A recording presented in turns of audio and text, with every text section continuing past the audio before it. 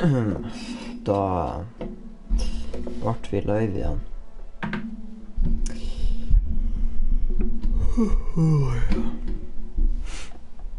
Jeg har nå egentlig jeg skal fikse på noe. Jeg har nå faktisk døgnet, så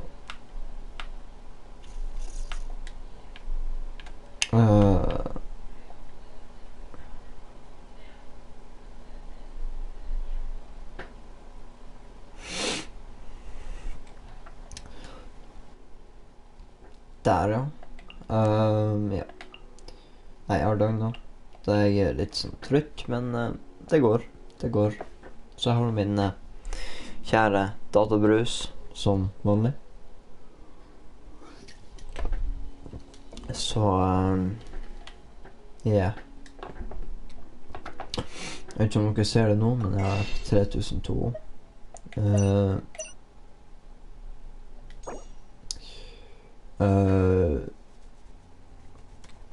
Primogems, det er nok til 20 sånne her sånne her wishes.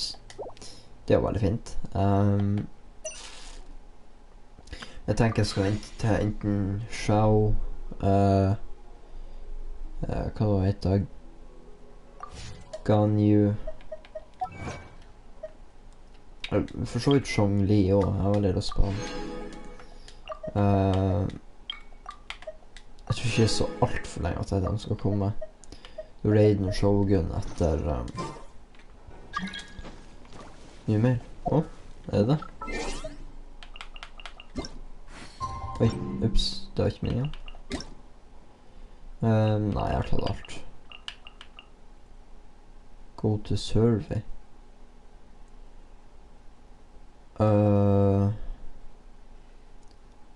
Time for survey. Ok, hva er det her? Jeg kan ta det en annen gang, ikke på streamen. Det tenker jeg er litt unødvendig.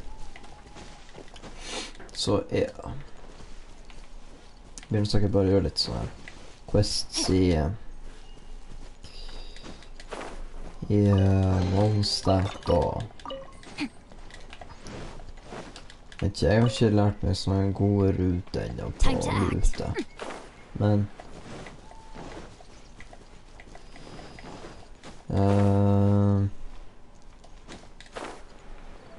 yeah. Blir nok sikkert å grinde litt folk også.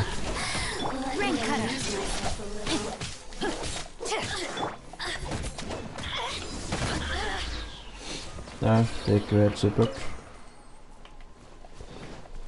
For litt sekunder så hørtes det ut som også skudd. Jeg vet ikke om dere hørte noe sånt. Det var noe nytt her. Phantom Flow? Det har jeg ikke gjort. Ok, ferdig med det her. Yes, ja, jeg blir ferdig. Jeg gjorde litt off-stream og off-cam. På grunn av ja, oi, unnskyld. Det er så kjedelig å sitte og se på egentlig ikke gjøre noe. Så jeg tenkte at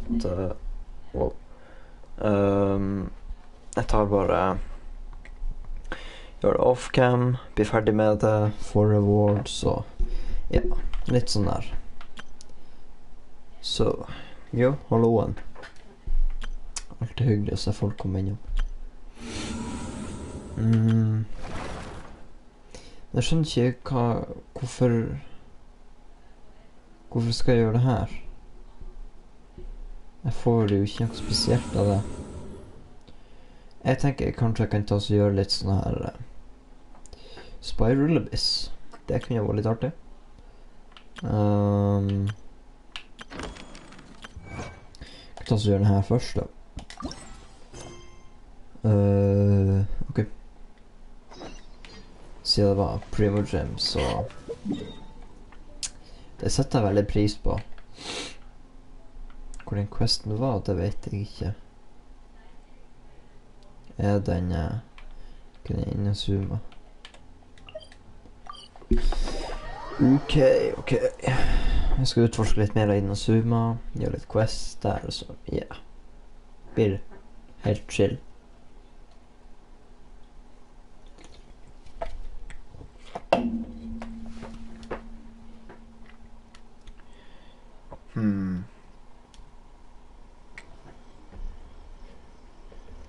Sånn. Jeg skal bare sette telefonen på lading.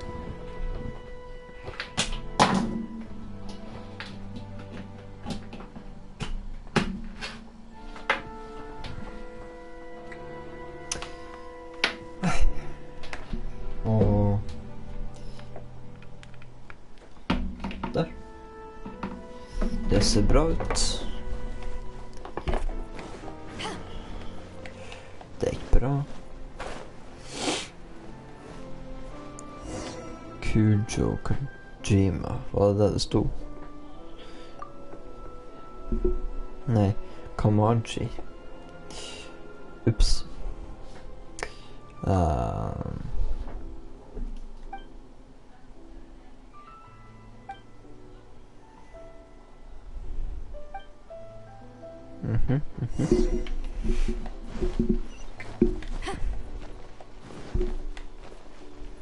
Hvor er statuen? Der er det. Skjeggeblikk. Der er han.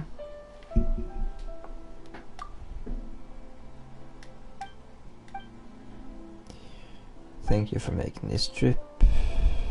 Personal request. Okay. It's time to prepare. You can wait for me. Why do you want to go there? Okay.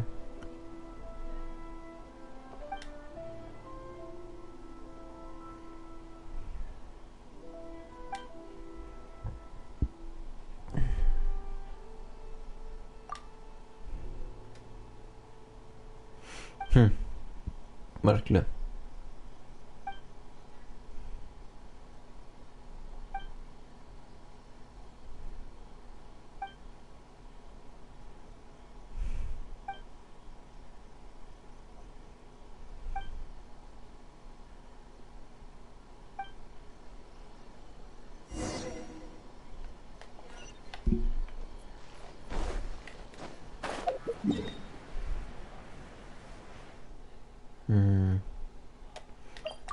Der.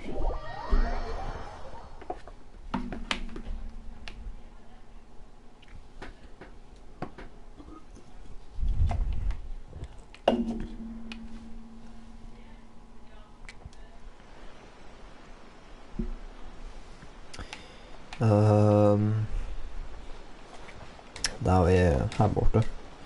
Oi, ups. Her.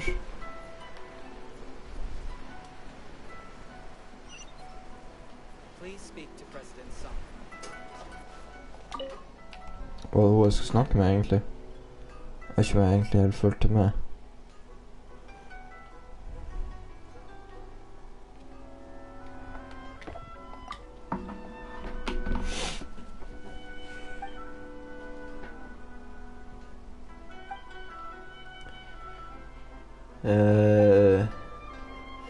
Ja, så tenker det er greit det. Få litt streams. Jeg tenker egentlig bare når at jeg spiller, bare streame det, for hvorfor ikke?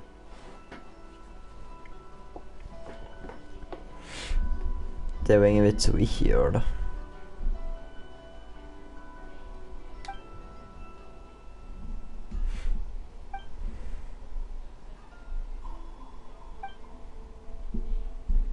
Yes, the daily grind. Det er det. Slår PewDiePie om si et par vekkes tid. Gjør det lett. Jeg har vurdert om jeg skulle gå over til Twitch, men jeg vet ikke. Foreløpig så ser det ut som at det går greit på YouTube. Får noe nok av views og ja, ligger rett oppsatt.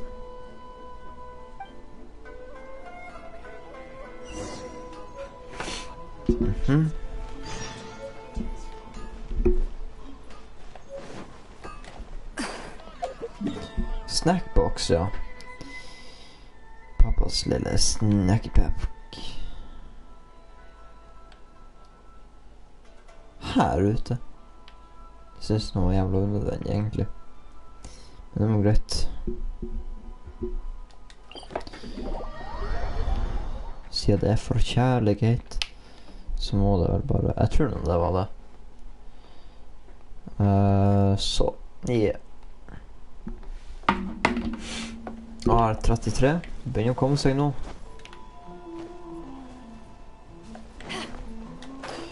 Jeg tror du ennå ser til over, men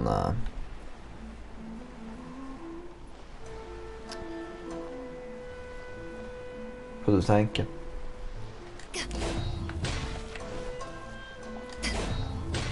Hva er det her? Det var det her, ja. Båt. Det er jo så rått.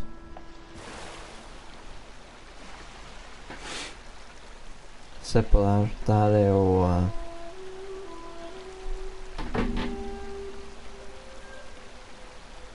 anime GTA. Déjà vu. Oi, ups. Når du sprenger fyr. Å, dæven, hvor drit den der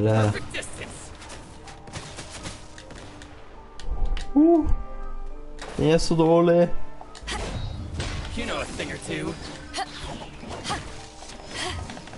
Ja, det der han slo meg. Det er noe frekt det er mulig å bli. Slå kvinnfolk på den måten der. Alle vet at det er null respekt i det.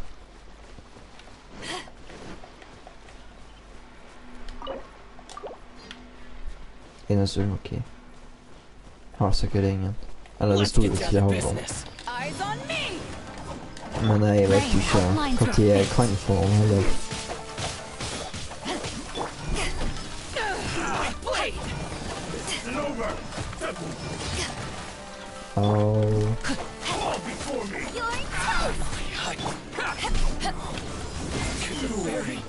Ok.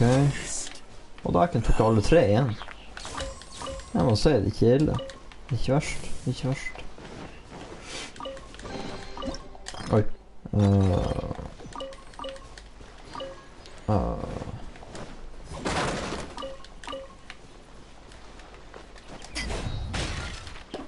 Jeg vet ikke om jeg får noe av det i potten, egentlig. Ja, ja. Fikk noe i kista.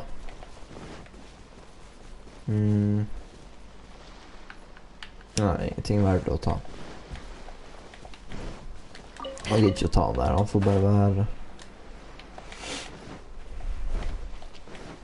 ute i åten min. Og jeg er ikke stuck nå. Nei, ok. Det er bra, det er bra.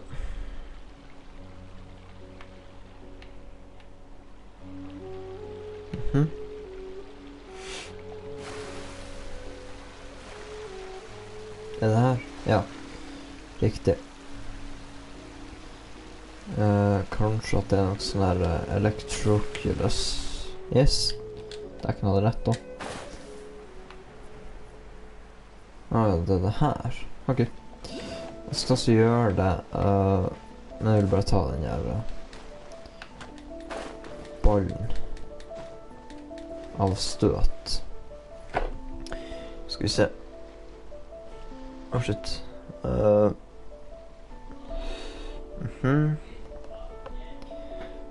Der. Så tar opp kartet på siden her. Det er interactive mappe. Nei. Jeg har ikke fjernet det her, jeg. Ja, jeg må bare ta det opp igjen.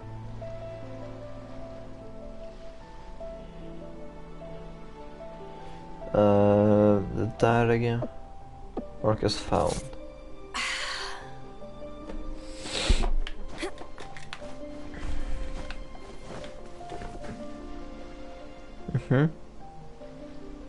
Så, nå begynner jeg å komme seg litt.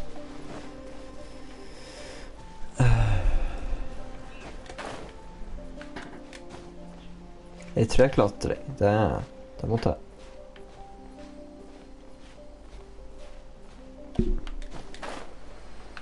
Nei!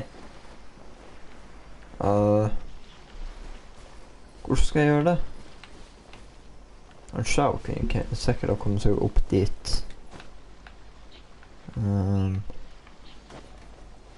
Ser det ut som at det skal være mulig. Nei! Kom igjen nå. Funk.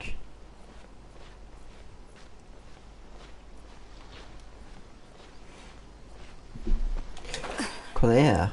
Det er en pinn der, den står i veien.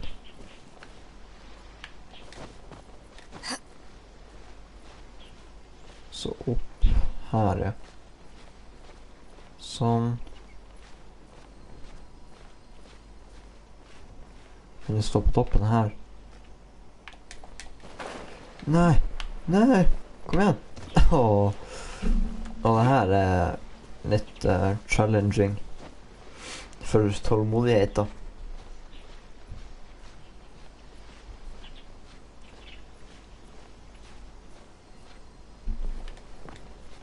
Ok. Fikk litt stamina, jeg trengte ikke det akkurat. Hopp. Hopp. Nei! Det der er vridd.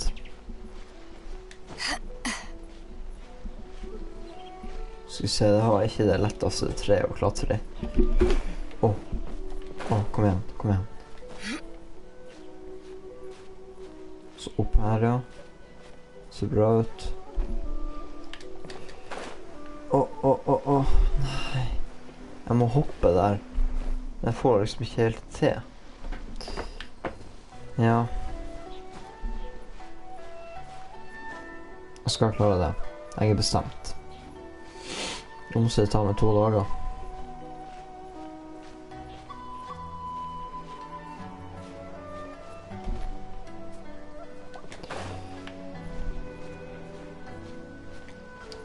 Det er oppå der jeg vil, ja. Og så der, ja. Der, klarte det. Det er bra. Og så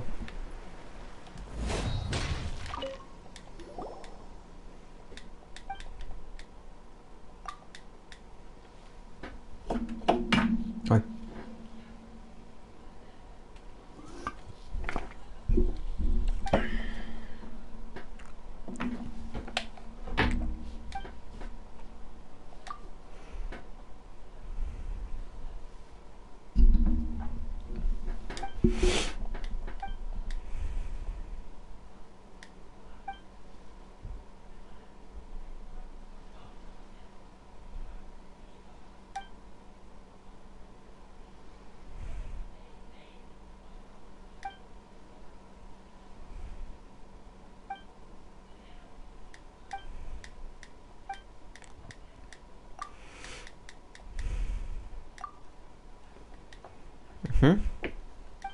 Ok.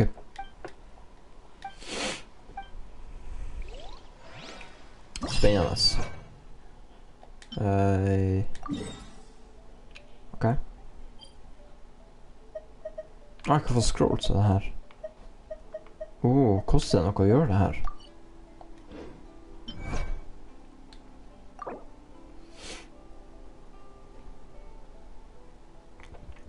Normal for 60.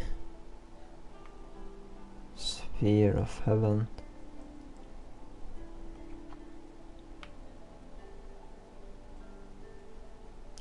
Med forskjellige challenger.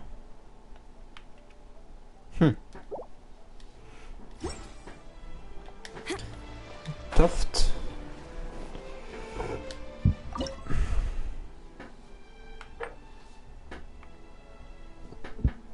After 9 hours. Ikke in-game de tenker på, det er... Oi.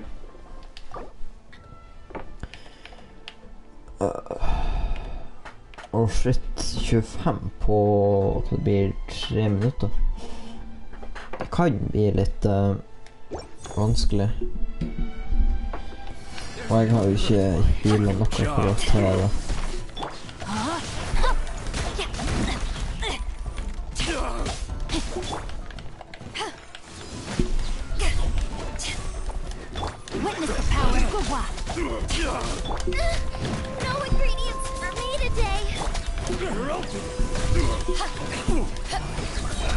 Power that every punch on.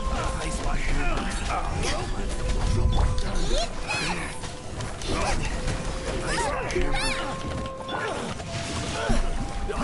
What's it done? Let me weave you a verse.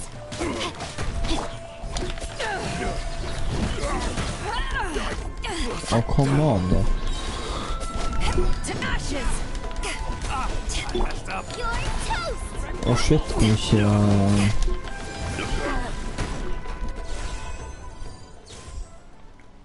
Det der gikk fort. Fikk reward. Tror det.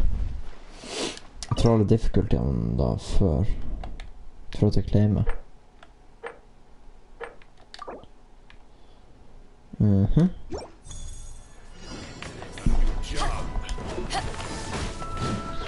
Rain outlines your fate. Jab cross.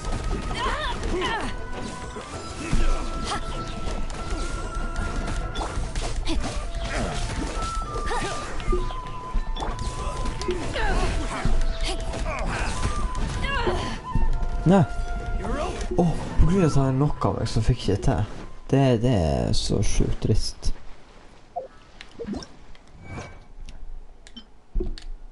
Rewards preview. Jeg tar den nå. Det var hovedsakelig derfor jeg gjorde det, men jeg vil ha alt.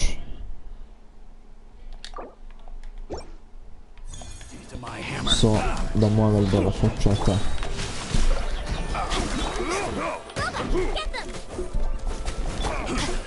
Witness the power of Gua. Eyes on me.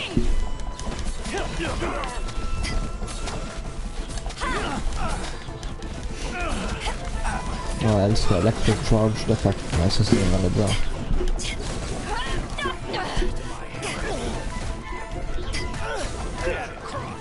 Know my sword. Jeg synes Vaporwave er veldig bra.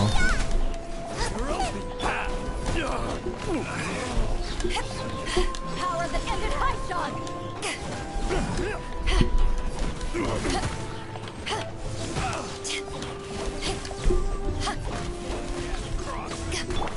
Rain cutter. Rain outlines your fate. You're open. You're toast.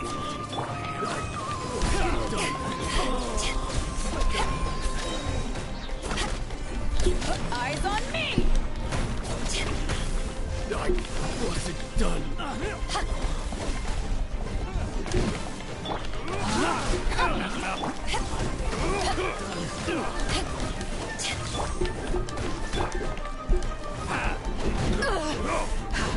Let me weave you a verse. Så der ja. Det gikk helt supert. Nå er jeg jo nesten off-cam her. Jeg tar og healer litt.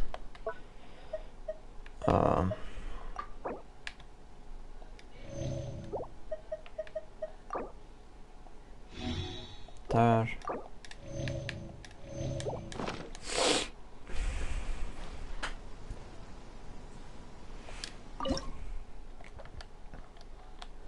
Jeg claimer den bare nå da.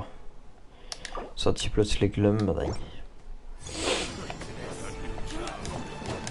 Hvis jeg kjenner meg rett, så kan jeg komme til å glemme det. Rain outlines your fate. Power that ended Haishan. Off with you. You're open.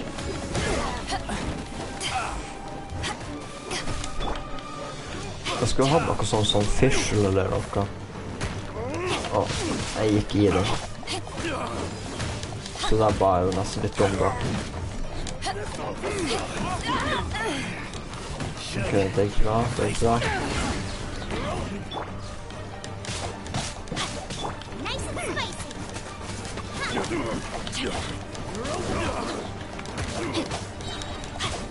Witness the power of Gua. To ashes!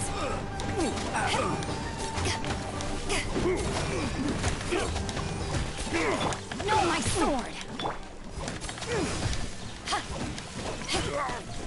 Okay. You're toast! Boba, get them! You're open. Overload det kan ju gå ganska gott. Back up the flame!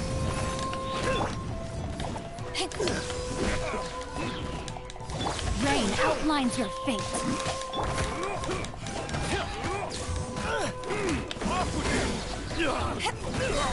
Power that ended Haishan!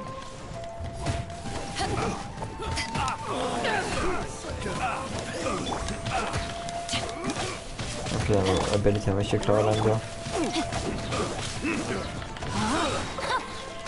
Rain cutter! Försöka bara ta. Där ja.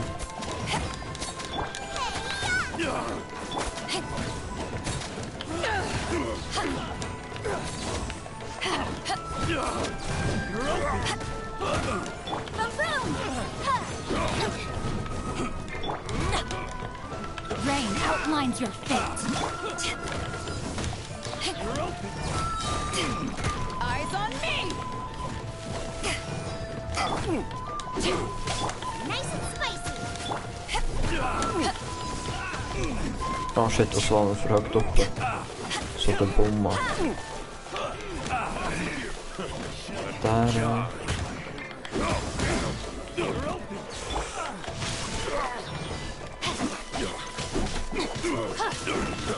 Bara 11, 12. Time for your arraignment. Fail. Åh shit, det här kan bli vanskelig. Exit. Okej, den här challengen var ganska vanskelig. If you ever want to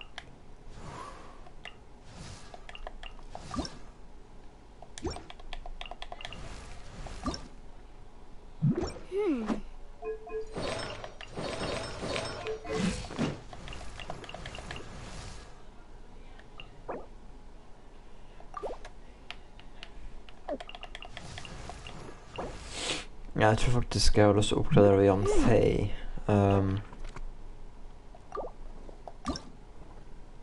Jag tränger fler såna sölvmynta. Okej, det är en... kan jag teleporta? Ja, okej, bra. Bra.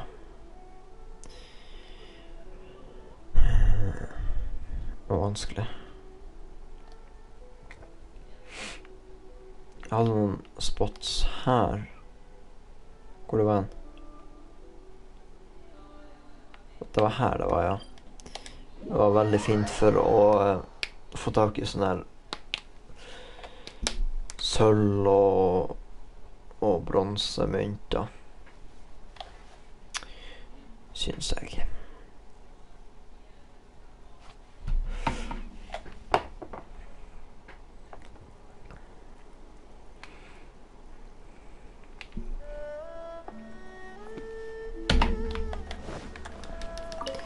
Okej, jag tar bara den här då. Så jag inte hade gjort det ännu.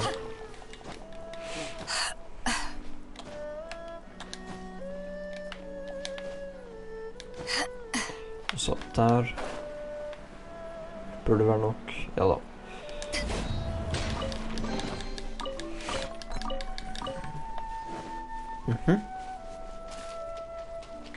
Shit, vad nyss.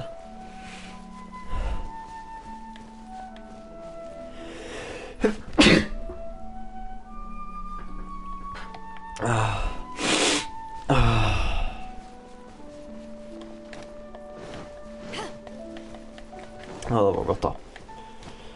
Yes, de har respawna. know my sword. Another test subject. Fry! Eat this! Fry! Pass the frying pan into the fire. Och så man tar så farma lite andra materials efter det här. sånn her Jade-greier, tror jeg det var. Rain outlines your fate. Body and mind. Der. Ja, det er greit. Jeg tror du tok alt det viktige. Jeg vet ikke. Jeg tror det. Time to act. Kunne drept den der for å få litt kjøtt. Klager aldri på raw meat. Give me the meat. No, my sword. I got careless. Picked the wrong test subject.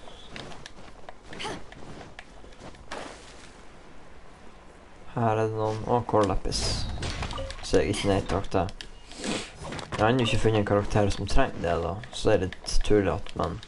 Ja. Jeg vet at det kan brukes, så...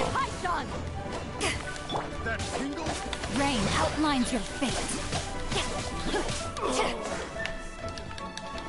Men jeg vil bare ha den. Ok, det var bare en. Witness the power of Gugwa. Det var bare en helt vanlig en. Og det var en lizard det der. Der jeg fikk han. Body and Ingen mind. sølvmynt da. Faen altså. Grei jeg kunne drepe. Body and mind. Vannpilen Time traff to han. act. Det var 2 også. Jeg vet ikke hva jeg skal bruke de sommerfuglene til. Det var tatt.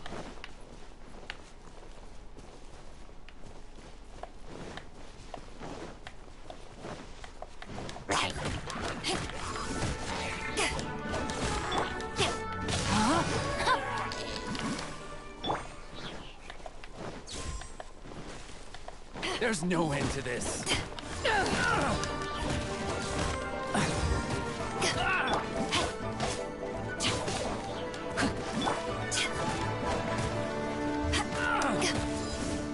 Ok, det var unødvendig.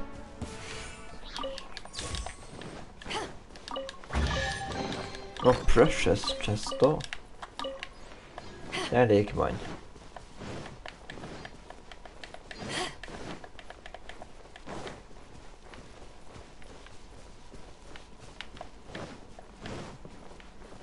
Helst ikke den veien. Her fortsatt innover. Her er det folk.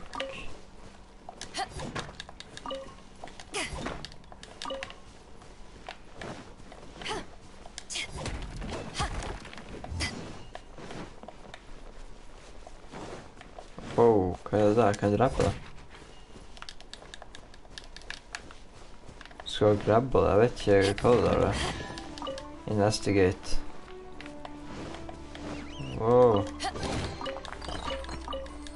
Drepte jeg den?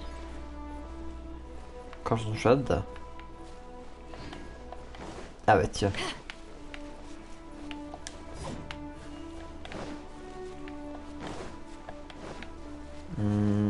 There's no end to this. No, my sword.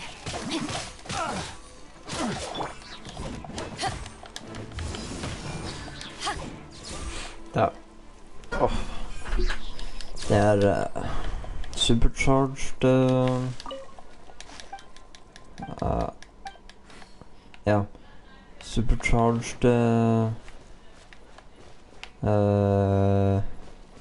hva det heter? Reaction. Jeg synes den er helt fantastisk.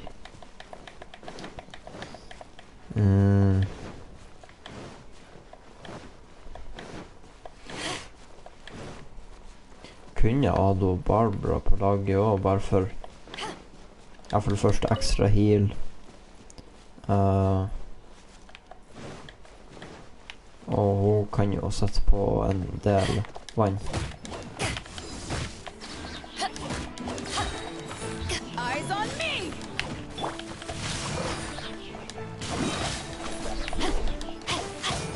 Jeg skal oppgradere og Beidol en god del, for at jeg bruker henne så mye. Regner egentlig med det. Let me weave you a breath.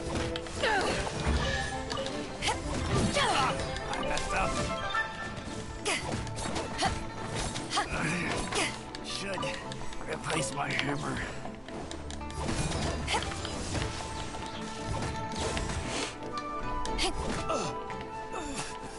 Der da. Det gikk så bra. Enda flere.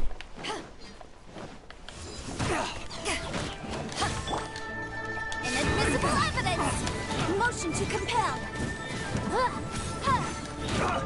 Egentlig så er jo altså Jan Fei alene klarer seg å fint med damage.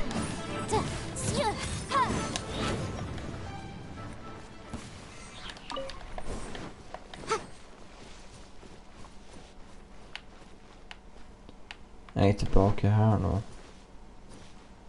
Ja, jeg tror det.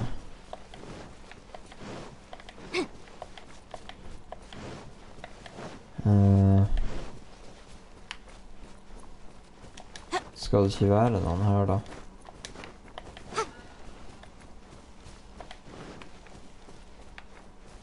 Der, ja. Jo. Ok. Flott, flott. Incinerate!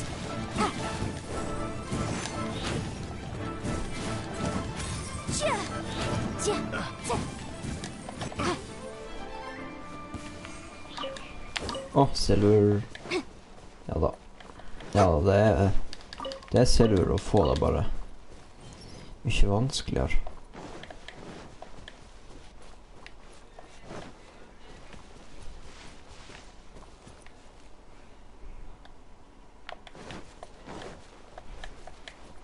Jeg vil ta han nå da. Boom boom!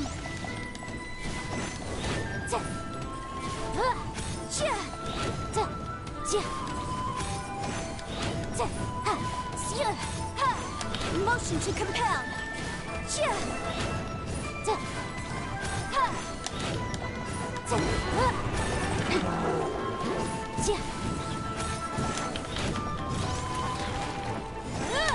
Incinerate!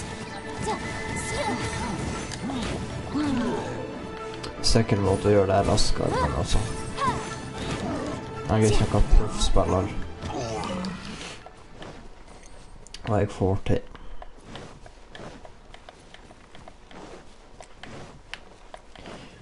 Ok. Ser ut som at jeg har tatt det meste som er å ta av folk.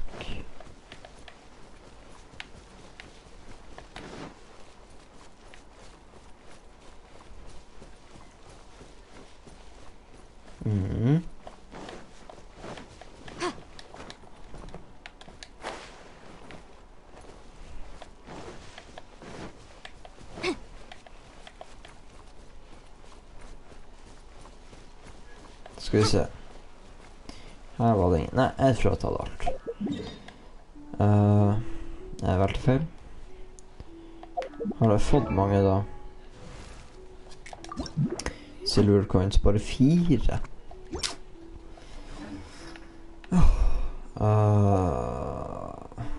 Hvordan man gikk det var på notebooken?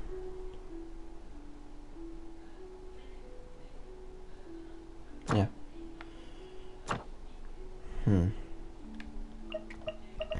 Skulle også gjerne ha gjort litt domain, så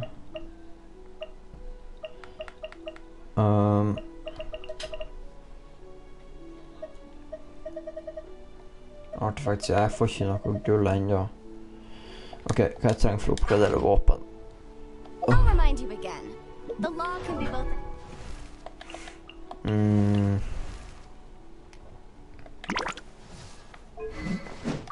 Jeg har noe bedre våpen nå. Jeg har jo den her. Den er jo egentlig ganske bra. Det er White Blind, hvis det er det den heter. Tror det. On hit, normal and charge attacks increase attack and defense by 6% for 6 seconds, max stack. Ja, så minner meg litt om en annen en. Den, nei. Nei. Den, ja. Prototype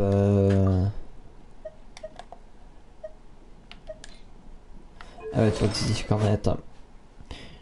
Men ja, den stacker damage og attack. Det er jo faktisk akkurat det samme. Åh, den er jo veldig bra. And a hint. Men nå passer jo den her også veldig bra til Beidou. Damage against opponents affected by hydro or electro. Ja, er faktisk helt perfekt for henne. Men jeg kan se litt her da. Jeg har den i 60. Åh, shit.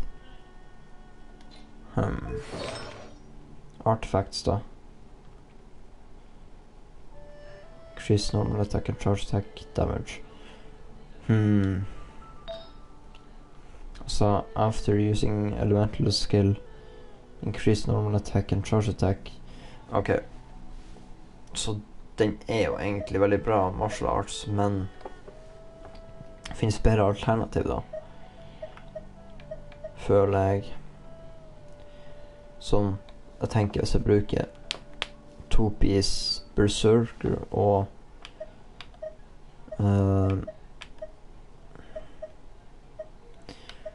two-piece Resolution of Sojourner. Jeg vet ikke hvordan jeg sier det der.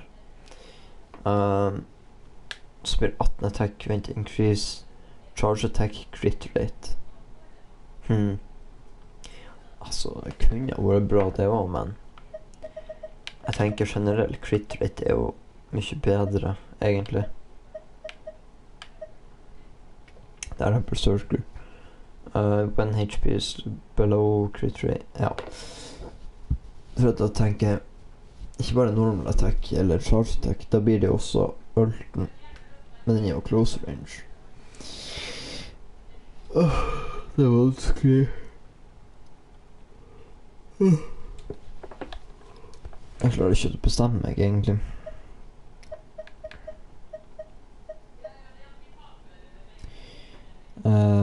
Jeg tror jeg går for split på den her. Men da har jeg lyst til at hun skal ha den. Så får han bare leve med martial arts. World join. Frister ikke helt nå. Tenkte egentlig bare jeg skulle gjøre litt solo-grinding. Få unna litt.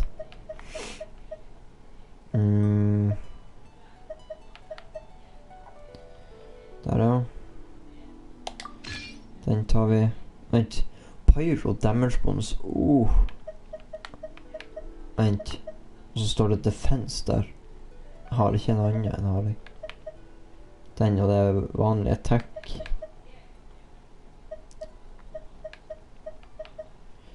Og det var jo veldig fint med pyro da. Men den har allerede oppgradert. Den har crit rate, HP, def og jeg kan ikke se hva den her blir da. Så jeg blir noe dritt, så gidder jeg ikke.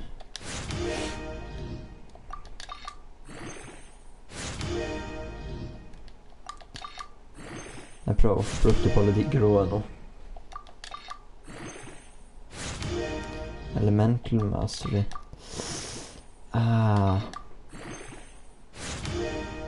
Jeg frister ikke helt da.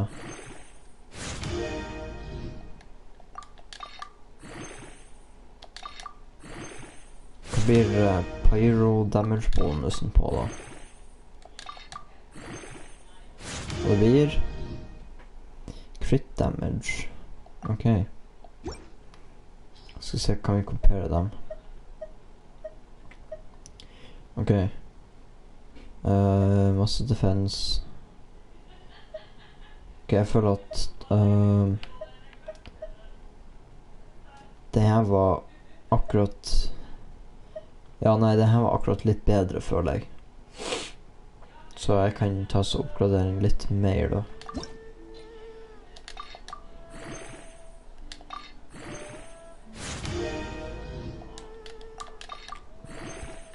Tenker kanskje 12 er greit.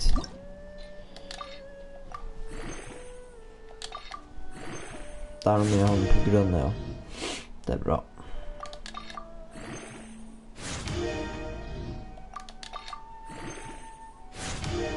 Der, ja. Maks 12. Da har jeg... hva var jeg fikk bedre, egentlig? Hva hadde jeg? Jeg vet faktisk ikke. Det ser ut som at det var defense. Farsken. Ja, den her ser grei ut nå. Så har vi en annen. Berserker. Jeg har bare en av den, så jeg må HP, crit damage. Ja, da var jo crit damage bra. Er de... ja, crit damage er bra, så jeg skal få mer crit rate.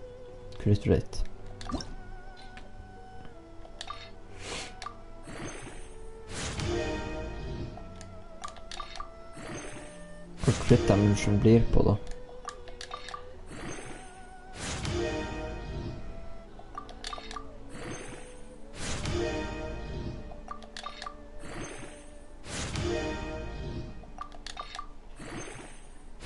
I hvert fall til level 8, tenker jeg.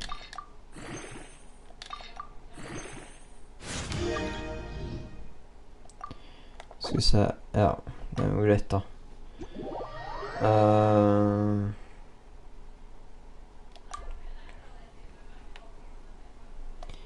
Skal vi se.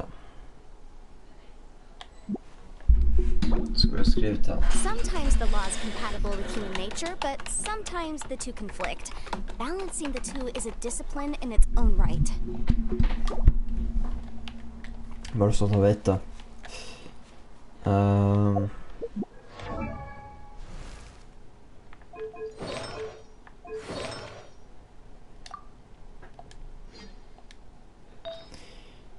Pluss 8. Oi. Materials. Hvor mange grønne har jeg nå?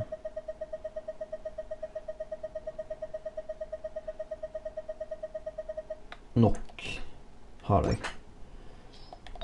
Kan jeg ha pluss 8? Pluss 4 bare.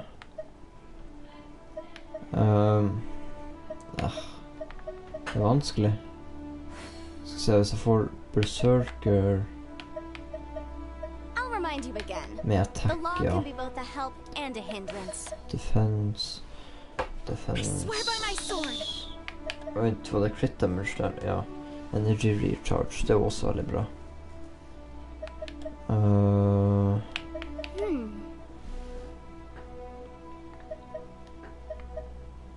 Yes, jeg tar den da. Den var bra. Så har en idé.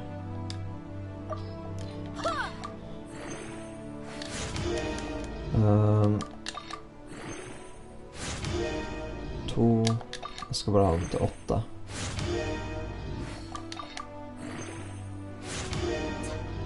Sometimes the law is compatible with human nature, but sometimes the two conflict. Balancing the two is a discipline in its own right. Fikk dobbelt energy recharge. Det, vet du hva, jeg skal ikke klage på det. For jeg putter også på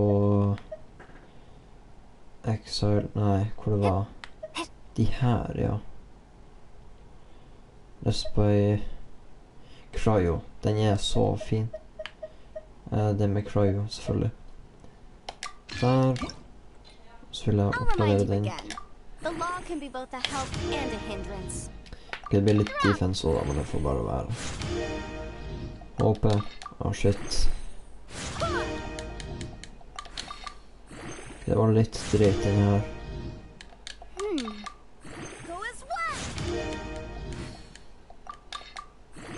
Please, please, please. Kunne du enda mer defense? Ja, det får bare være. Jeg gidder ikke å bruke opp alt jeg har da.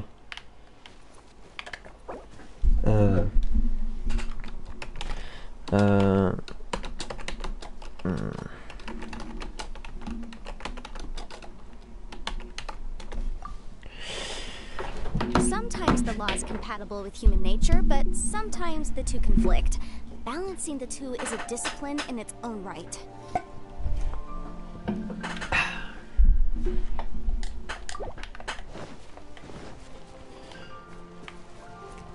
Skal se hva han har til å si til det. Har å si til det.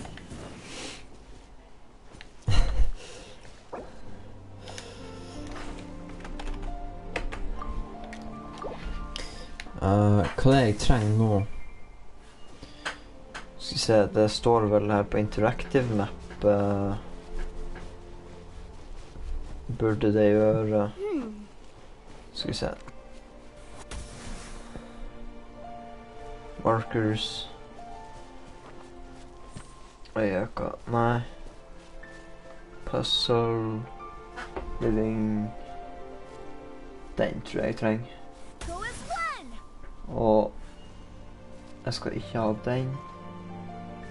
Eller paprika. Det er så fint det er interactive map, vet dere. Ok. Der er det noen. Ok.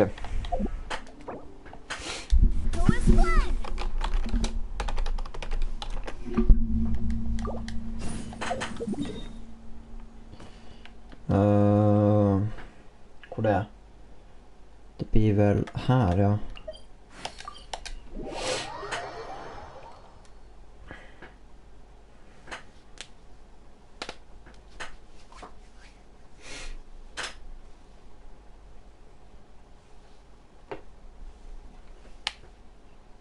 Og til dem som lurer, piercingen armen flippet opp for at det var mye mer behagelig. Jeg ser den ikke.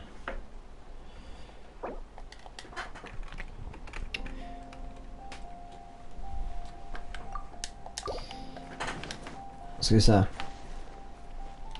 Yeah. Må det gjøre.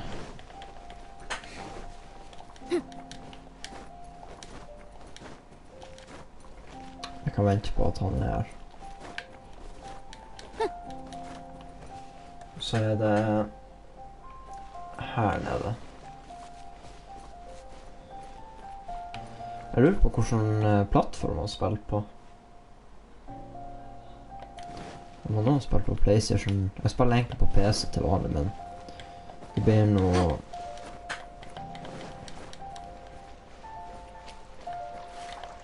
PlayStation nå som at siden skjermkortet er røkke.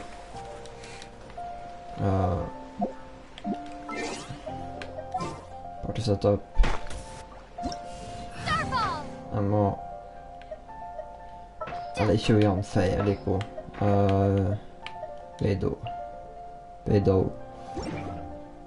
var fin. Yeah.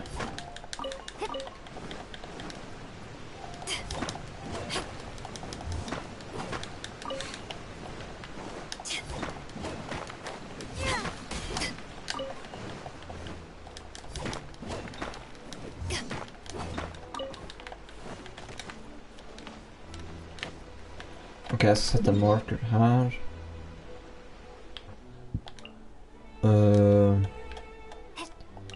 Prøv å ikke få med meg to-playeren her. Sett bare minus-symbol. Skal det være en her borte også? If you ever want to trade tactics, I'm always ready. Må gå litt rundt først.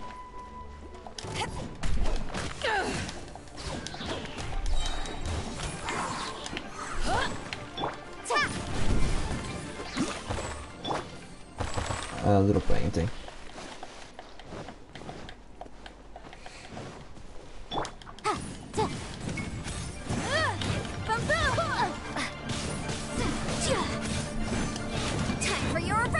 Nei, hva er det jeg styrer med?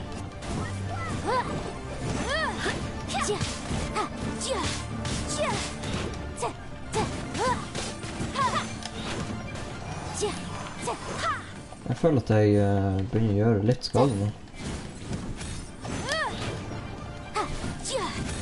Der er jo bare level 44 folk da. Hvorfor det?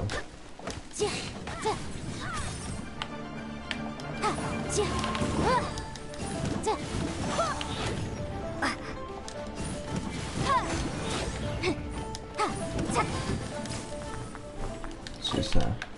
Droppe noe. Ok. Ja, ball. Der, ja. Meat. Elsker meat.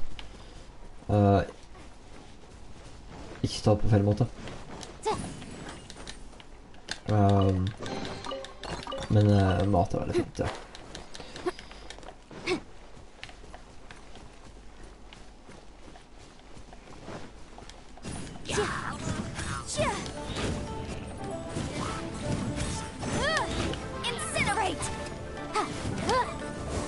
Ja, antar.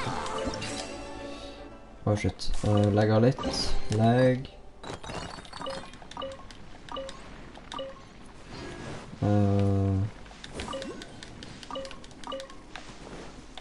Og så legg det jokulus.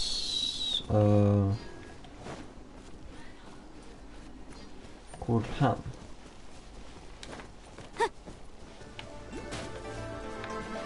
Nei, bare her. Ok. Å, shit, der er det noen.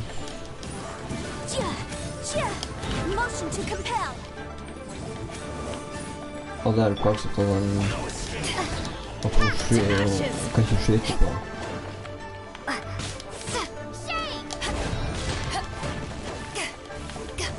Åh.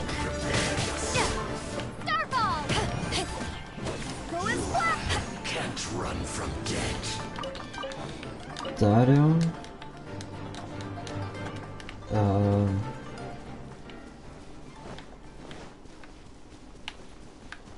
Ok. Hvor det var? Det var oppå her. Er det rundt her, kanskje?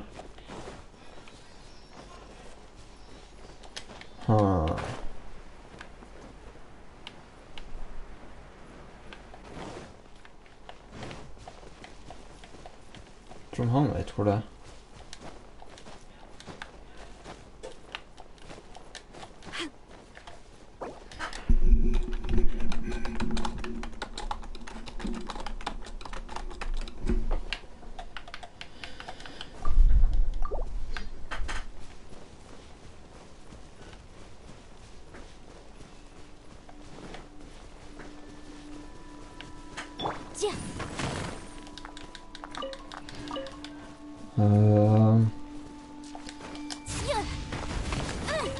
Au.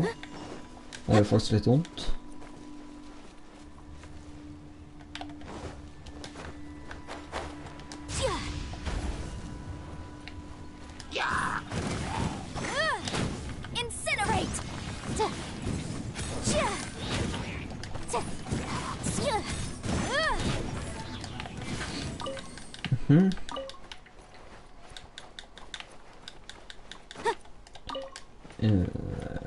Ja. Hvordan er han? Han styrer meg egentlig.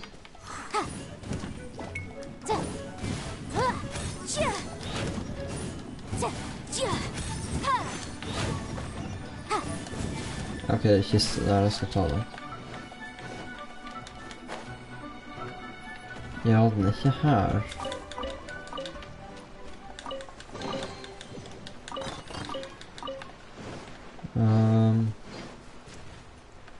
Ok, det er blomster her, jeg vil gjerne ha dem også. Jeg vet aldri hva man får bruk for de her.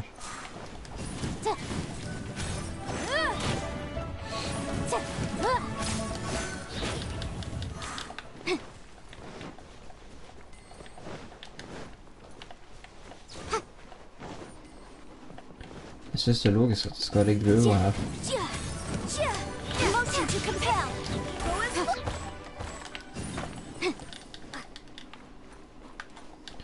Flamme og ende var egentlig en veldig fin kombo. Ok, da trengte du ikke å bruke den da. Ah, her har vi den.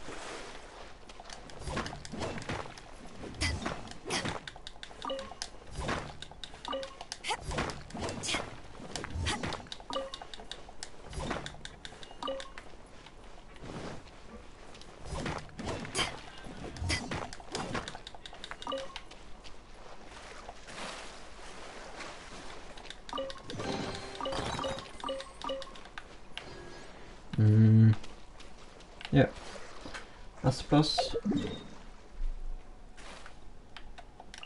Jeg bare teleporter ut, jeg tror det går fortere.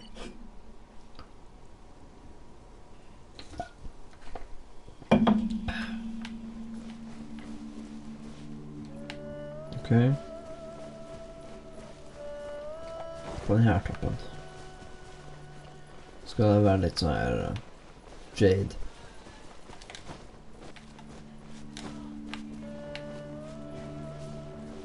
Hvordan da?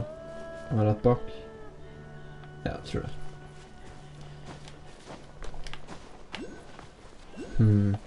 Ja, ok, det var noen folk her og kiste, så det var alltid fint. Ok. Shit, det legger litt.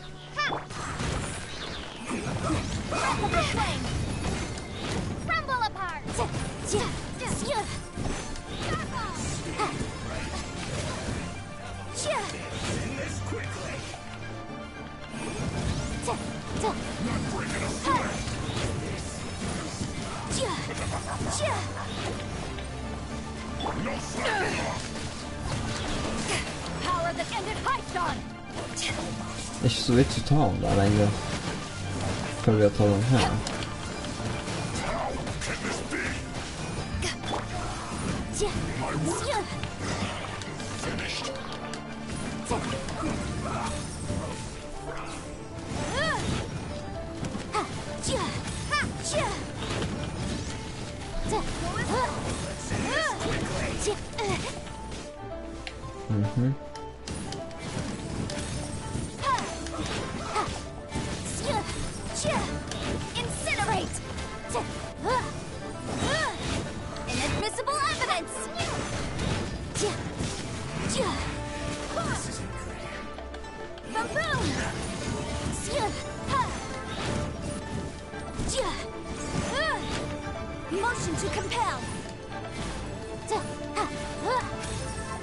Må vi ta de her også?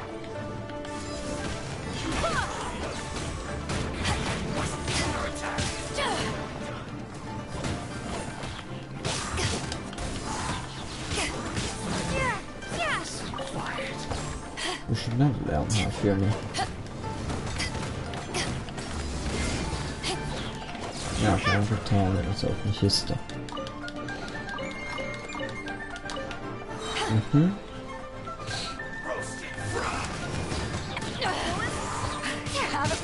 Jeg sitter ikke på nesa.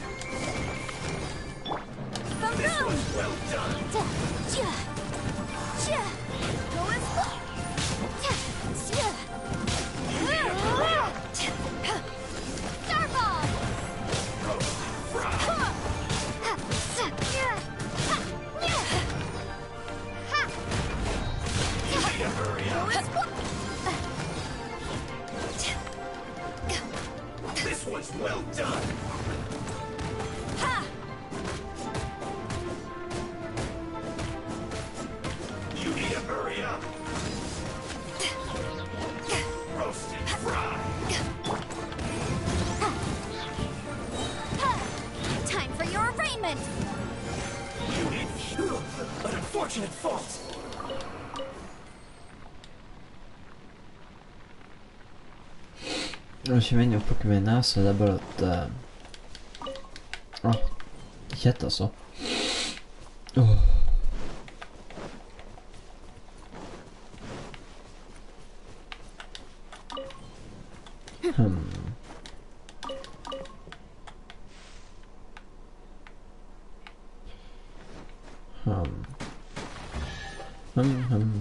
Åja.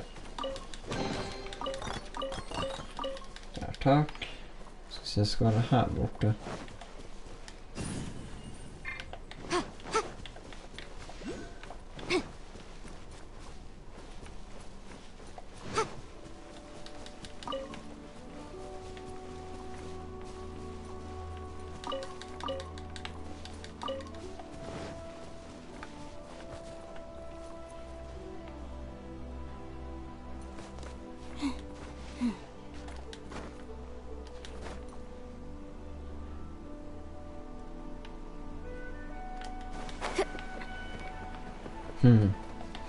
Ändå i hula kanske.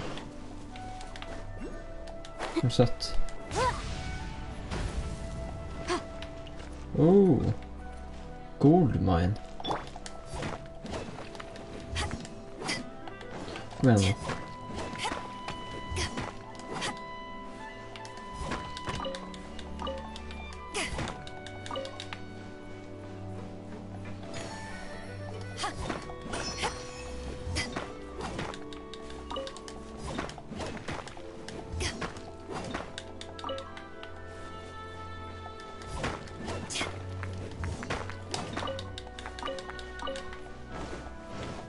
Jade.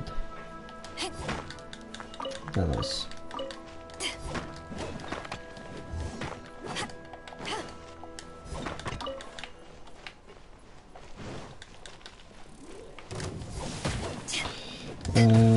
Ja, vet du hva, det er faktisk noe jeg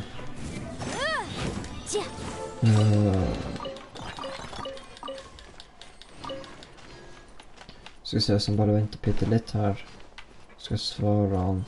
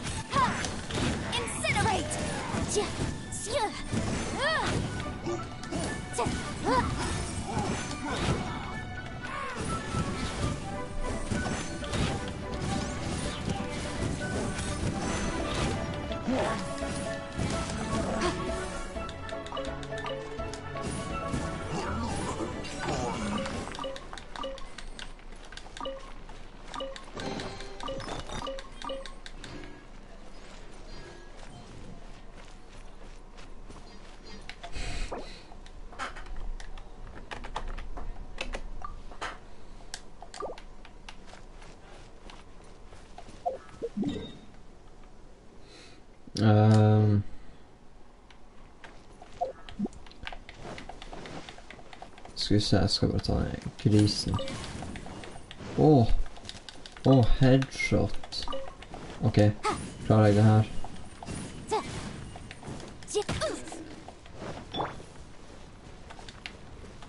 Ok, drit i det. Er det et villsvin? Trenger noen essential materials. If you ever want to trade tactics, I'm always ready. Så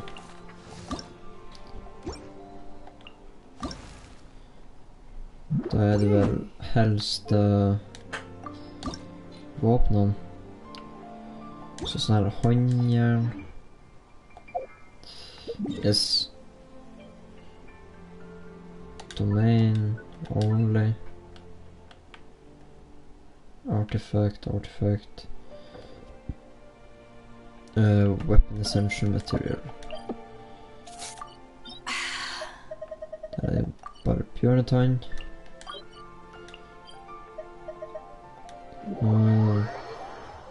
Vet du hva? Jeg kan ta så gjøre det.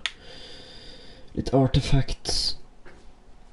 Det hadde vært litt fint, egentlig. Å ha mer artifacts.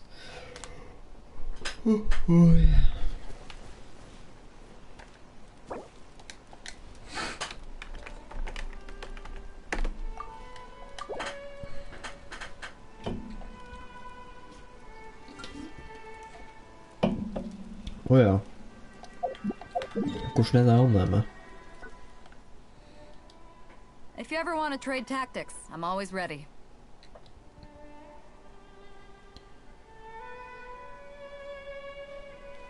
Skal vi se.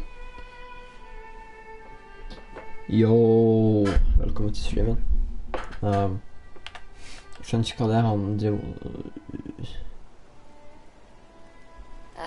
Skjønner ikke hva det er han styrer med. Hard day's work. Nothing like it. Hva?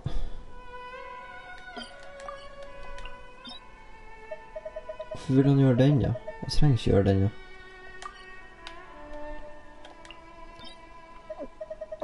Kanskje den, ja. Det var jo noen artifacts. Hva du tenker?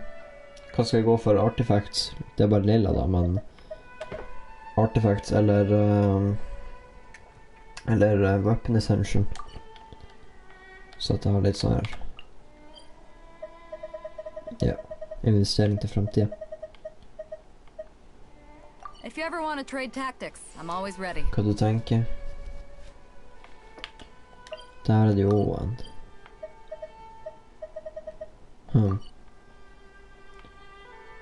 Der, nå er han her.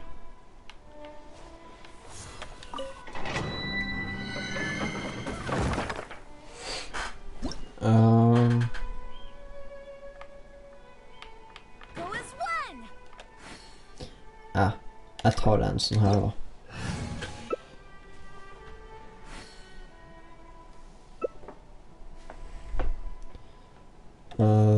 Hva var recommended elements? Ja.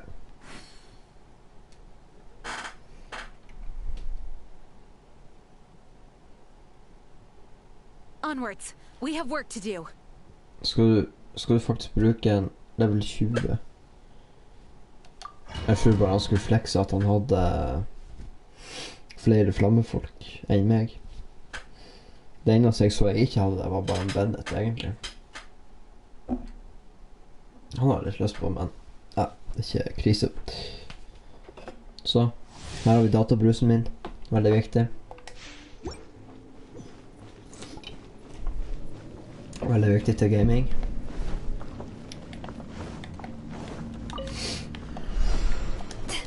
Oi, shit.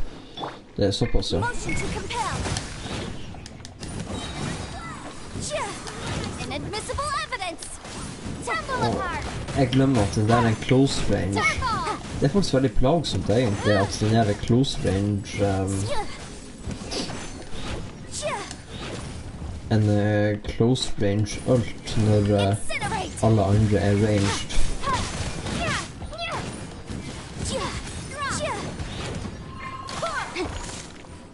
Nå skyttes det oppe.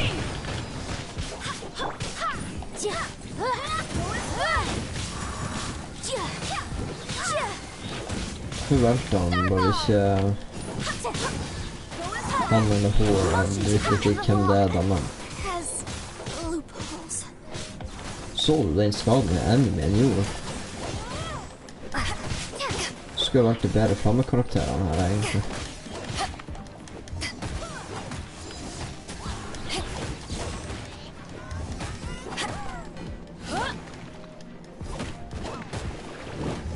Ja, det er nødt til å skrive japansk til meg nå.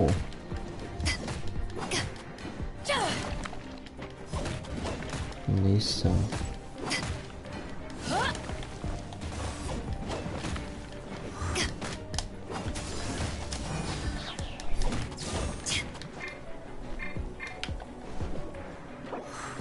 Og stappeisen her.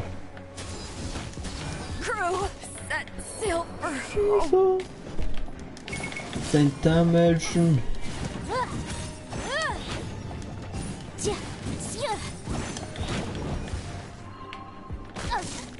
Au, helvete. Jerry.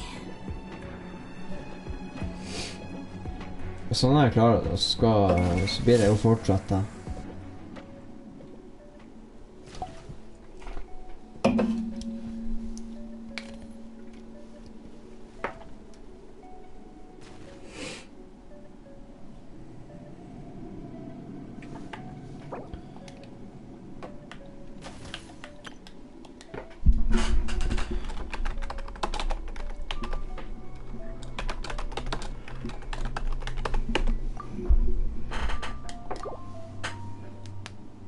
Jeg klarer det. Ganske sikker på det i hvert fall.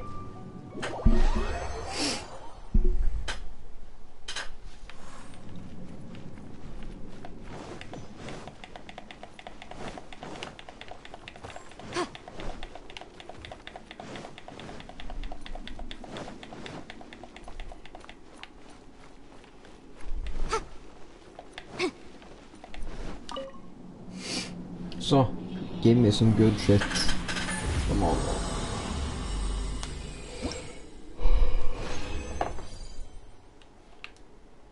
Ikke en eneste lilla.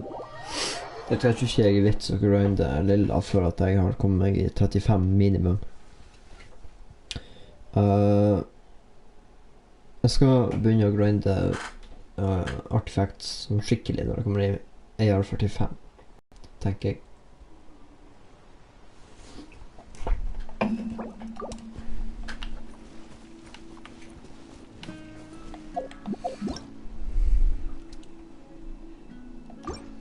Okay. Wind, hear me.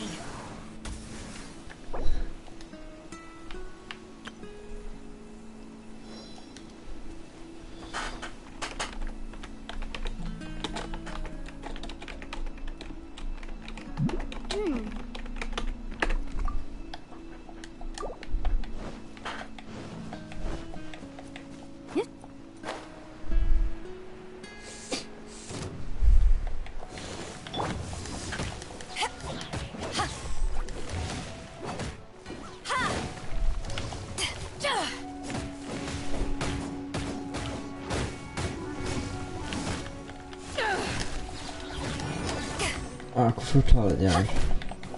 Det er ingen vits for meg å ta de her.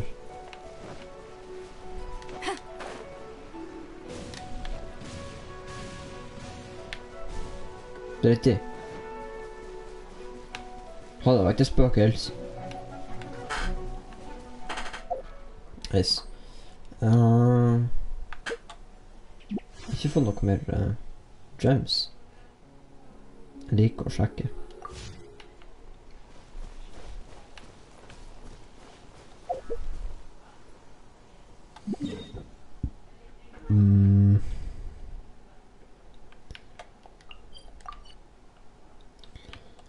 Egentlig så er det mer enn nøyaktig jeg trenger.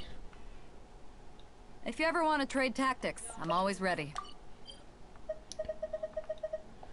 Hva det var jeg egentlig trengte for noe for å sende?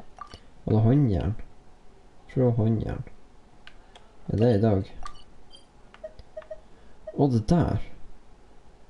Det er jo jævla kjekt. Jeg vet ikke om det er akkurat de jeg trenger. Tror ikke det. Så jeg vet ikke om jeg kunne få dem av domains. Hva er det her? Treasure Collection. Ja, ok. Jeg sier ikke nei til det her.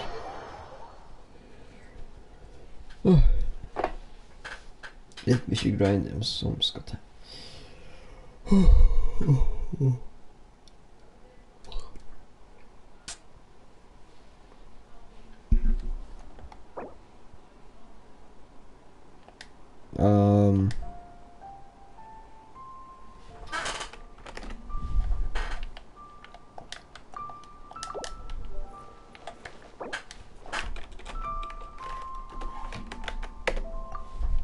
State your business here. Hva vel?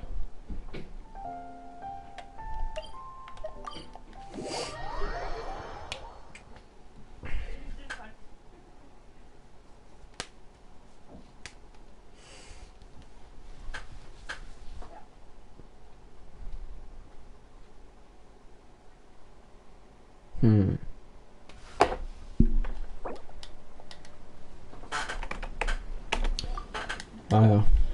Jævla rart.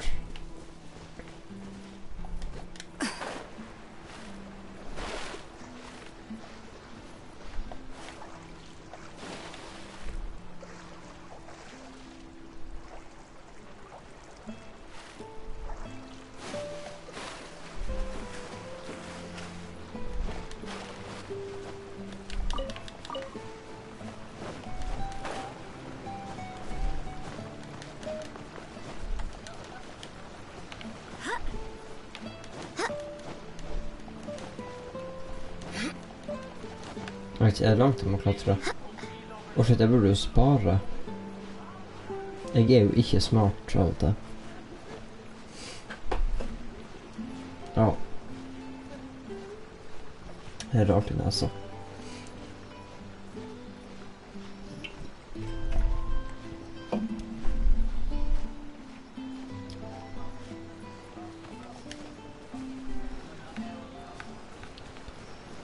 Skal han langt? Skal han over? Ja.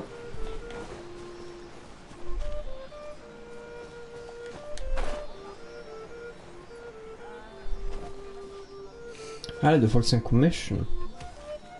Jeg tror jeg skal ta så...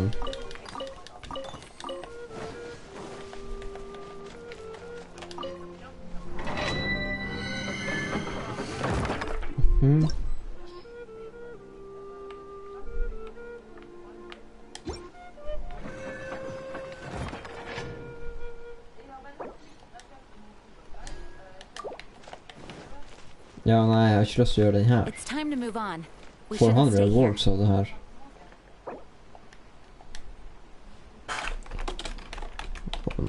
Død. Need to do the domain for Gene. Ja, ja. Kan jo hjelpe litt her da.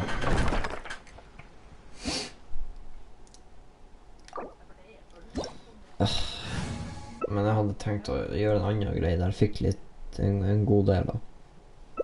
Fuck det. Det går bra. Og han fortsetter med Gene og Lumin. Geo. Som jeg personlig synes er ganske dritt. Har ikke prøvd Elektro.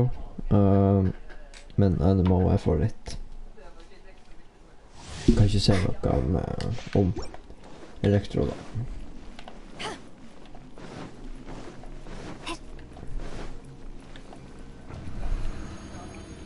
Jeg synes egentlig ikke at Geo er noe sånn spesielt bra element. Som generelt. Det var noen gode folk da. Men ikke noe jeg foretrekker.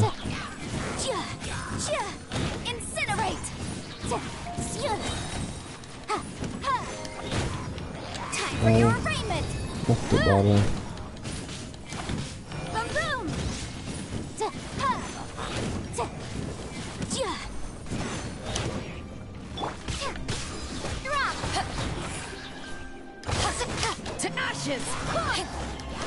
Ja, smaken er som baken. Da får du bare like det de liker. Motion to compel.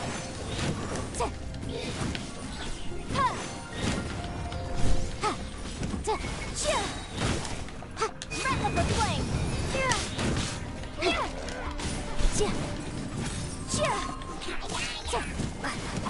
Rumble a heart. Kaboom. Au. Ok, jeg har litt lyst til å bare få den ned derifra. Se, det her. Det er et problem. Geolumin, eller Geotraveler, så at det er mer problemer med fightinga enn gode ting.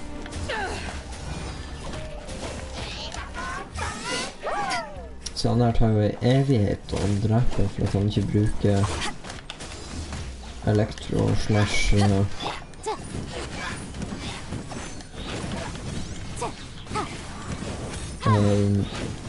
preferably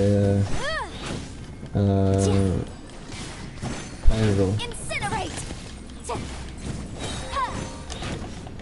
Time for your arraignment.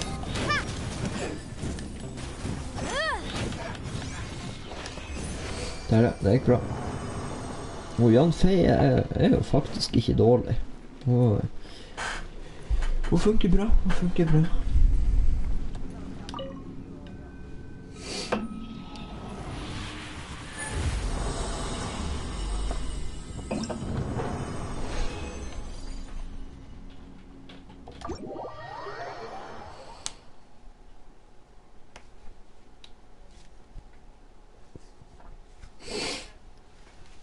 Skal vi se.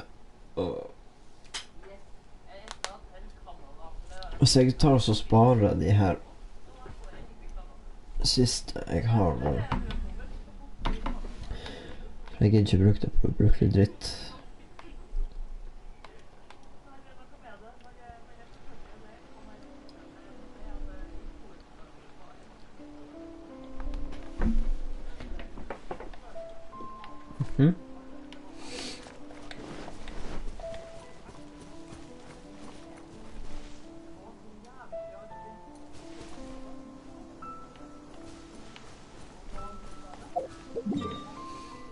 Så hvis jeg teleporter til en statue. Jeg kan gjøre det her. Fordi dette området er også mer jada. Og jeg trenger litt mer.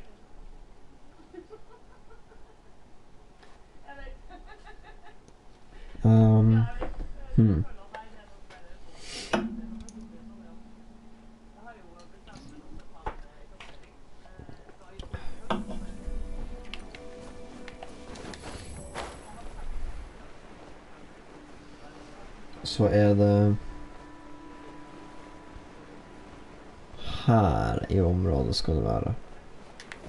Wow, det er jo så her basaltberg det her. Det er ikke noe tøft.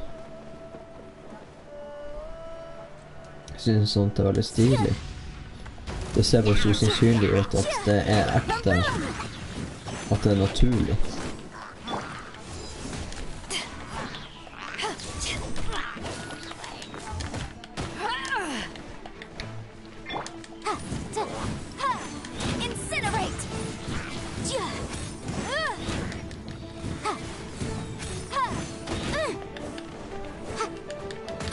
Au, måtte bare. Motion to compel.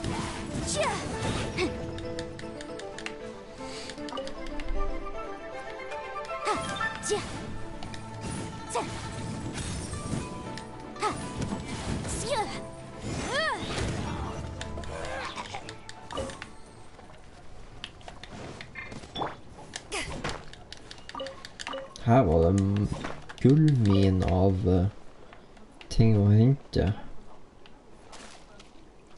What the fuck? Unnskyld språket, men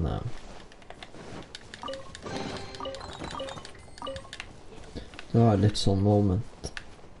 Stod og mobba en liten kasse med eksplosiv, og det han gjorde. Det var egentlig veldig random, må jeg være ærlig å si.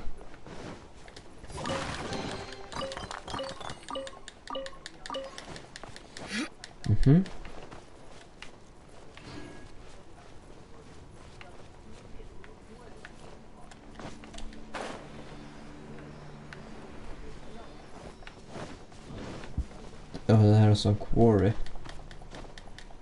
Hvor de er, om det her jadene jeg leter etter.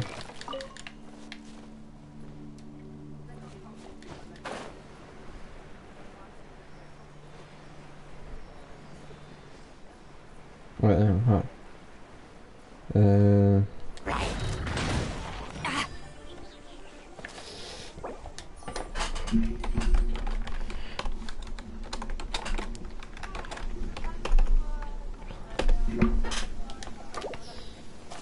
Der. Yes da, hva er her inne? When stuck on a deserted island, rain is a precious source of drinking water. There's no need for it now, though.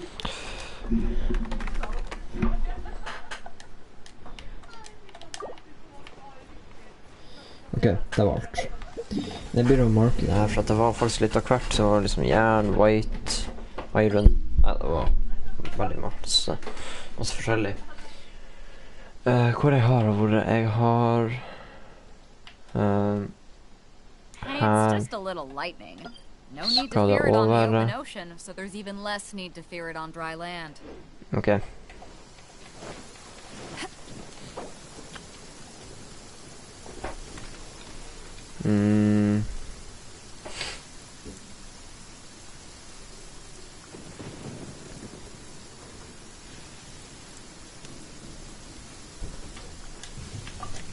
Glem det. jeg gidder ikke tenke på den.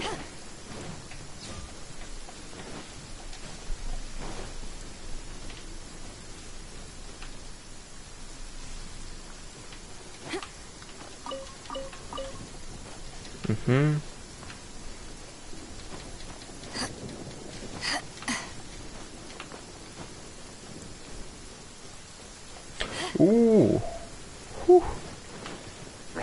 Damn. Windblade! Og derfor har jeg bestemt meg for å stå litt langt unna, men det hjelper jo ikke så veldig. Oh, shit. Wreck of the flank! Tja. Ta. Ba-boom! Tja. Artifacts. Det var nice.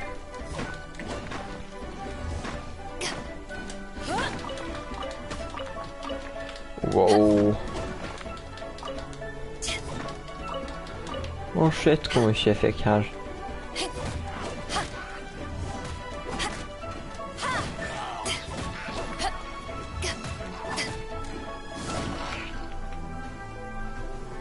Ja.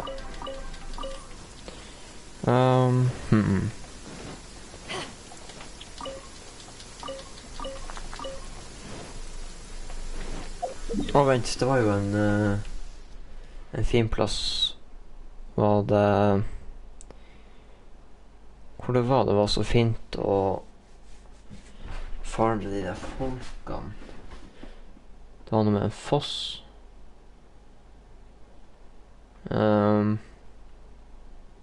If you ever want to trade tactics, Her. I'm always ready.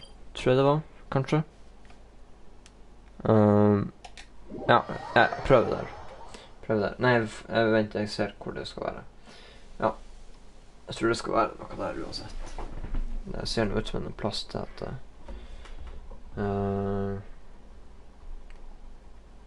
nei. Ikke av det jeg leter etter i hvert fall. Men det skulle være noe rett her. Der, ja.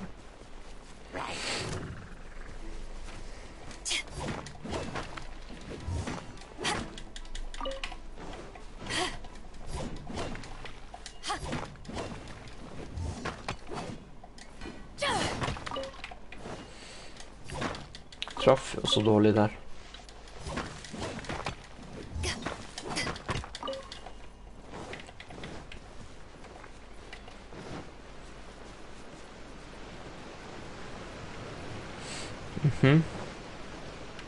Hvor det er jeg vil leve lenger opp, jeg. Det skal jeg få til. Ja.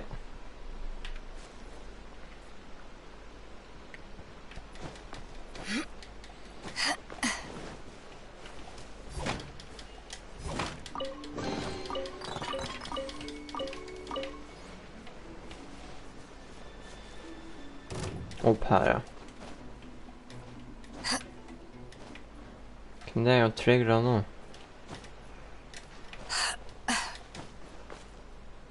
Sånn.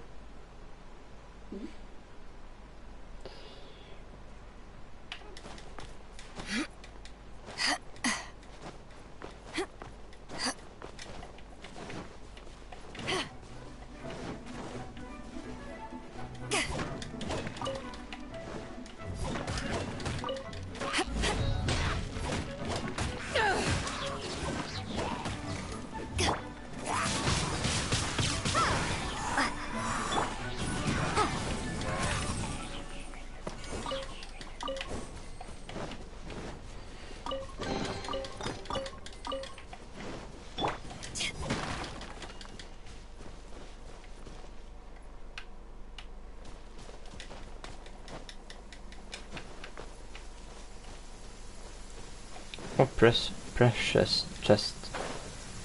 When stuck on a deserted island, rain is a precious source of drinking water. There's no need for it now, Precious.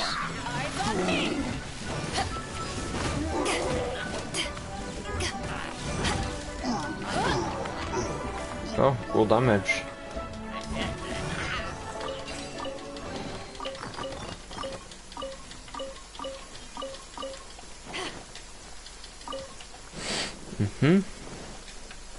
Da fortsetter vi. Det er bare en vei igjen, og det er opp.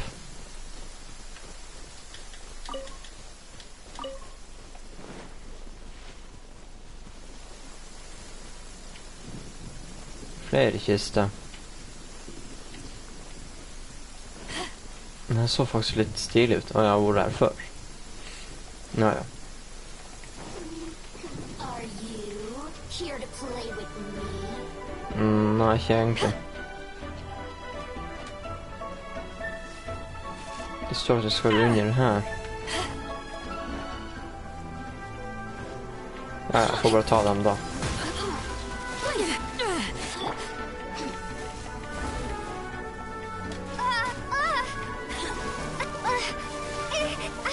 Appear to be blown away. Er det mulig?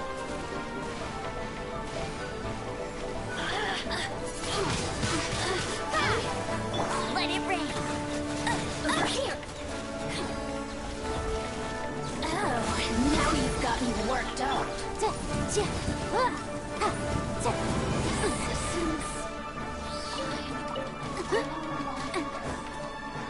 Ikke enda en. De flaggermusene skal jo være døde.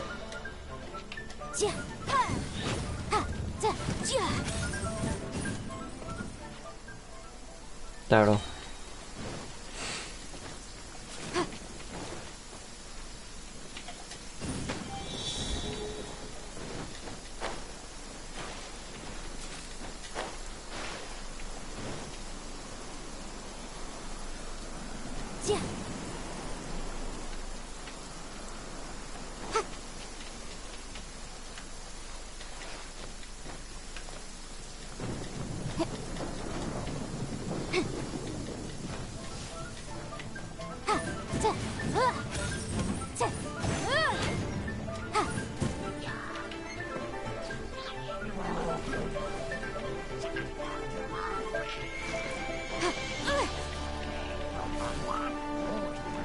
Kom igjen nå. Bare gå, bare gå.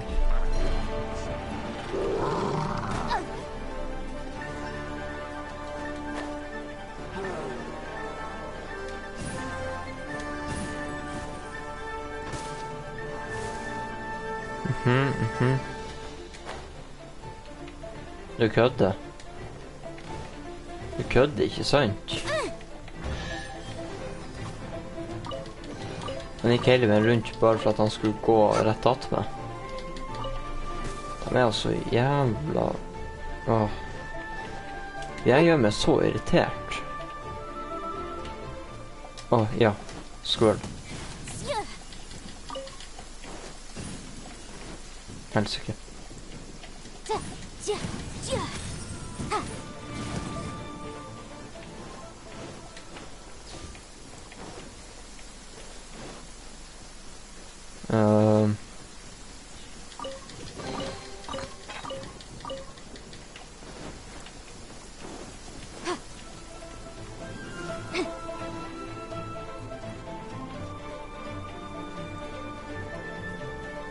Ja, og revive for... Nei, å heale med mat er jo for noob, så derfor jeg ikke gjør det.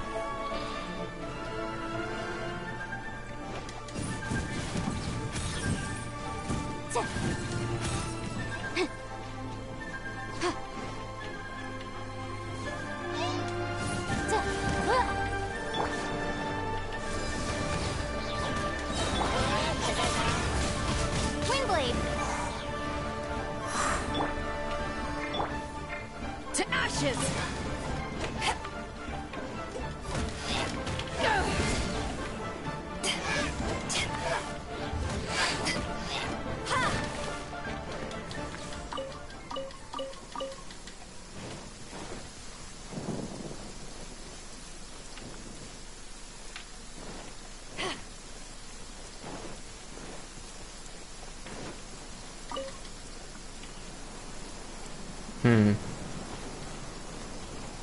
Ja, er den her?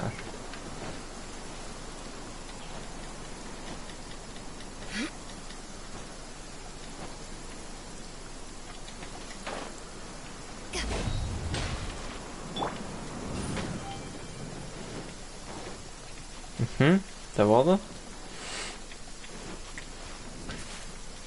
Så må jeg bare skifte til den som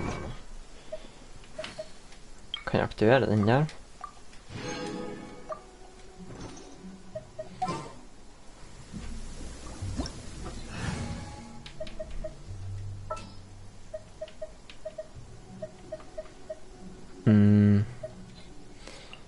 Hun kan jo det. Jeg putter faktisk Barbara der. Bare for gratis heal.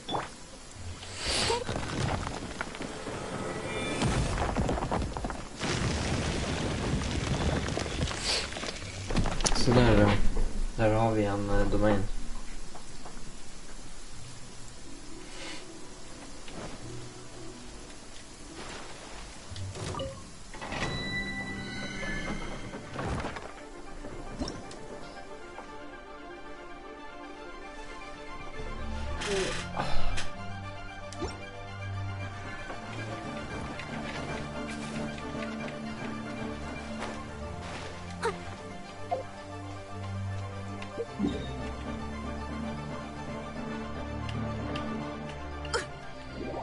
Da går vi hit da.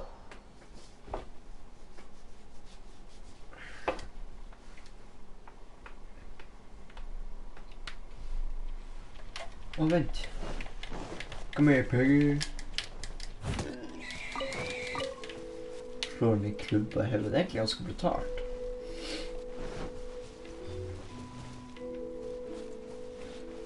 Det må man jo tenke seg om.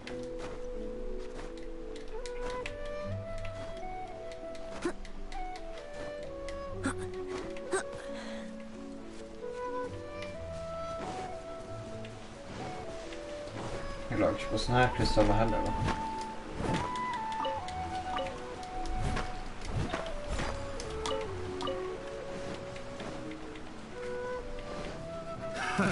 Another test cell. Time to clean up. That tingle? You're open. I got careless. I got careless. I got careless.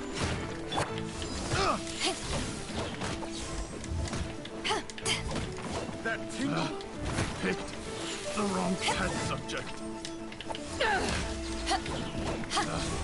Picked the wrong test subject. Ready, steady, go!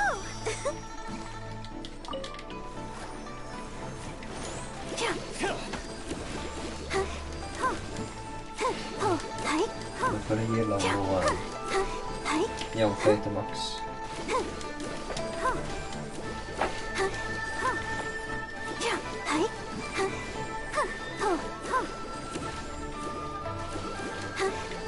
You're open.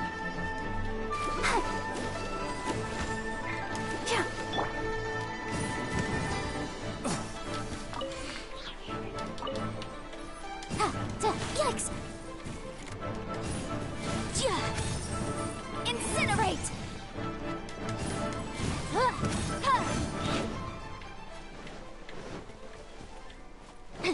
Det er flere folk som drar på mynt, ja.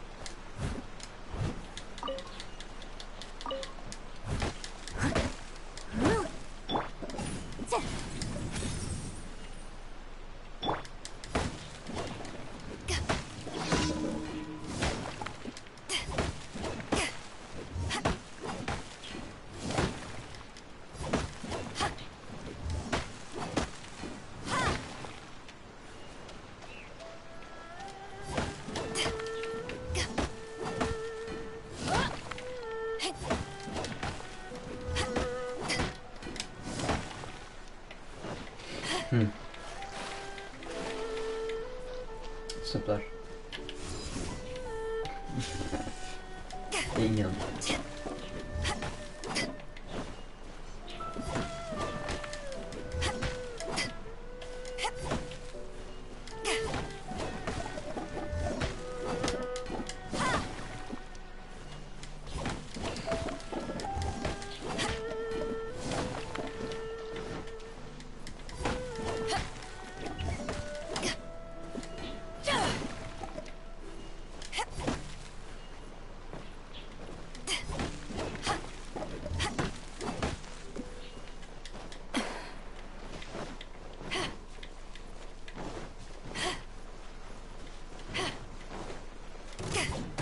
Ja,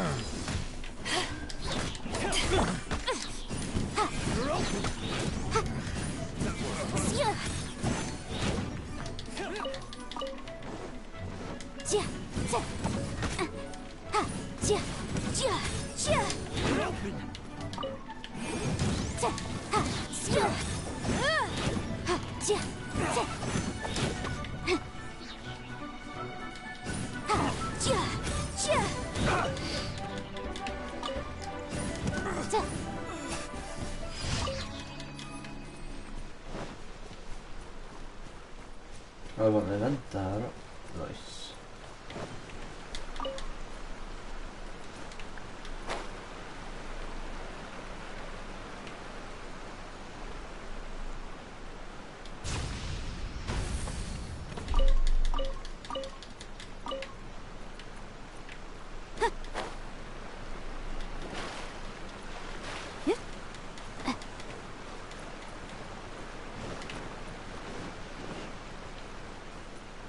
Oh, bamboo forest.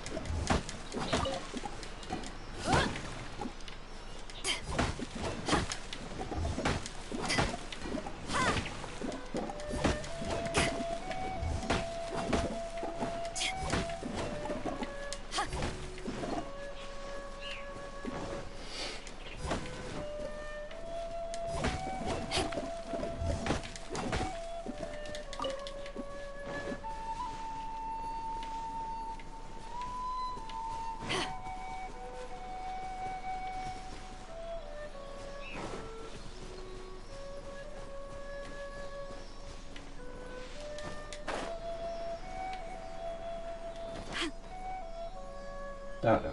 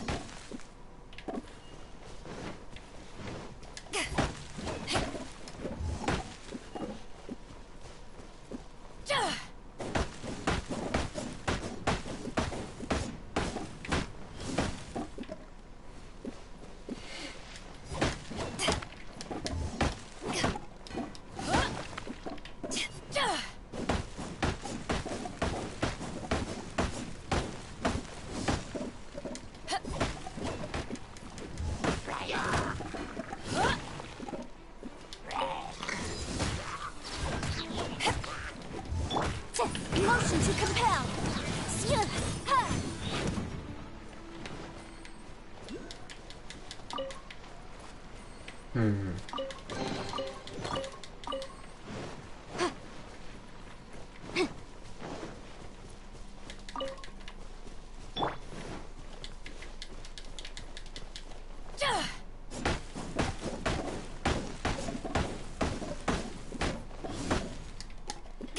Jeg har mange bambusegmenter.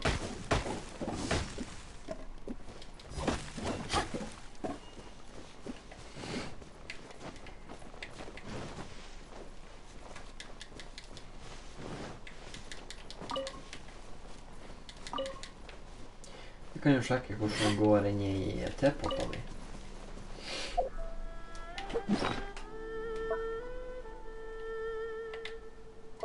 In the teapot.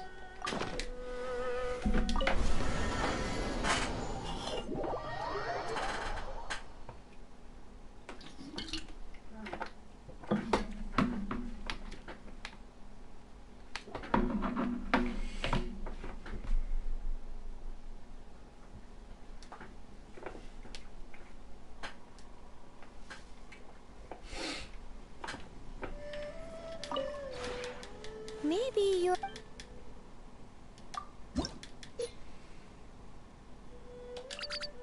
Jeg connecter bare potten.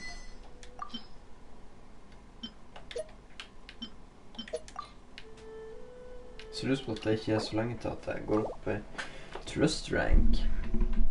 Det jo fint ord.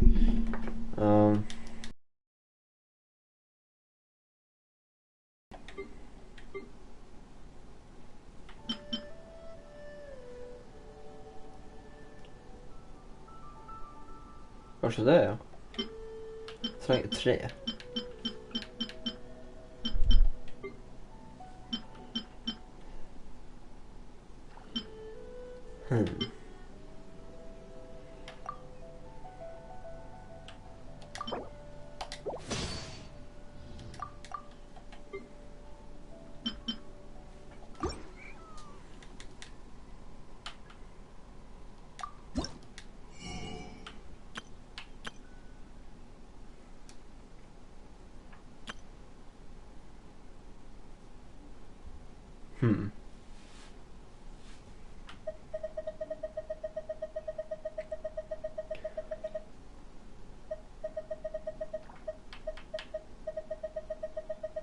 Jeg har lyst på en sånn. Og sånn da.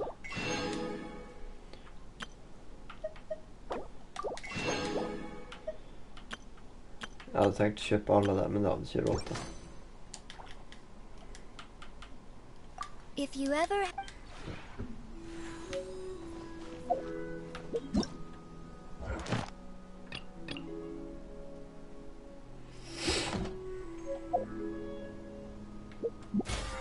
Hva det her? Nei. Hva det det backpack de ser etter? If you ever want to trade tactic. Ok.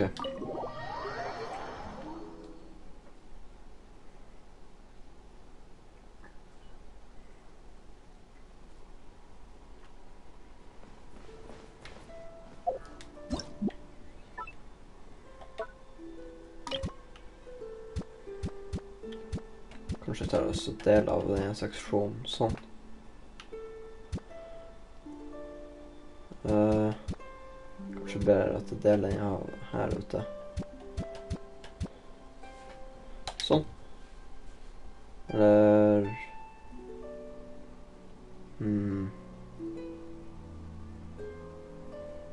Jo, det ser bra ut.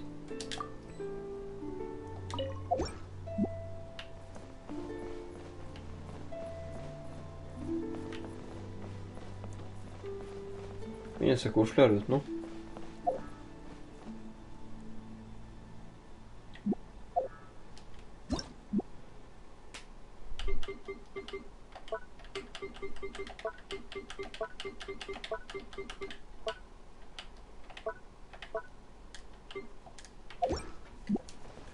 Ok, jeg har ikke helt skjønt den.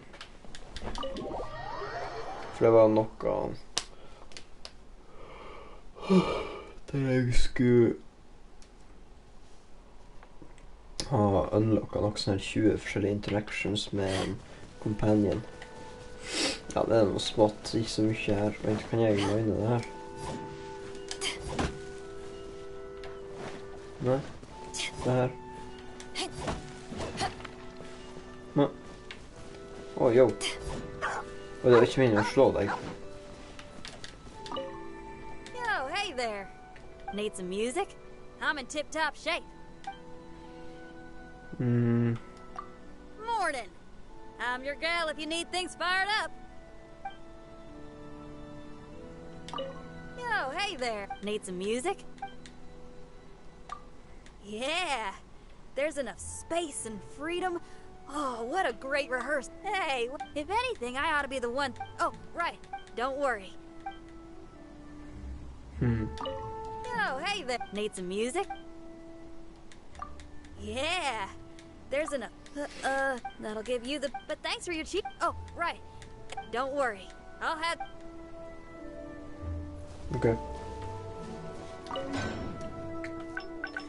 Forge. Jeg var litt usikker. For det som jeg har lyst på noe med veldig høy damage. Pyro funker også. Pyro damage.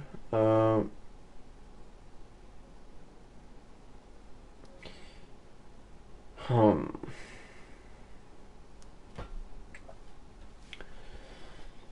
er ikke godt å si. Elemental damage bonus.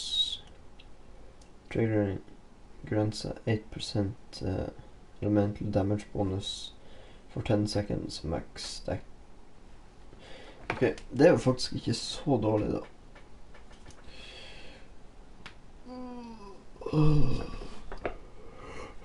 Jeg tror jeg bare skal gå for den. Sure.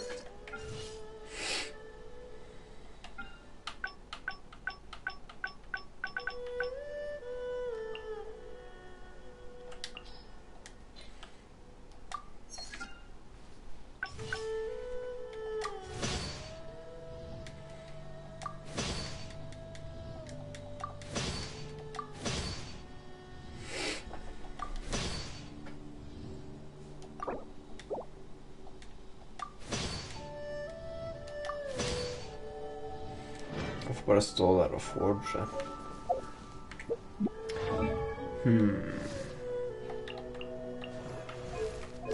Hva gjør nå? Bare 800. Talents, ja. Bruker en god del normal attacks. Akkurat er det bare art.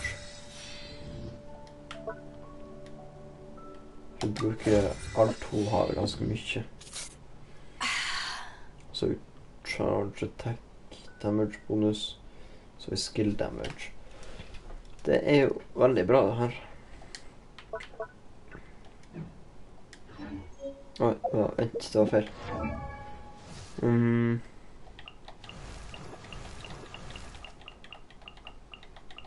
It's hard to remain on dry land for so long. Nå gjør jeg mest skade. Jeg tror jeg hadde noen oppe i 900 også. Tydeligvis ikke. Hvis en elemental skill, det skilles av 40%.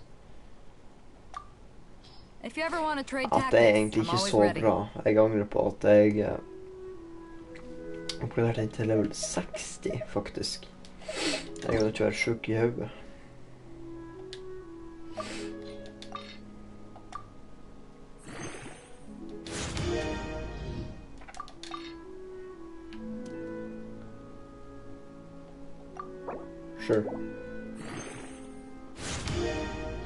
Sure.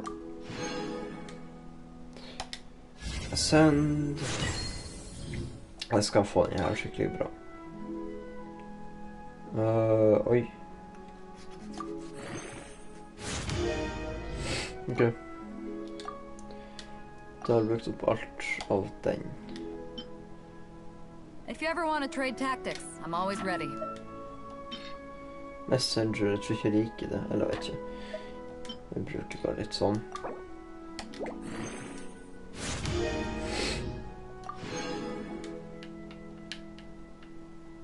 Jeg trenger en sånn nå.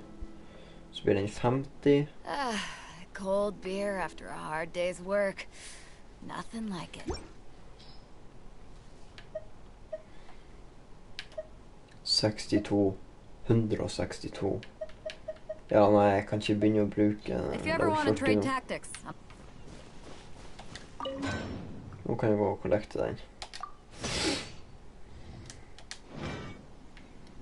Det var egentlig ikke noe vits i å gjøre det, men ja. Da har man jo gjort det. Hva var det her? Forge 20 items. Ja. Tydeligvis ikke gjort det. Oh, fragile resin.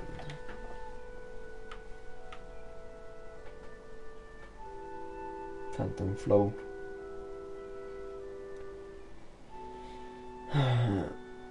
Ja.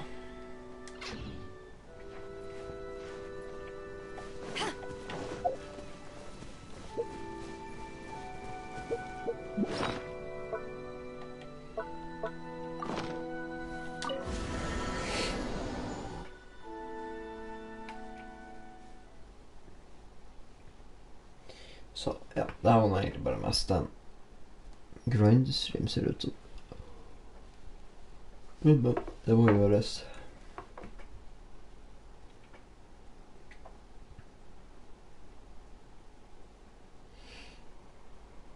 Rain is a precious source of drinking water.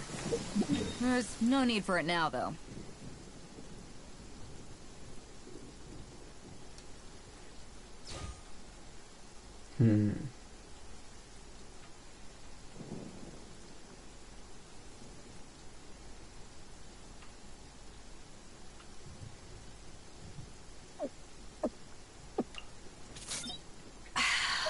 Det koster bare 30.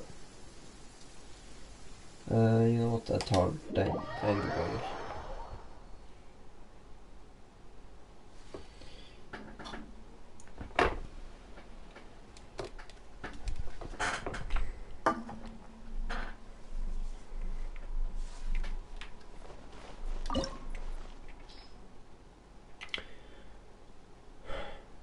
Glem det, det var Adventure Rank 35.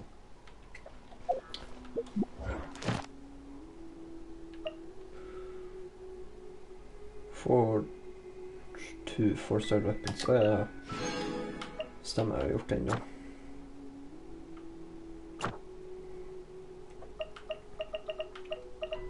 Ikke noe håndjern. Nei. Tar og finner siste også da. If you ever want to trade tactics, I'm always ready. For det er alltid fint å ha på mappet.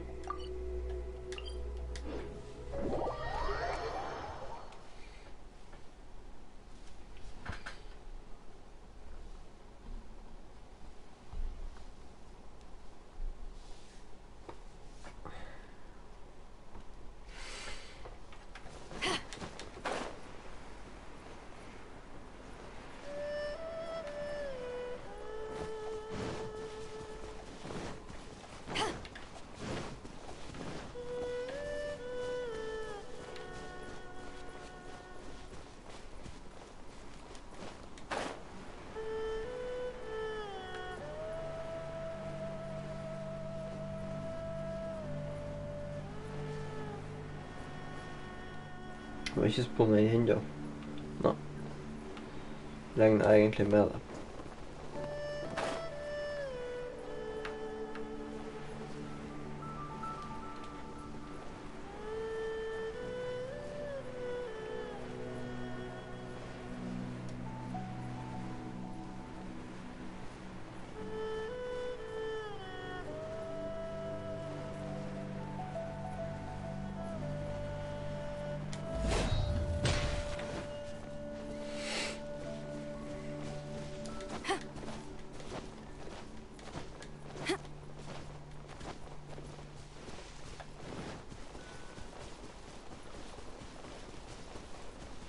Det antrekket hun går i må være bra kaldt.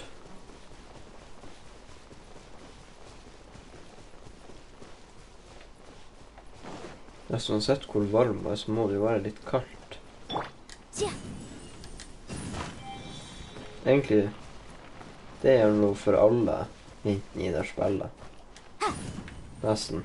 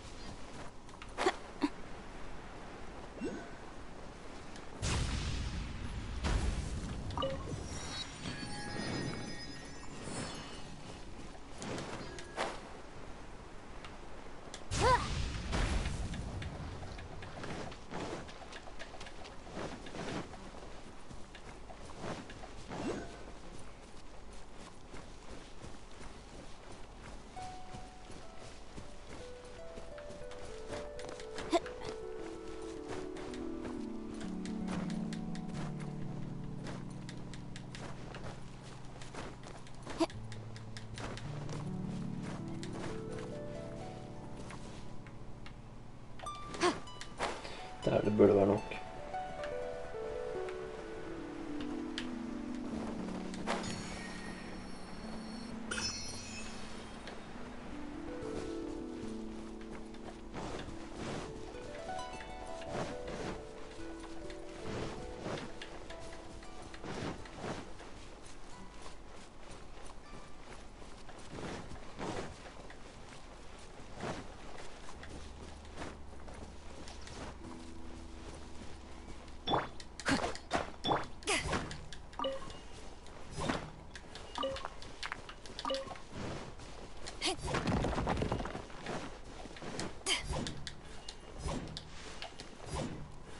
kom igjen, det er så vanskelig å drepe en liten...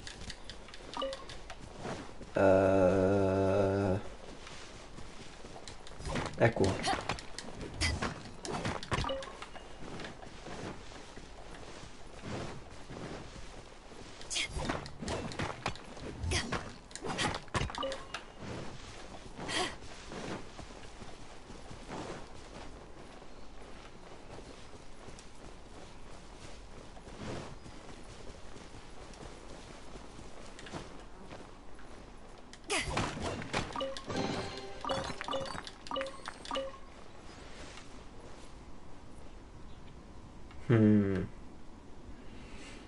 Jeg tror jeg ikke har vært før. Nei, jeg tror ikke det.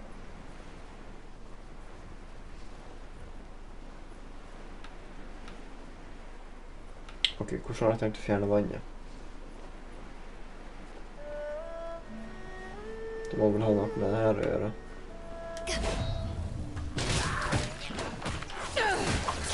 Eyes on me!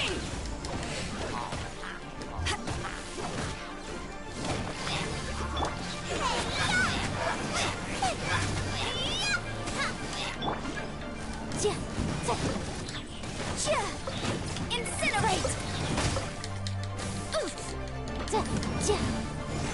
Inadmissible evidence!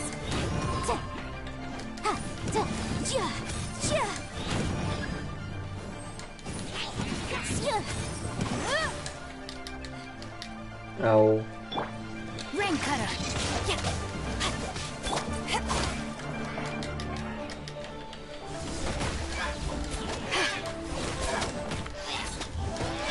Rain outlines your fate. Okay, nice.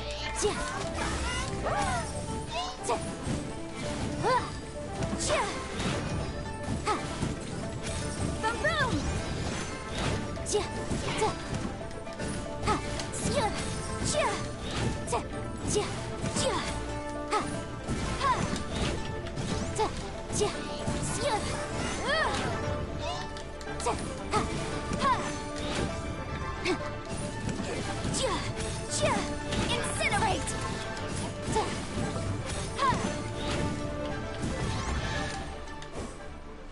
Okay, nice.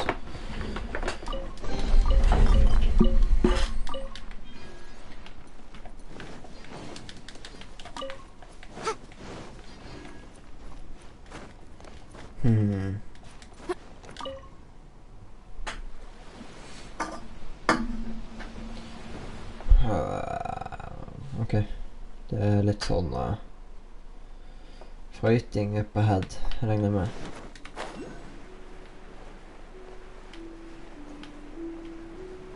Jeg så ikke hva det var. Ok, jeg ser en av dem i hvert fall. Oh, precious just. Kanskje blir lettere hvis det bare to hit den sånn.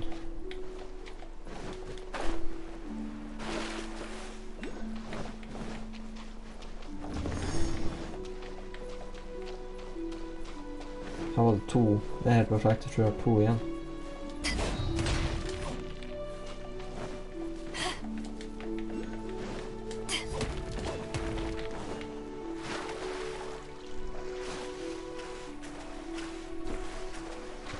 Skal vi se.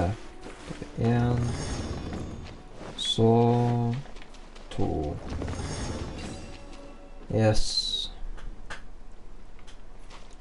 Det var noe jeg så. Det er noe under der.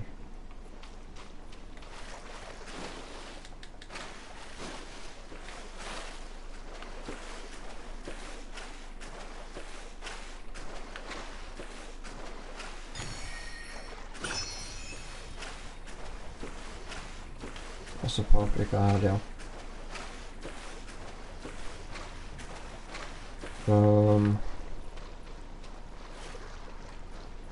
En teleporter i nærheten her. Oppå der, kanskje.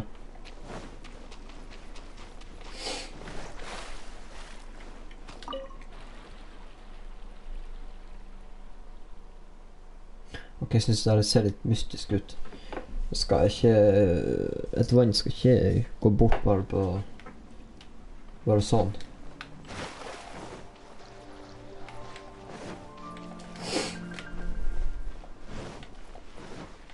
Det var fint her nå da.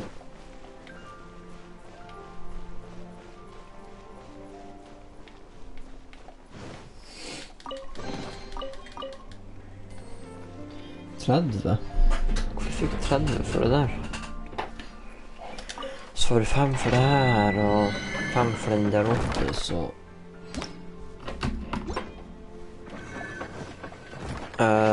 det var vel 40 bare for dette lille stedet. Bare for et tett område. Wow, det var fyldig. Veldig fin.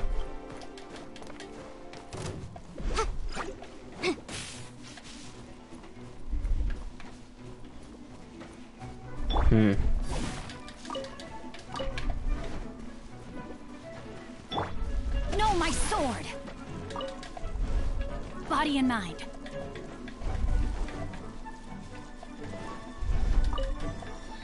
Time to act. Så Geoculus her også.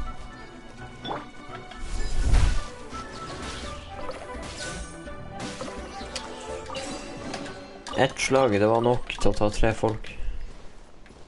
Dats var det? Nei, jeg tror ikke. Håper ikke.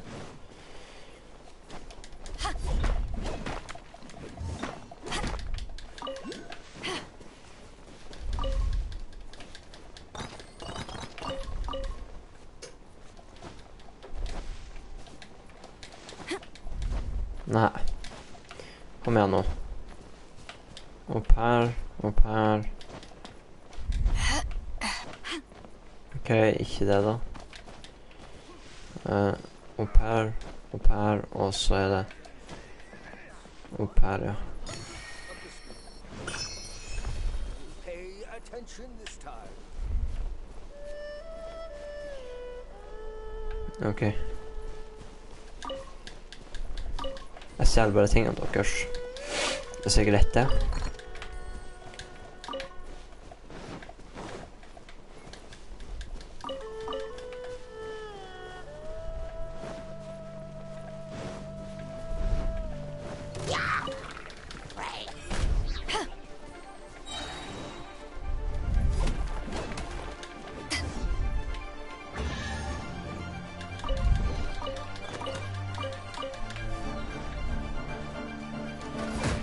Lapis.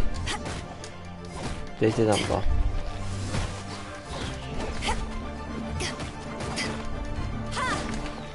Power that ended Python!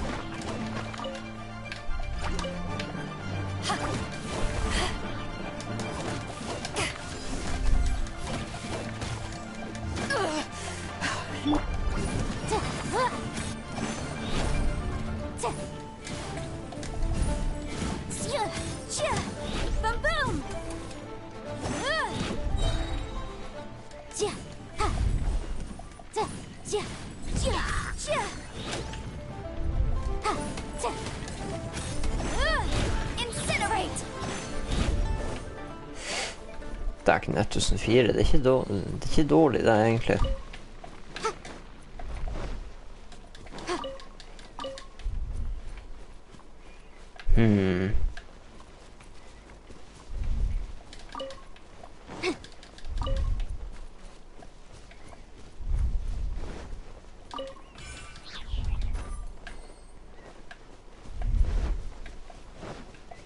Kunne jeg ta det, men jeg vet hva, jeg gidder ikke. Jeg synes de er veldig kjedelige.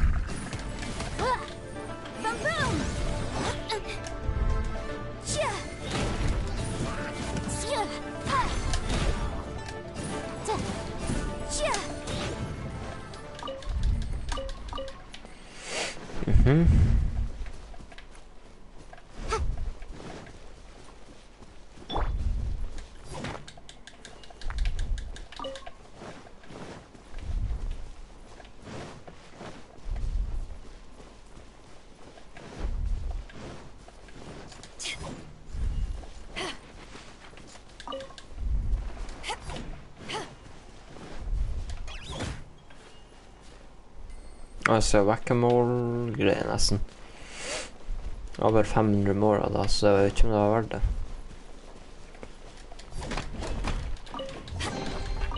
Men det tok ikke lang tid heller da.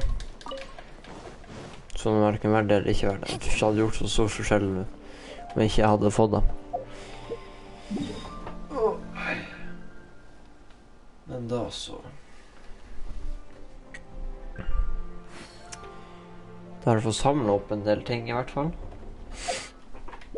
Skal vi se om jeg har nok til å sende henne. Ja. Jeg skal klare det i dag da. Det er altså helt sikkert.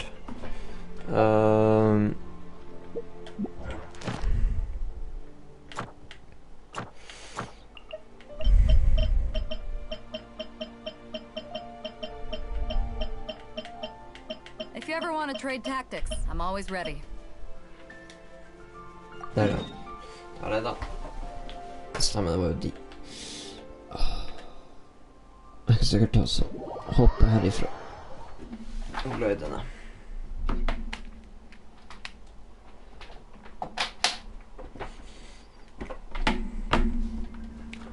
Wow, hvor tøft.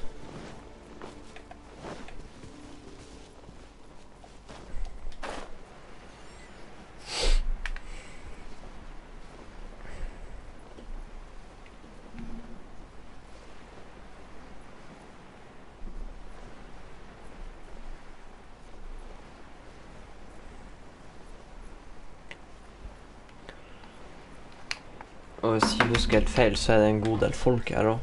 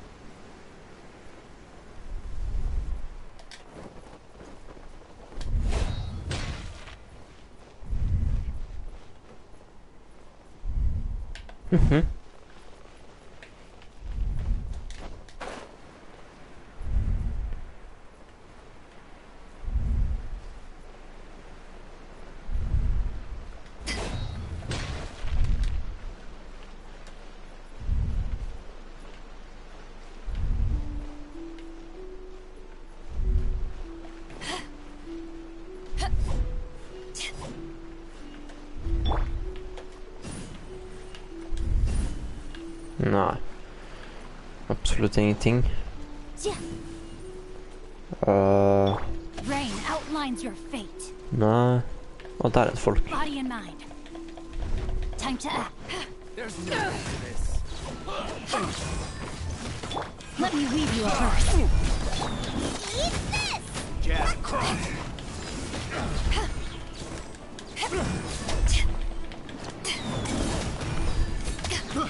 I got careless.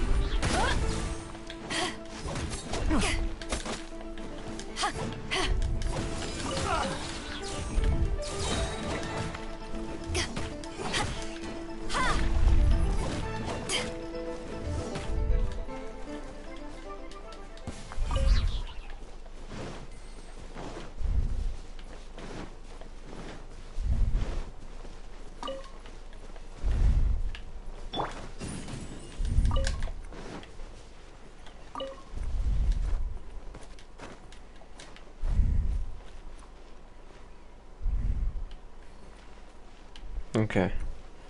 Nei,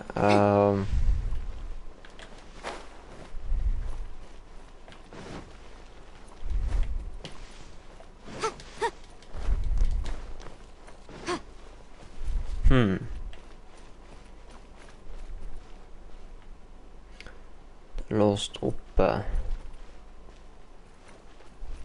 Nei, jeg ser ingen vei jeg kan komme meg inn dit. Jeg kan jo selvfølgelig opp og se.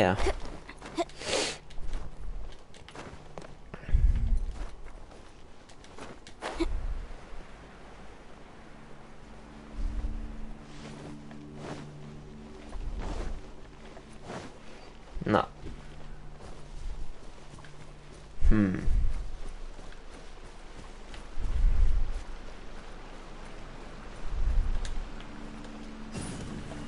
sikkert et story mission der. Jeg vet faktisk ikke.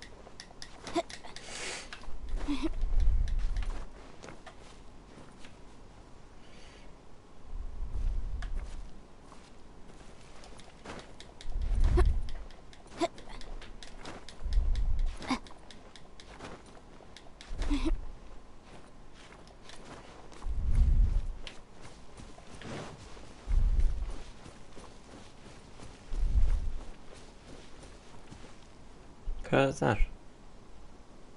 Jeg har null peiling.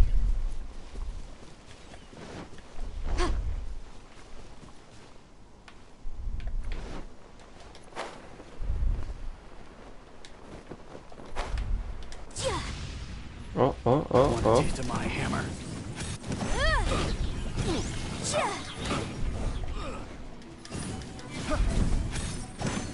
Time for your arraignment! I placed my hammer. Picked the wrong test subject.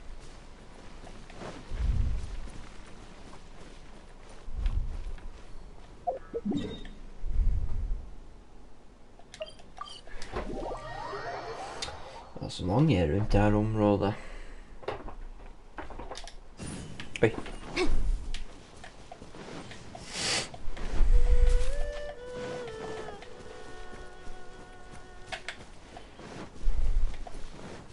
Incinerate! Another test subject.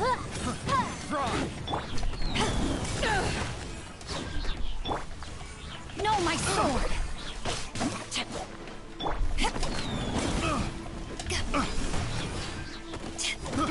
I got careless. Picked the wrong test subject. Kødder du? Jeg får jo ingen med. Ingen flere sølvmynter. Det er bare trist, egentlig. Jeg har jo nok level til den der også. Nei, det var noe... det var litt drit, var det ikke det? På grunn av puzzles.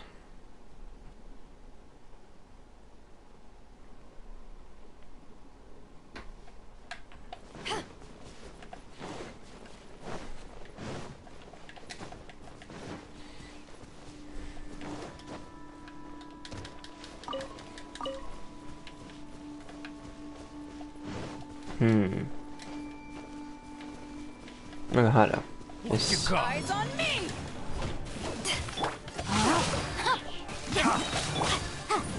Boom, boom!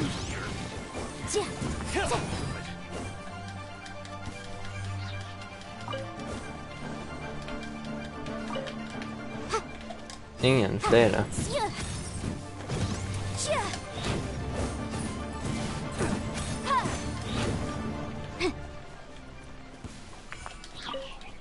Der da, en sølv. Da er det bare litt til.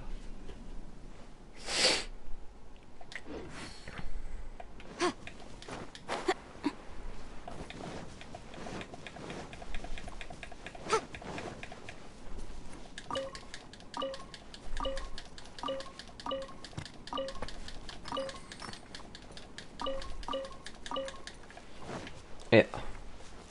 Så bra ut.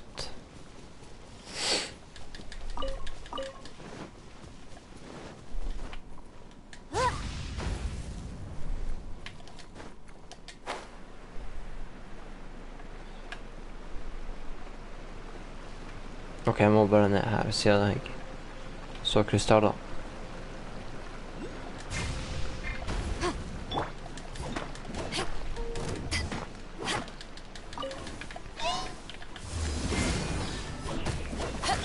No, my sword! Grain cutter!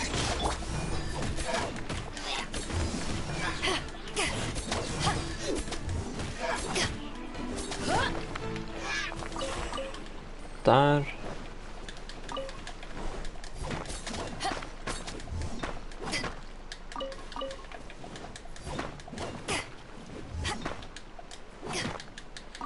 Der, ja.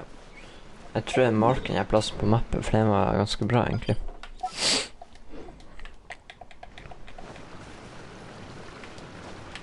Kiste.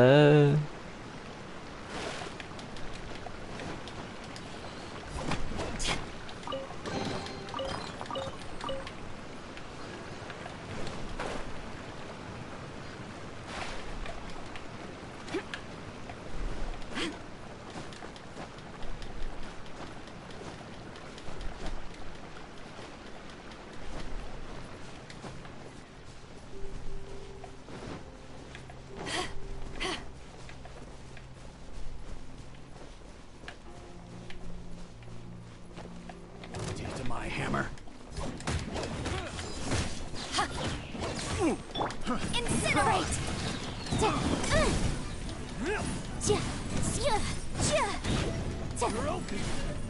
Inadmissible evidence!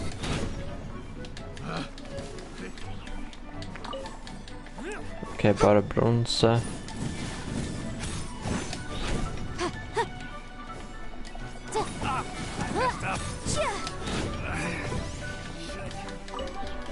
Bronse.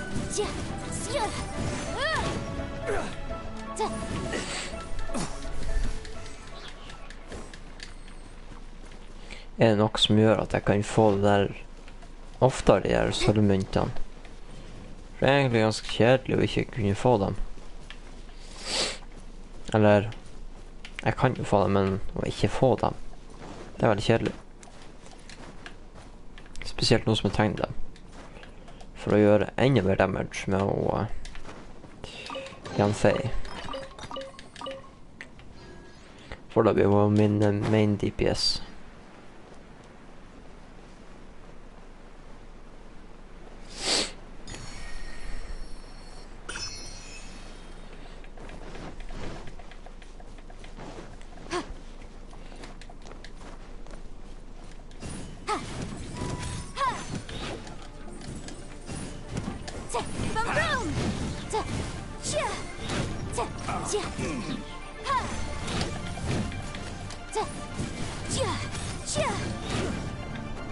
Incinerate!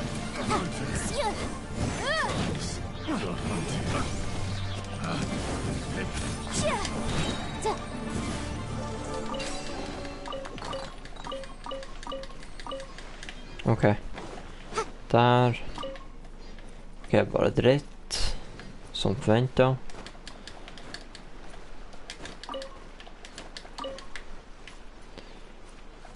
Oh. Så hva er dette da? Tøft. Jeg skal marke dette stedet også, faktisk. Bare... Ja, her i området. Med kjøttklump.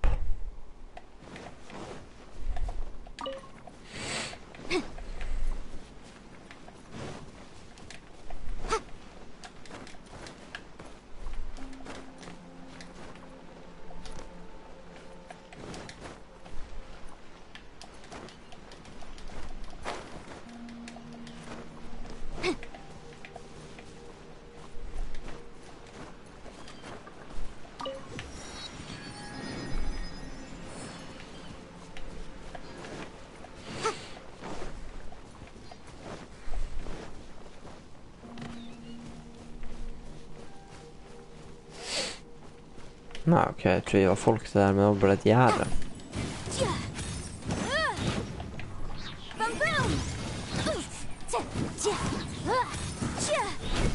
Breath of the flame!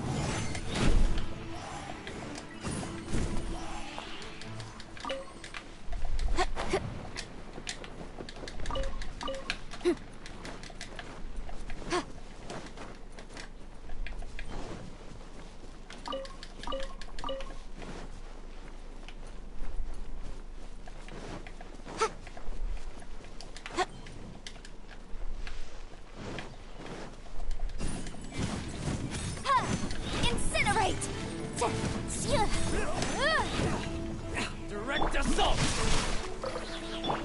You're... Wait. Did I leave my apron outside to dry? Out of the frying pan, into the fire! You're open!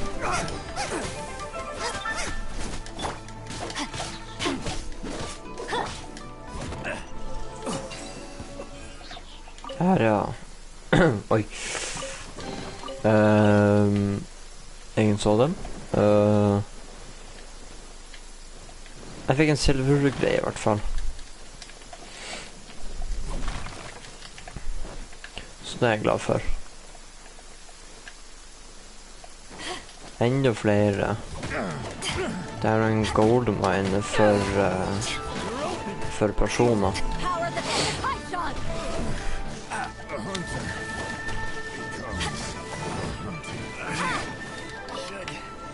It's just a little lightning. No need to fear it on the open ocean, so there's even less need to fear it on dry land.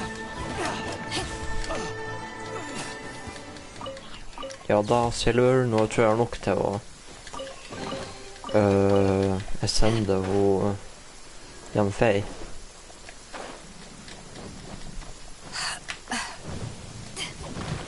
De her sølvgreierne er imponerende vanskelig å få tak i. De er sølvmyntene.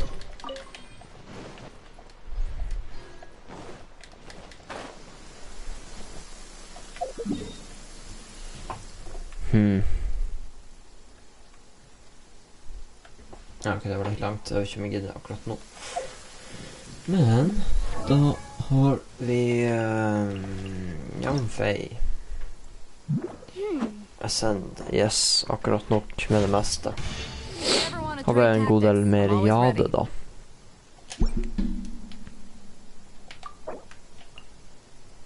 $120, dæken, jeg har grindet litt.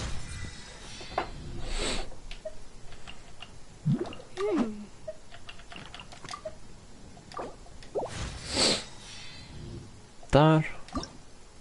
Send, det kan jeg ennå ikke gjøre. Nå koster lilla klump. Shit. Unlock new talent, blazing eye. Hva det er?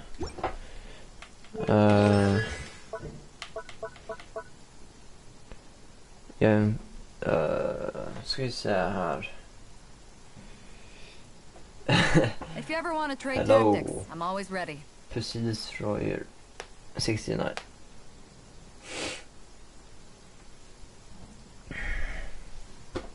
When young face charged attack deals a crit hit to opponent, she deal an additional It's hard to instance remain on of dry land for so AoE long. Pyro Seem to get my land legs back. DMG equal to 80% of her attack. This damage counts as her charge attack damage. Oh, ok, nice. Det er jo ikke dårlig.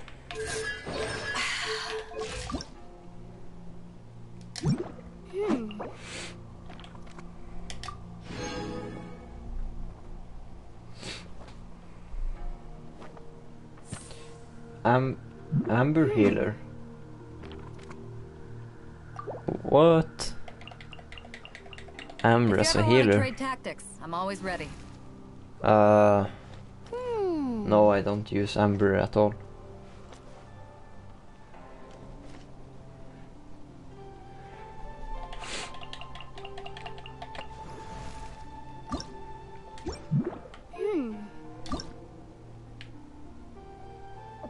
No.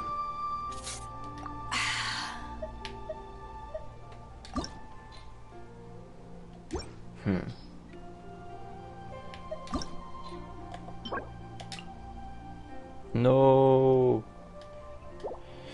Oh. Tomorrow.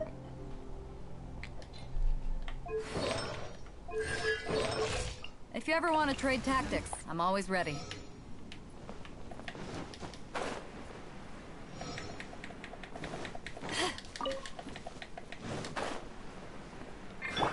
Another test.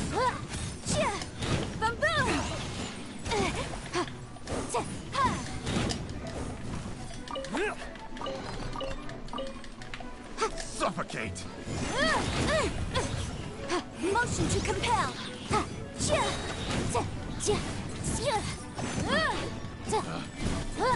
The wrong test subject.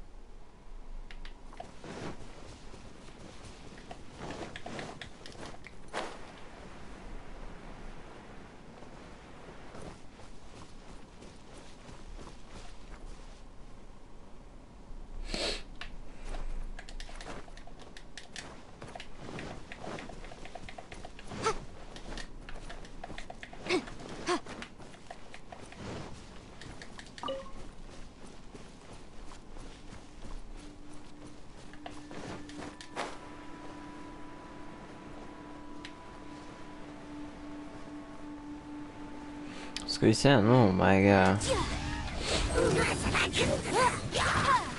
Boom boom! Inadmissible evidence!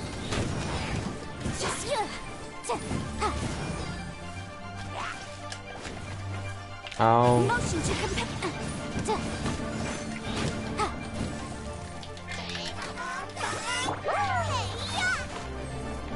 Nice and spicy.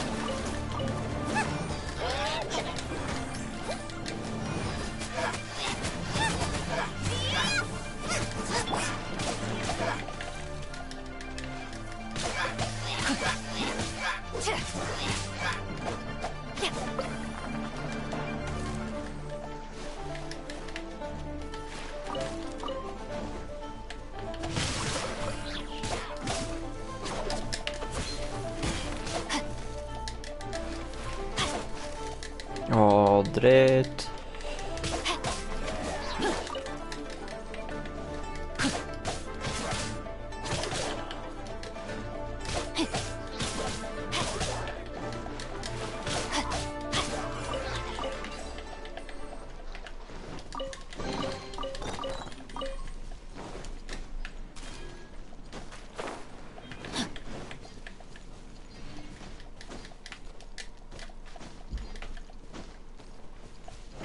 Body and mind. Witness the power. Booba, get them!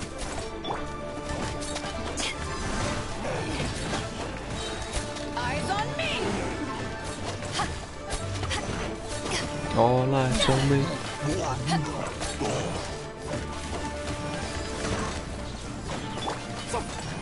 Tillbaka. Boom boom!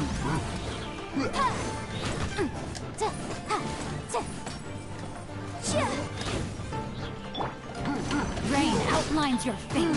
I let my guard down.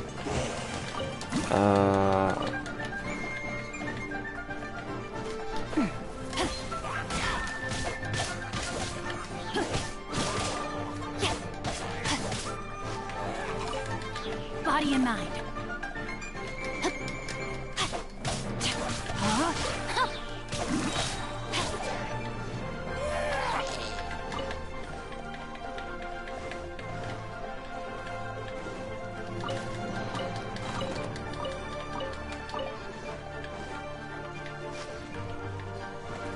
Body and mind.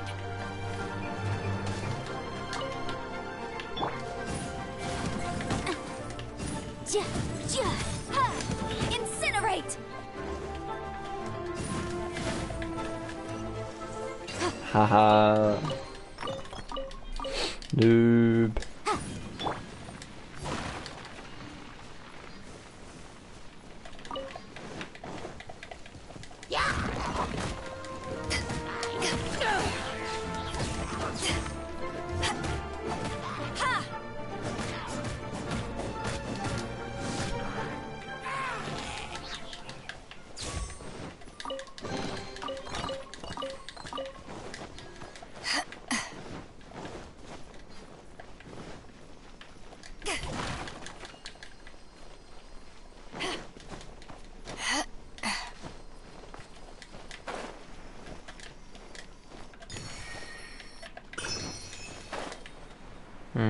Tror jeg fikk alt.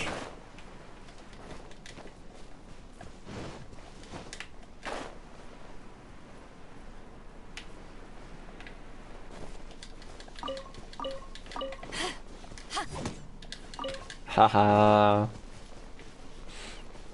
Noobing.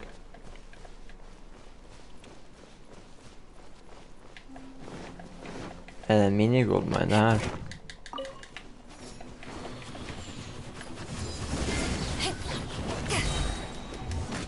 Wrap up the flame! Power that ended Python! No, my sword! Rain cutter!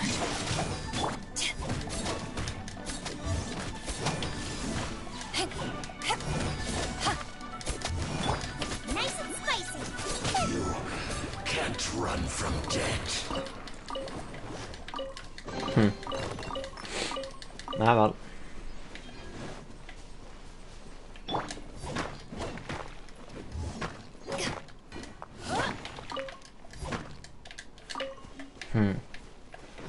Ikke noe verdt å marke egentlig.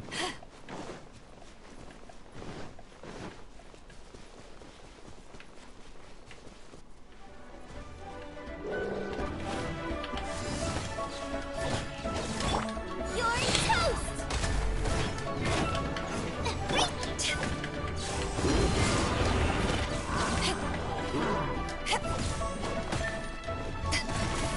Rain outlines your fate.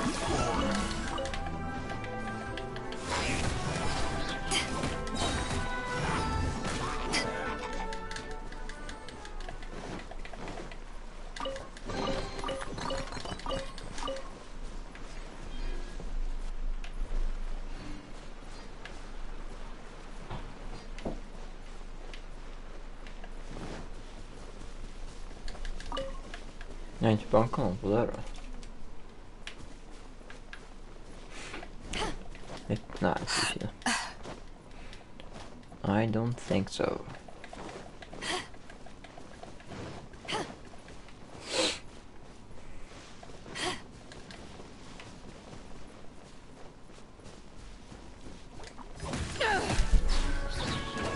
To ashes!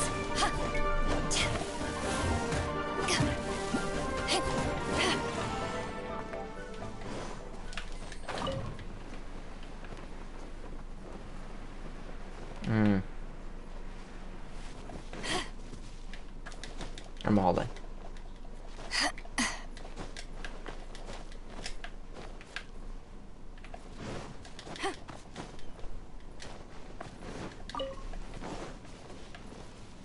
Ok, opp her. Så tror jeg det skal være alt.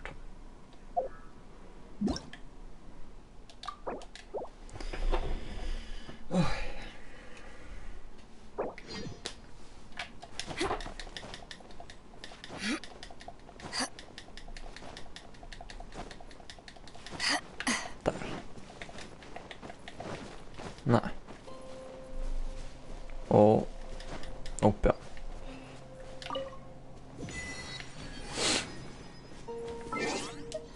Hva er det her?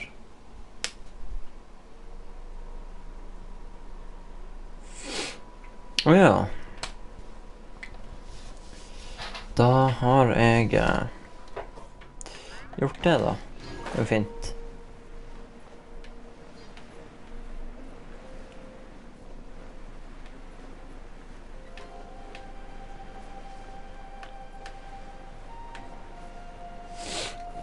Det kom en, ja.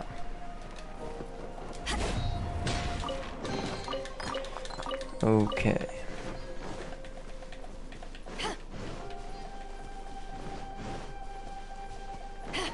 Wow, hva skjedde med streamen? Åja. Glem det.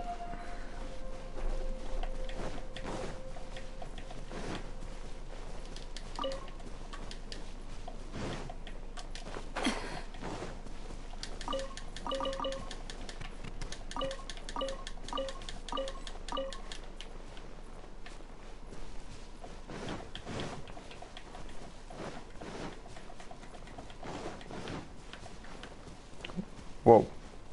Det her ser ikke ut som at det er meningen.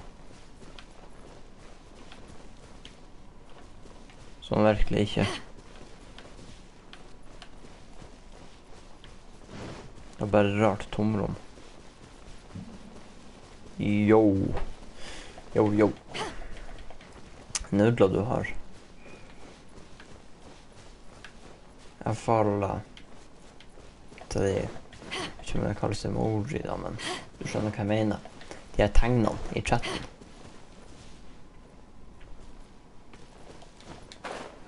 Ruin guards. Der det noe.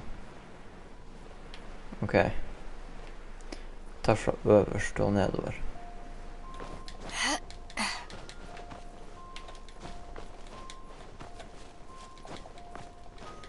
Så. Da.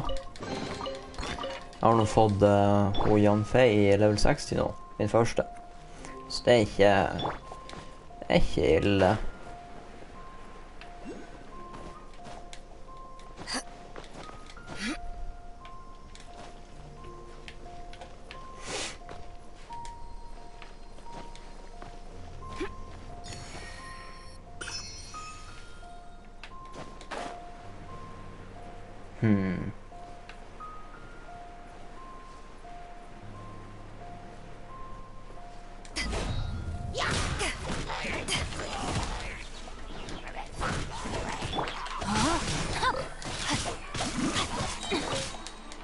Witness the power of Gugwa. Goba, get them!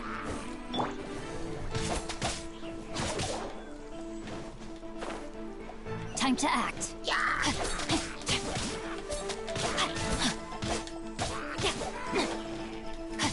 Rain outlines your fate.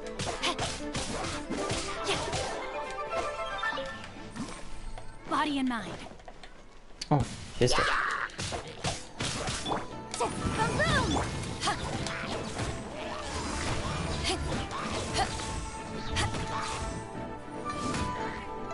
Boom! Den suger. Jeg kan bli hevet ut for det.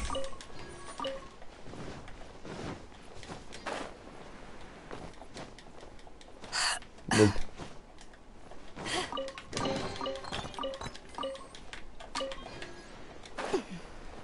Han er ikke i livet. Det var egentlig litt synd. Jeg har litt lyst til å ta han.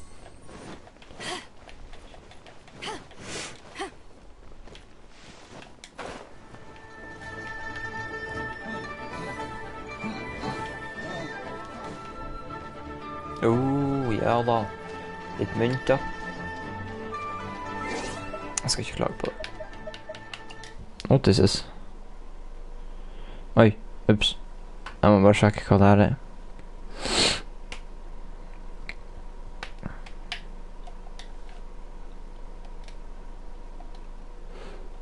Ok. Sorry.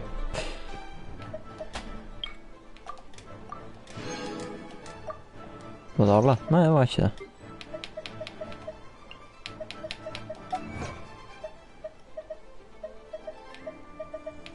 Er det her da? Ja.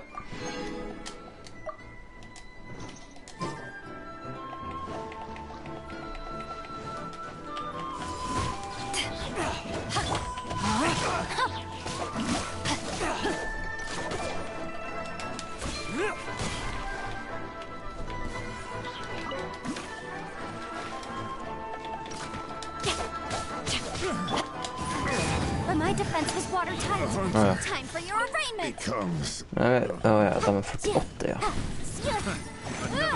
Incinerate.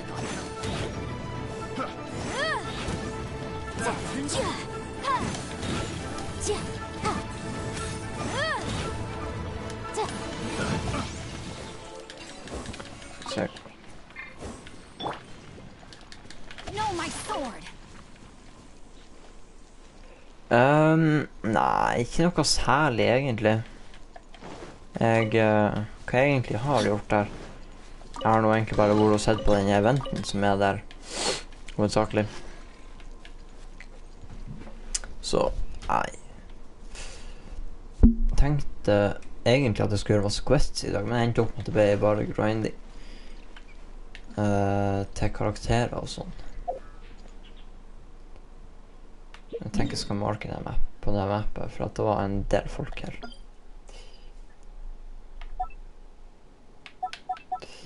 Yeah. Oi. Så, hvis du har lyst til å... jeg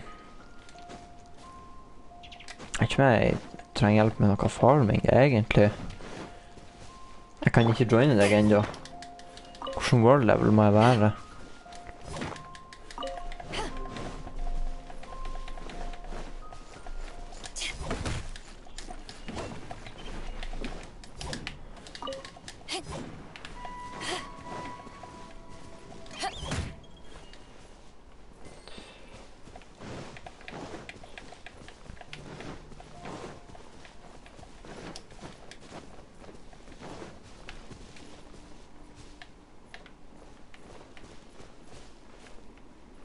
Jeg tror ikke jeg så noe. Nei, jeg gjorde vel sikkert ikke det.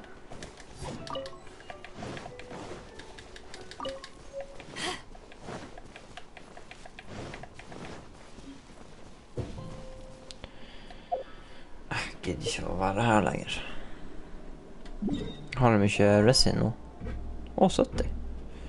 Kanskje jeg skal bruke litt.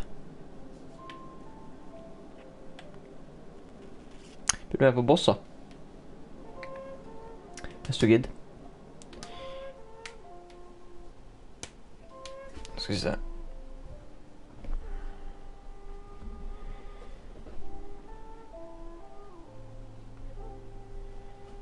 Jeg kan ta og skrive til deg her. If you ever want to trade tactics, I'm always ready.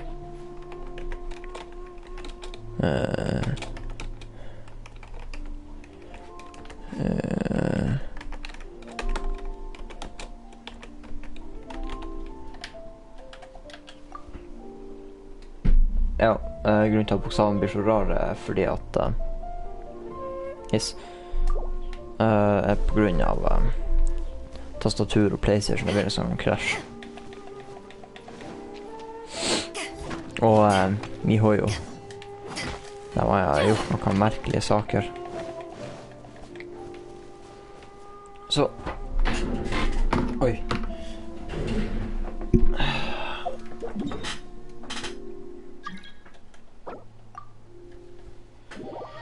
Der.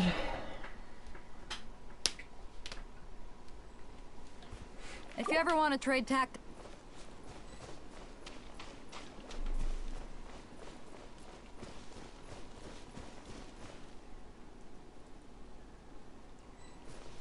Ok. De her, de passer egentlig ikke til den bossen jeg har lyst til å gjøre. Så da må jeg bytte. Jan Fei med... Kunne jeg brukt opp Arbla, men... Hun er imponerende bra. Cold Den beer after a bossfighten. hard day's work. Nothing like it. Ja. Fire Regicents, eller hva det heter.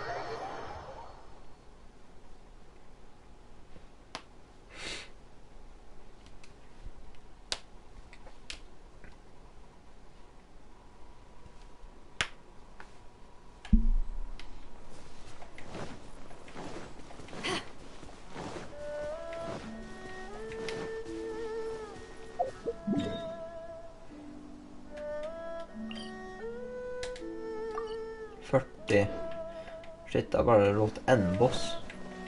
Det er dyrt å ta dem. Så gidder ikke å bruke hverken Primogems eller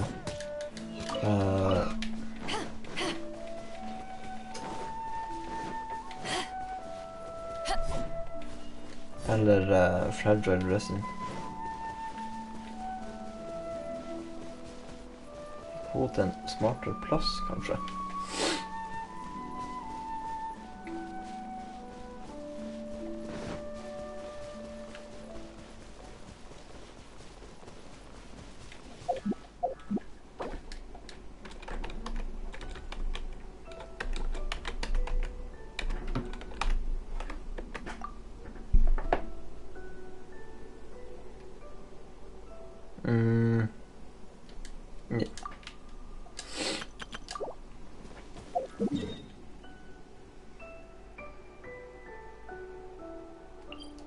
lekte mye smartere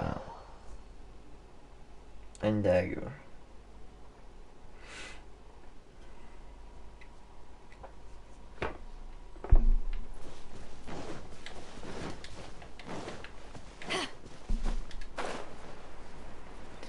Jeg glemte jo hvor det var man gikk inn.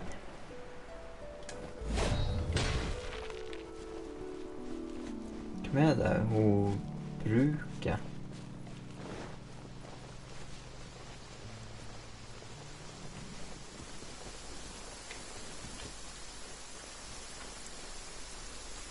Skal vi bruke huta til det her? Det er Ganje. Jeg klarer ikke helt å se.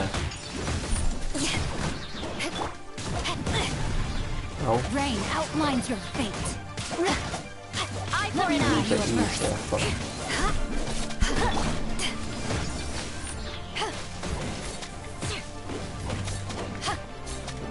Power that ended Haishan.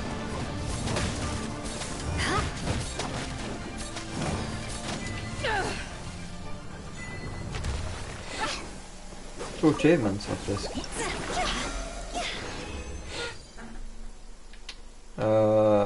Bare én. Ok. Ja, ja. Sånn. Hvem andre må jeg ta? Eller kan jeg gjøre? Det er sikkert noen domain som jeg burde ha gjort.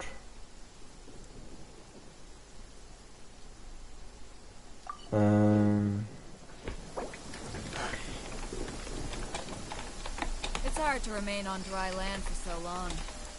Never quite seem to get my land rights back.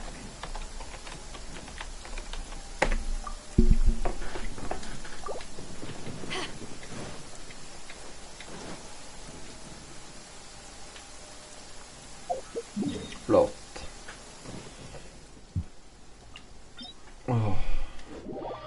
Har hun noe Ningguang hadde vært helt perfekt til den her, tror jeg.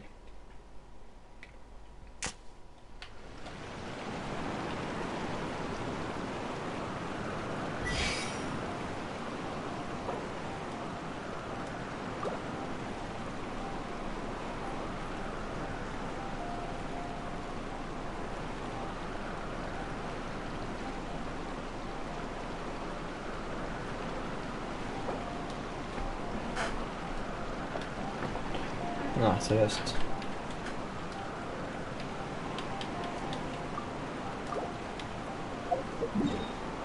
Shit.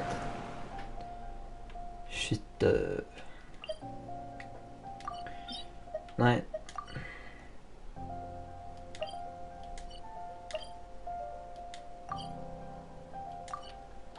Alt koster jo 40 da. If you ever want to trade tactics, I'm always ready. Hva er man liksom skal gjøre? Hadde jo den bossen. Jeg tror jeg kunne ta den flere ganger, men jeg har ikke lyst til å bruke noen materials på det. Ikke ennå i hvert fall. Ikke i hvert fall 12 jeg gjør det. For at jeg gjør det. Skal vi se. Det jeg vet.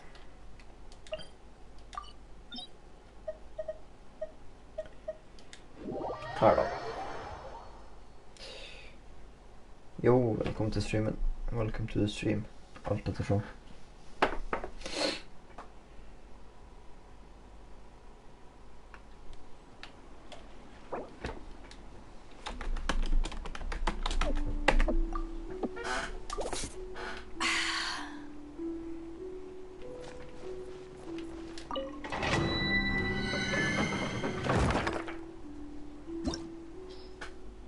Co-op. Yes.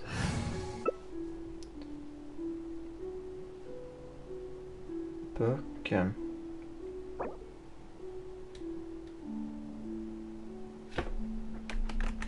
Talents. Ikke det?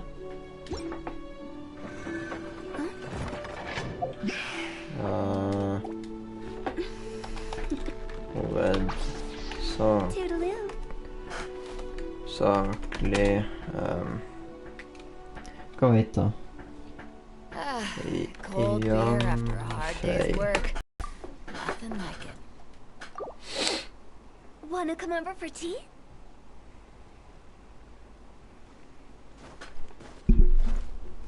Vent, er det riktig det her?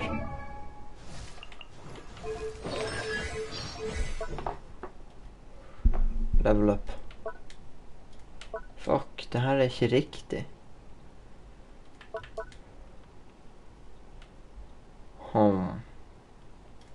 If you ever want to trade tactics, I'm always ready. Den er veldig bra. Silly churl, Shit, alt er så dyrt. silly Billy, hilly churl. Det var feil bok.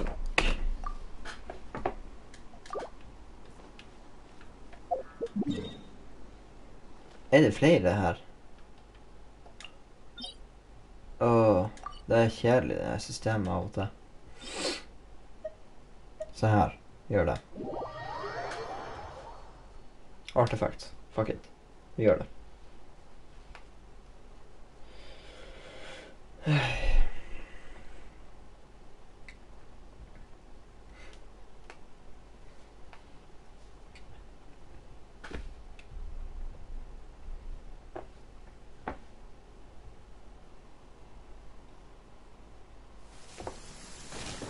Vent til søndag, eller kanskje i morgen. Jeg må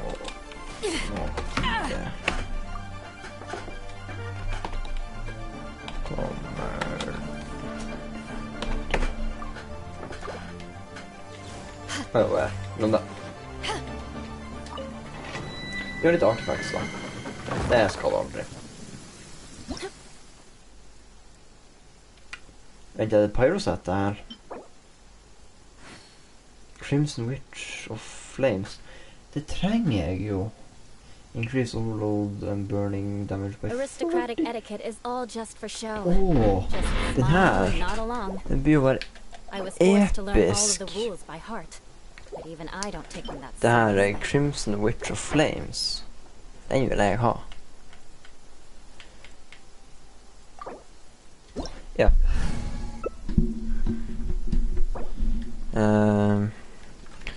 Ja, det var det jeg så.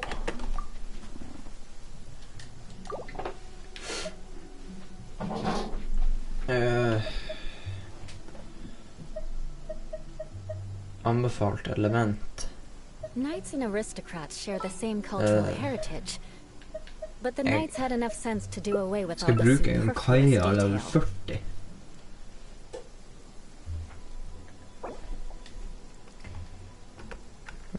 Kaja sug. Sorry. Ja, det er bare sant. Han sug. Palle. Ok.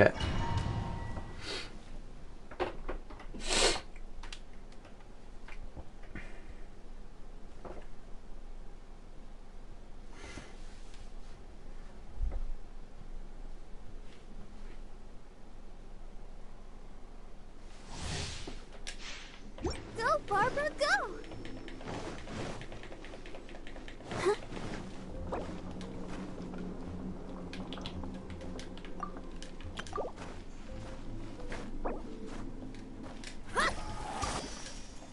What?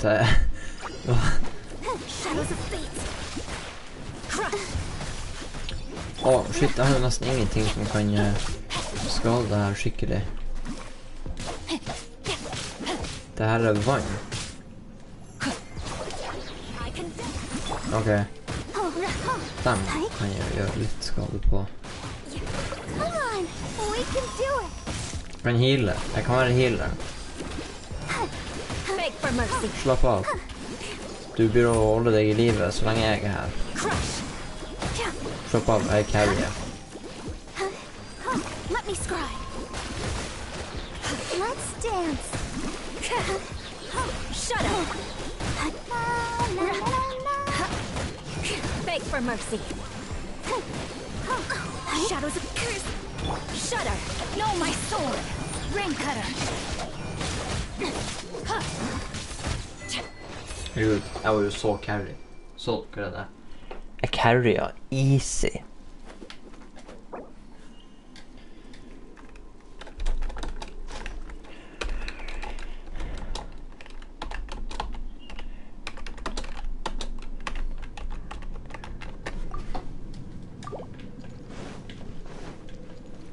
Body and mind. Time to act. Kopium. What? Hva betyr det? Hva betyr det?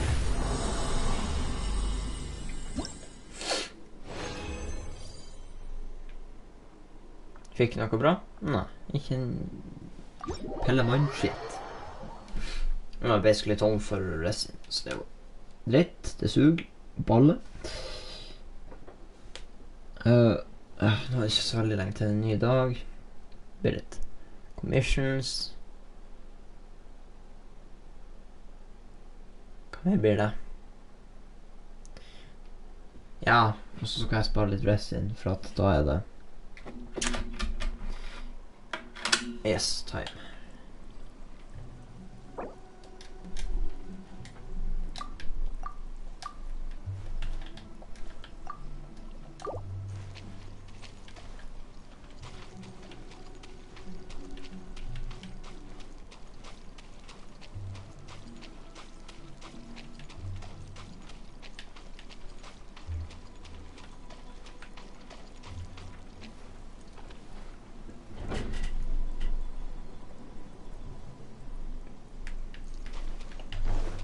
Body and mind. Time to act. If as a person is losing, then they should cope with that and smoke opium. Ja. Yep.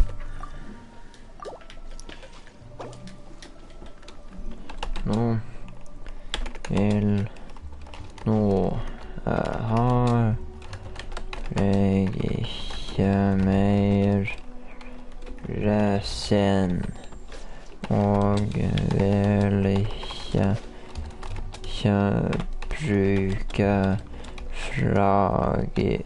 You want to learn some Favonia's blade work? Sånn. All right then, I'll teach you. Oh yes, I'll teach you all right. Mark my words. Ikke her.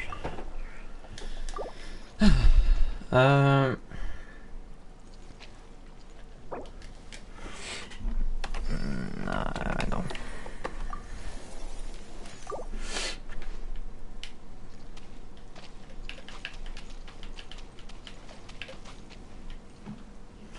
Hvor mange har jeg nå?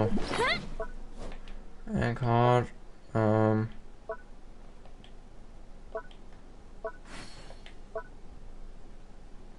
fragile resin. Hvor det står den?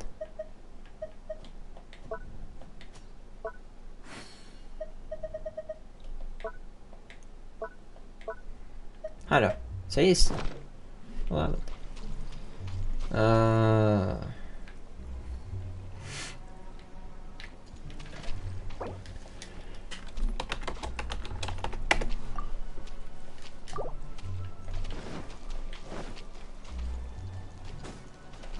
Jeg sliter alltid med å vite hva jeg skal gjøre på co-op.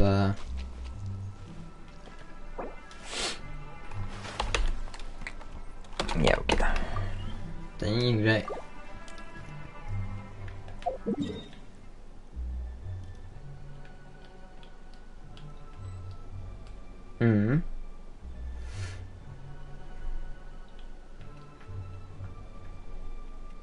Da er det Inazuma Quest. Det er 2 øyer.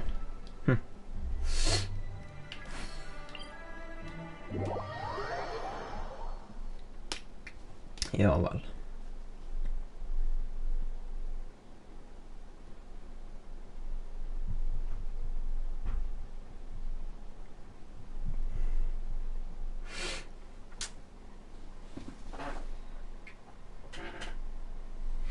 Arkham Quest time, yes. Body in mind. Det blir det. Å, ræv, kan jeg drepe den?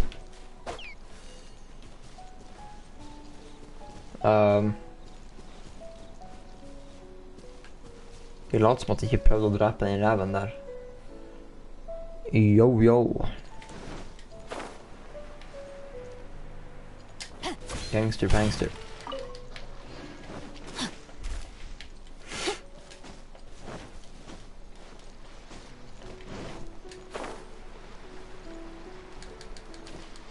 Body in mind.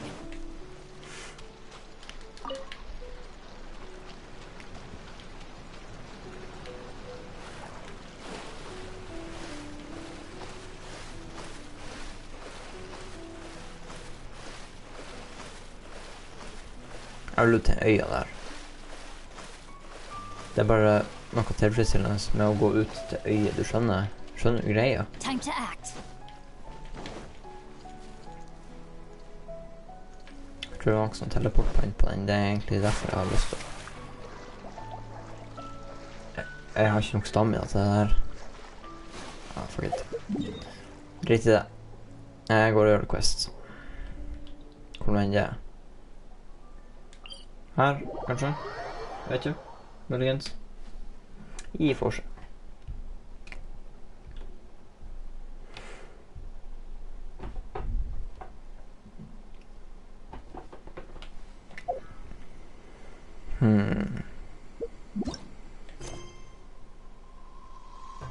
Gå opp. What? Åh, 40 Primogems. Takk. Jeg glemmer det hele tiden.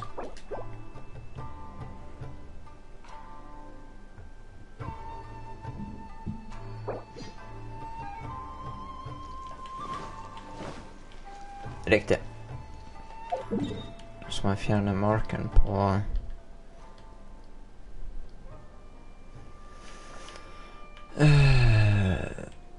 Der, han Pyro Register. Pyro-register, det er det.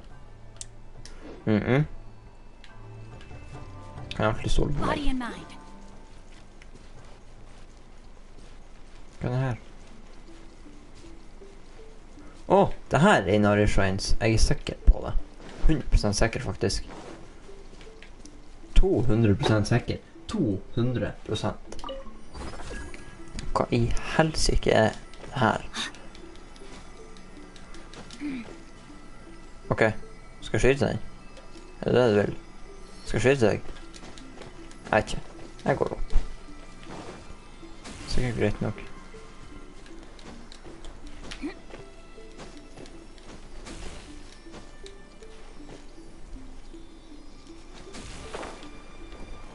Okay.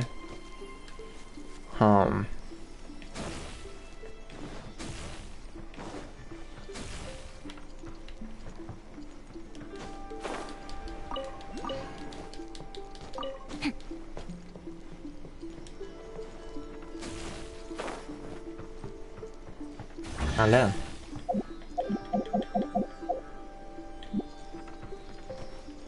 Åh ja. Kanskje skjønner. Vent litt. Jeg skal gå tilbake til lyngreier og skal jeg sjekke.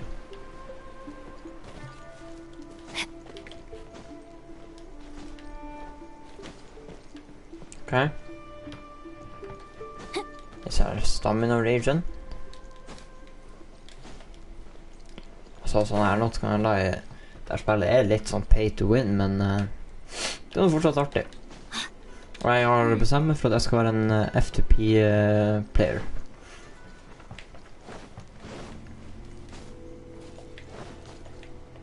Hva du tenker om det? Jeg tror det blir mulig.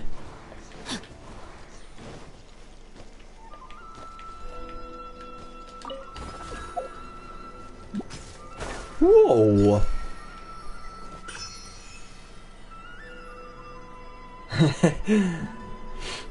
Nei, jeg har nå sett den der beste F2P-playeren i verden. Den der... Du kan alt sammen. Traveler...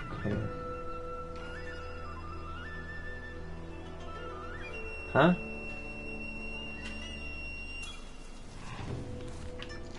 Mener du seriøst at jeg skal spille ferdig spillet med story-karakterer? Er du sjuk? Ja, jeg tror det var det han heter, ja. Enviosity. Noe sånt. I hvert fall, det var helt rått å se på. Det her var jo mye tøffere noen som jeg vet at jeg kan hoppe. Eller flyge. Eller dashe, hva du enn har lyst til å kalle det. Så det er like tøft. Wow. Hva skjer her? Hva skjer her? Det er vann her. Tøft. Minner meg veldig om det fjellet, hva det heter, Dragonspine. Jeg elsker Oh my goodness. Oh my gosh. tekton da. Wow. Ja, jeg er ikke satt med meg så veldig inn. Det er et par jeg har sett på. Volume? Drat. Som jeg finner underholdende og informerende. Det er veldig fint, noe som jeg er kinda i begynnelsen. Jeg vet ikke hva stagen jeg er på nå kalles, om det er midgame eller om det er starten. Late game er nok garantert ikke, men kanskje midgame. Maybe. Ok. Hva er det her? Oi. Time to act. Noe weed. Hva er det en Nutaku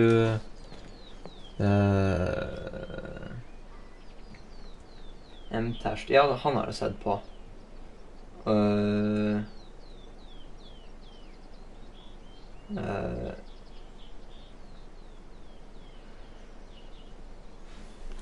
Ja. Jo, jeg har faktisk sett på alle tre litt. Han har sett minst på han Tekton, garantert. Så han har sett mest på kanskje han M-terst. Litt usikker. Han har blitt en del av han i det siste. Bare for at ja, det er fint med info. Jeg liker å vite hva jeg gjør. Hvis ikke så bruker jeg å gi opp på spill. Det er en liten uvane jeg har. For jeg ga faktisk egentlig opp på Genshin Impact før. Men jeg vet ikke hvorfor plutselig bestemte jeg meg for at nei, nå har jeg prøvd på nytt. Og nå ser du jeg har suttet og spilt det her i lang tid. Litt for lenge, noen dager.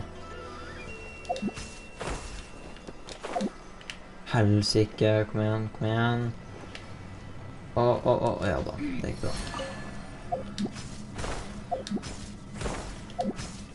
Dæken, det her er rått! Du aner ikke hvor jeg elsker det her. Det minner meg så om Little Big Planet, om du vet hva det er da. Det er jo et PlayStation-spill, så jeg er jo ikke klar om... Jeg vet ikke om du vet hva det er. I hvert fall, det er... Jeg elsker Little Big Planet. Jeg vet ikke hva det er med det. Ja, det er bra. Det er bra. Little Big Planet, det er faktisk det er shit. Oh, wow! Masse gate. Jeg er vel på toppen. On the top, please.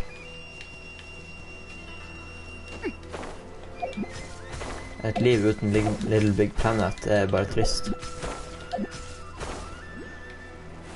Trenger ikke ta den. Ja vel. Ja. Jeg vil spille det mer før, men hva faen gjør en unge så høyt oppe? Jeg må bare spørre.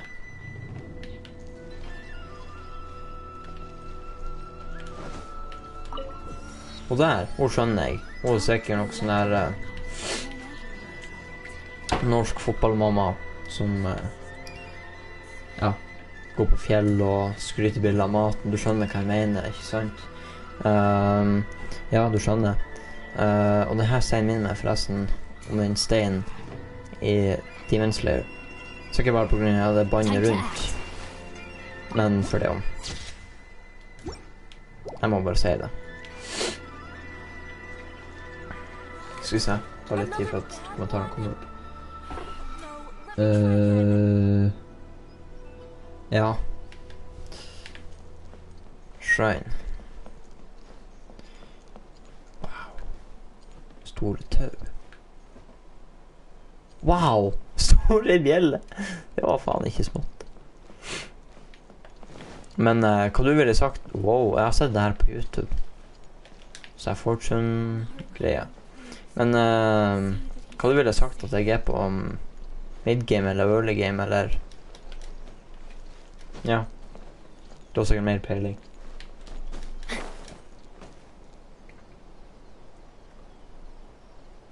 Åja, er det det? Jeg er litt tidlig her da. Jeg vet ikke hva det der gjør egentlig. Wow, det var blå 3. Early. Åja, jeg er faktisk early. Åh.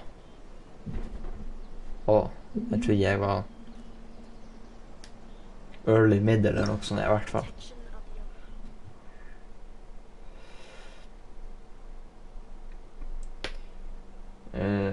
Ja, det var egentlig det jeg hadde sett for meg.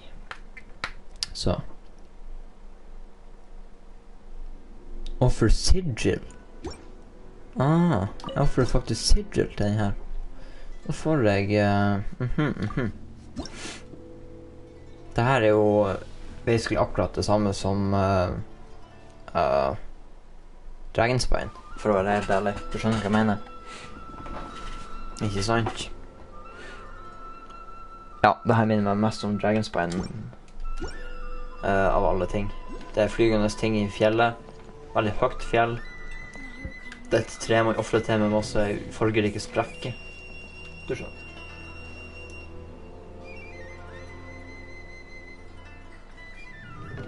Ja. Bare at ja. Akkurat det da. Det er mer level.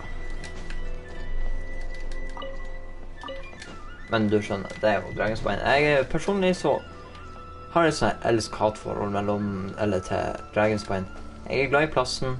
Det er veldig artig der. Jeg liker den her Crimson Agate og alt sånt der. Scarlet, Quartz og du skjønner. Men og er det et men her. Det er så plagsomt den her cold-effekten der. Den plager driten av meg.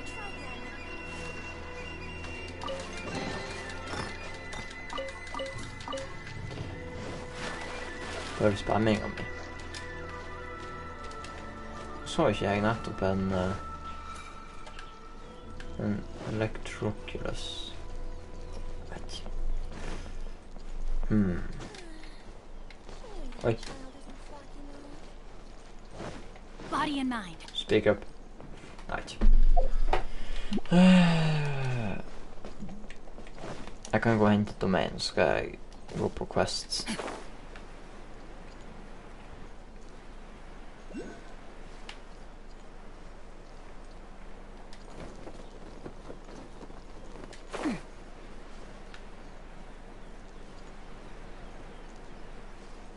Jeg det? Nei! Jeg hadde så lyst til å drepe den.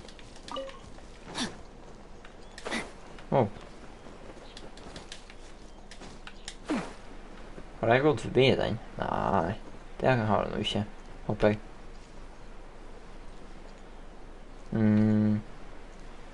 Hva er det her? Ja, samurai. Let's get down to business. Let me try my blade. Når de sier det, jeg tenker bare på den sangen som ble så mye reklame på TikTok. Jeg vet ikke om du skjønner hva jeg mener, bare å si det. Jeg blir ikke å synge hvis det er det du vil ha meg å gjøre. Det skjer bare ikke.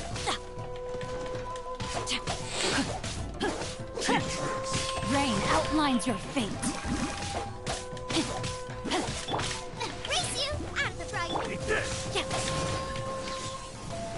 Og Shangling, hun er egentlig bare litt sånn her spam for min del. Spam E-en og Q-en. Og det blir ulten og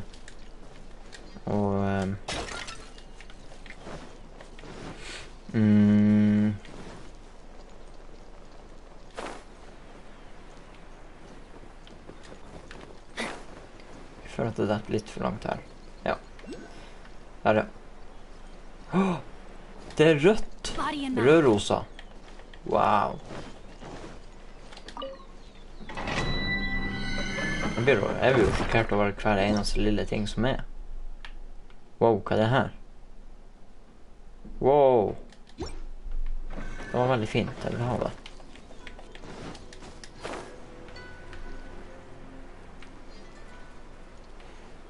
Hvordan våpen skal jeg bruke til det her?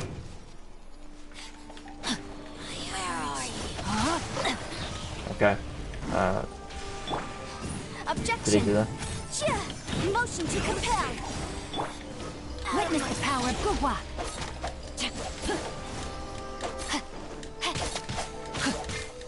Purging transgressions. Åh, bytte akkurat til henne. Det var jo hun som hadde lite liv også. Throw my sword. Lola, get them.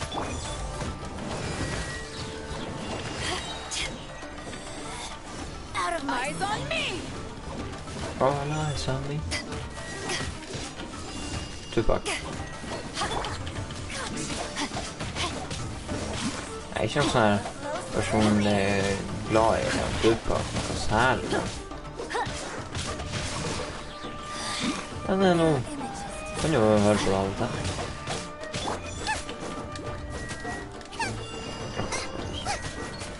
Det er litt vitt. Winter shall adventure. Crystal Prison. Det var fint. Nei. Jeg kan ikke gjøre det mot meg spill. Her har det vært. Nei, nå skal jeg gjøre quests. Må bli på tide.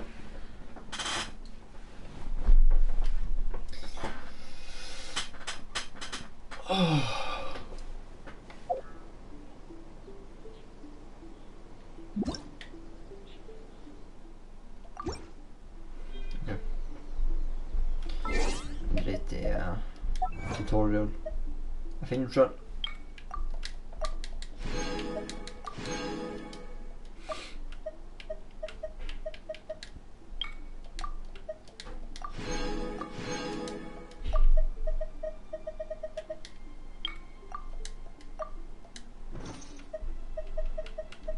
Se hvor mye det er nå.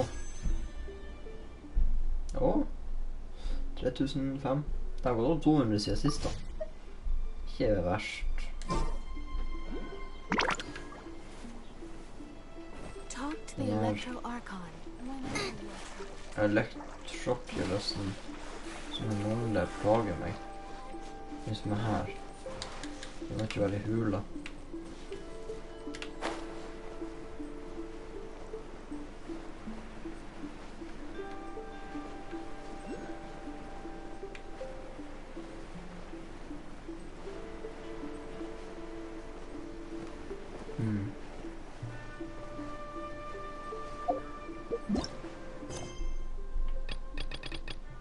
Archon Quest. Ja, det er vel den her.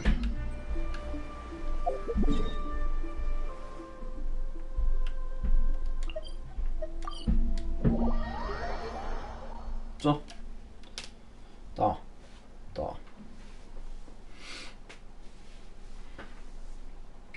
For endelig styrt meg selv til å ha gjort det.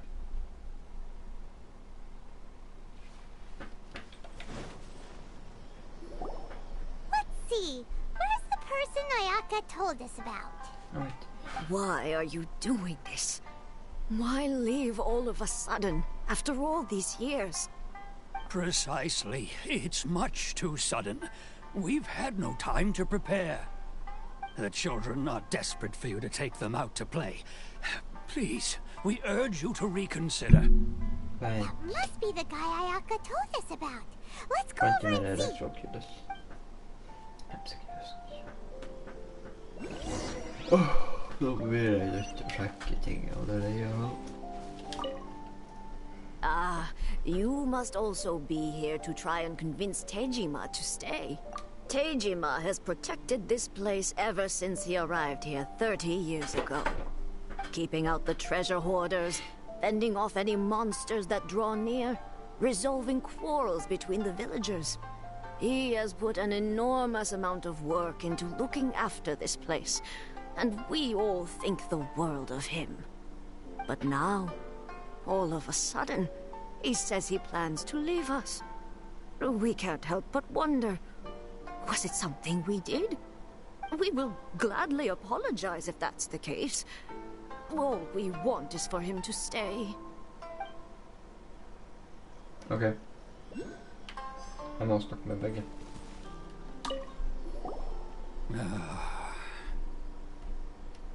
If you want my opinion, something to do with the Vision Hunt decree. It's clear that Tejima had done nothing wrong, and still they confiscated his vision. After that, he became a completely different person. I can't claim to fully understand it, but I could tell that he'd lost something very important to him. He went off on a walk, alone, circled the village a few times, and then out of the blue, he announced that he was going to leave and become a wanderer. Truth be told, we aren't sure whether trying to keep him here is the right thing to do. But equally, it doesn't feel right to let him leave when he's in this state. He's a lost soul. Seems like he's a well-respected guy around here.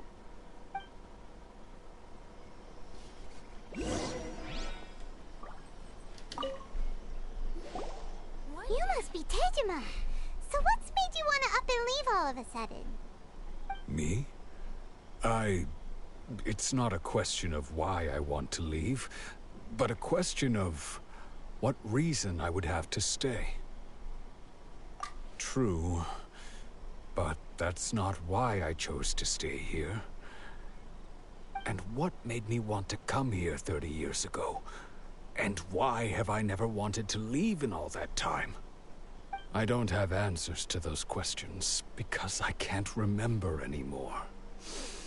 Ever since they took my vision away, it's like a slice of my memory is gone. In the past, I knew I wanted to stay here. But whatever resolve I had then, it's gone now. So I thought, what's to stop me from moving around instead? The emptiness inside me will be there either way. Okay. Well, in that case, if we help you rediscover the reason you chose to stay, you won't need to leave anymore, right? But if you can't remember anything, it's not gonna be easy. Oh, maybe if you just try a little harder to remember, then it'll all come flooding back? Oh, that reminds me. Last time I brought Tejima some fruit, I do believe I saw him writing in a diary. I keep a diary? If you say so. I honestly can't seem to remember. Oh, yes, you do. And what's more, I remember you saying at the time that you wanted to make a note of a few interesting things. Things which would prove very important at a later date. Perfect! So if we want to keep Tejima from leaving, we just need to find his diary.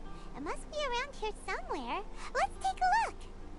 If you don't mind, we will leave you to find the diary.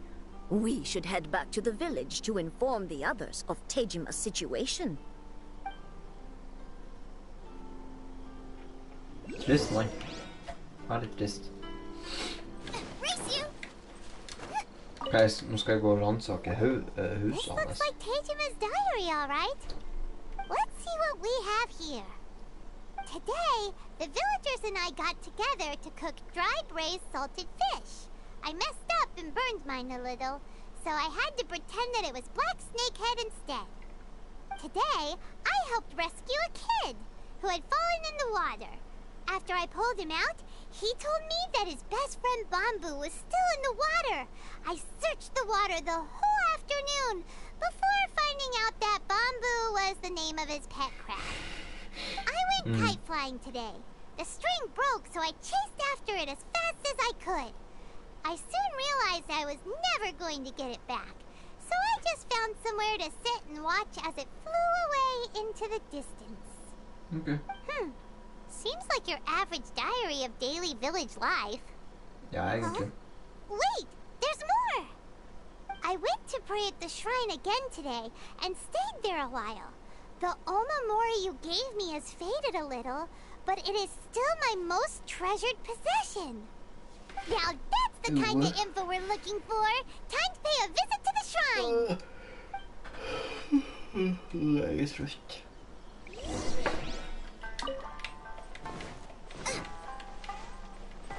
Jag är trött. Oj.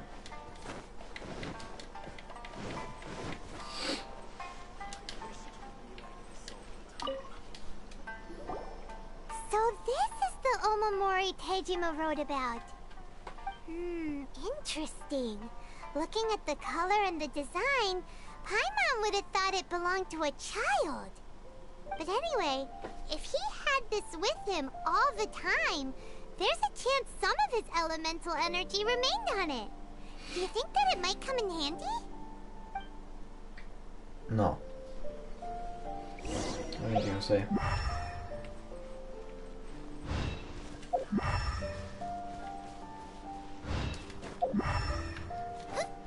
I huset? Race you! Vänta.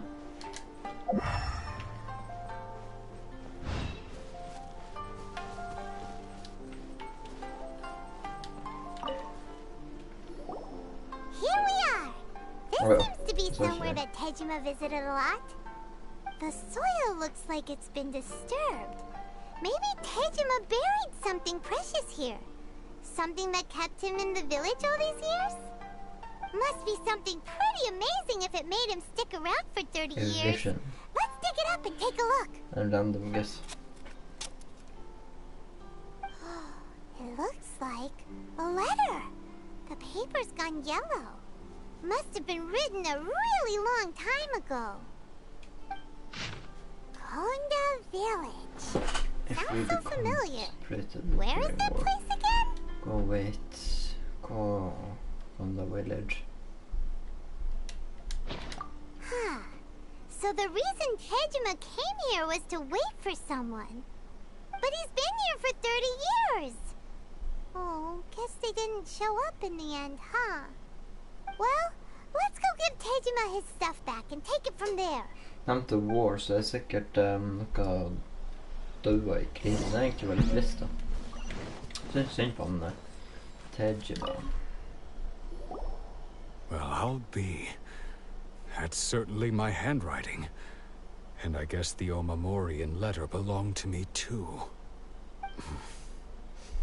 But I have no memory of anything that's written in this diary.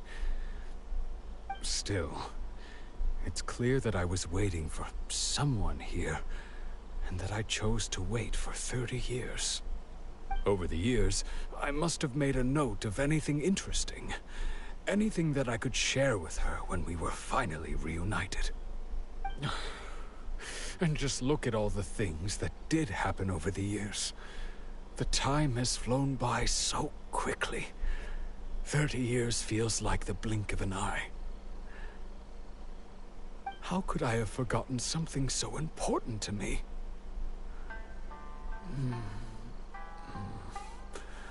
Now that I think about it, when my vision was taken from me, it felt like I'd suddenly been hollowed out. Love, regret, everything I felt for her, it's all disappeared. No, not especially. After all, I've forgotten who she was. Her face, her voice, the things we experienced together. I barely recall any of it. It's as if she'd never been in my life to begin with. As if all these years have been nothing but a hazy dream. I think maybe not. If this is something I waited most of my life for, I suppose I should carry on waiting. Although, what if she were to turn up eventually? only to find I didn't remember so much as her name. Wouldn't that be upsetting for her? When I think about it like that, I do feel a slight tinge of sadness in my heart. How curious. Why am I thinking like this when I don't even remember who she is? It's just like that feeling of emptiness. The feeling that something is missing. Thank you both for helping me reconnect with my reason for staying here.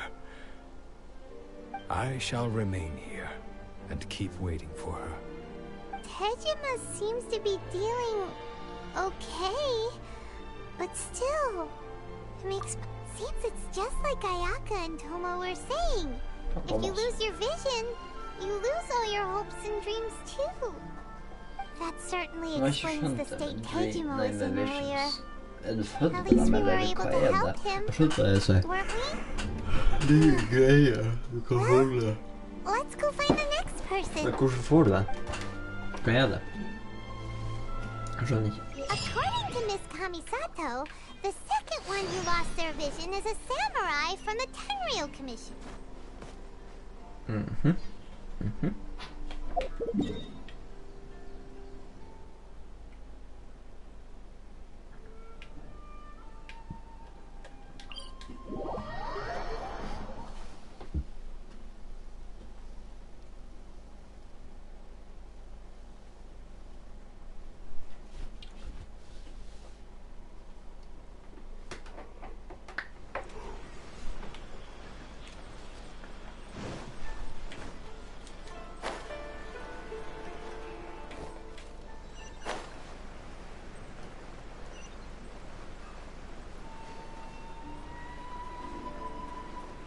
Doge. Hey, Petta. I want a pet. I want it. No. They say the Tenryou Commission is directly controlled by the Shogun. They're the ones responsible for maintaining law and order in Inazuma. The ones actually enforcing the Vision Hunt Decree. But why would they take action against one of their own?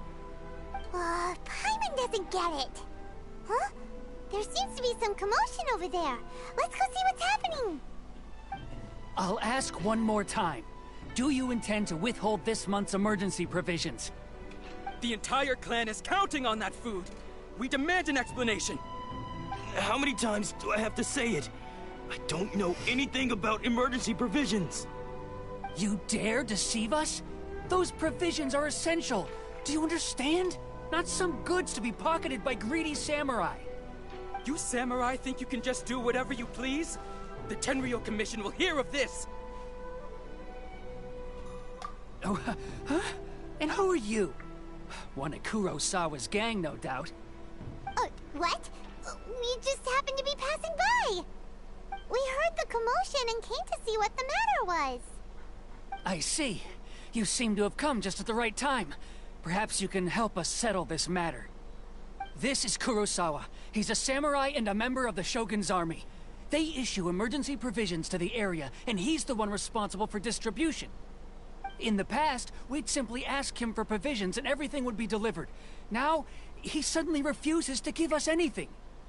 He's keeping the provisions for himself, I just know it. We'll starve without them. No one seems to care about us. We used to think Kurosawa was a kind man, but he's shown his true colors. He's the same as all the other samurai. It's no wonder all the visions have been confiscated. The Raiden Shogun doesn't need people like him helping her rule the nation. This must be one of the people Ayaka asked us to help. But why would she ever want us to help someone like him? Maybe we should talk to Kurosawa and see what he has to say.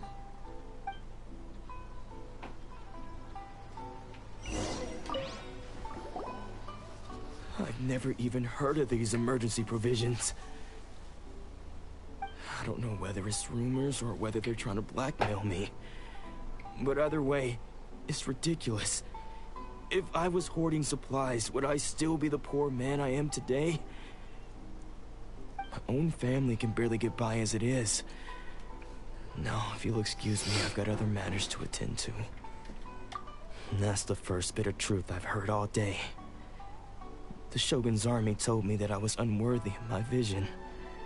And they said I was slacking off on my work. Apparently, I'd even disappointed the Raiden Shogun.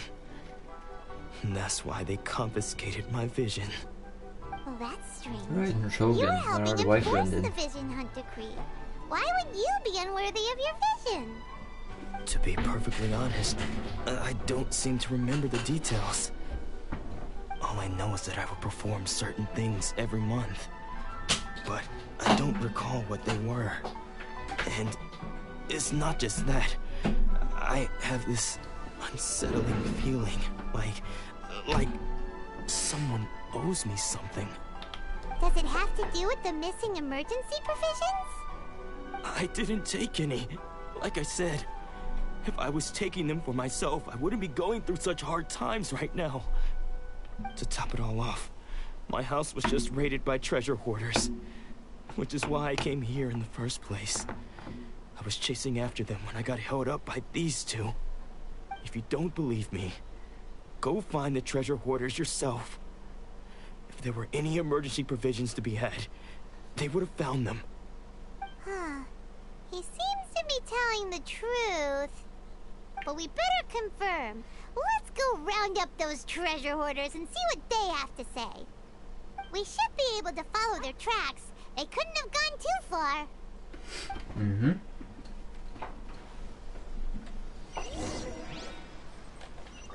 Right. I wonder what's on the other side of the ocean. På andra sidan så är det mer lag. Wait, Regnar did I bara. leave my apron outside to dry?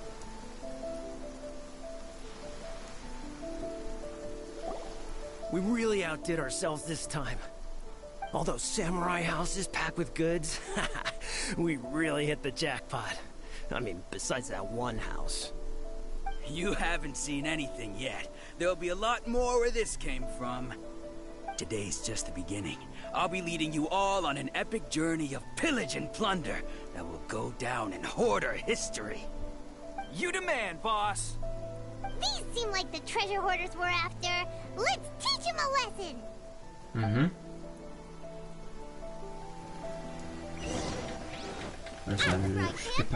May my final stand be a monument to chivalry. I got careless.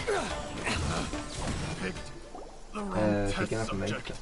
Annars på mig. Oh, there goes all the Mora. We worked hard to steal that, you know? Come on, boss. Think of something. Not bad, kid. You ever think of joining the treasure hoarders? We could use someone like you.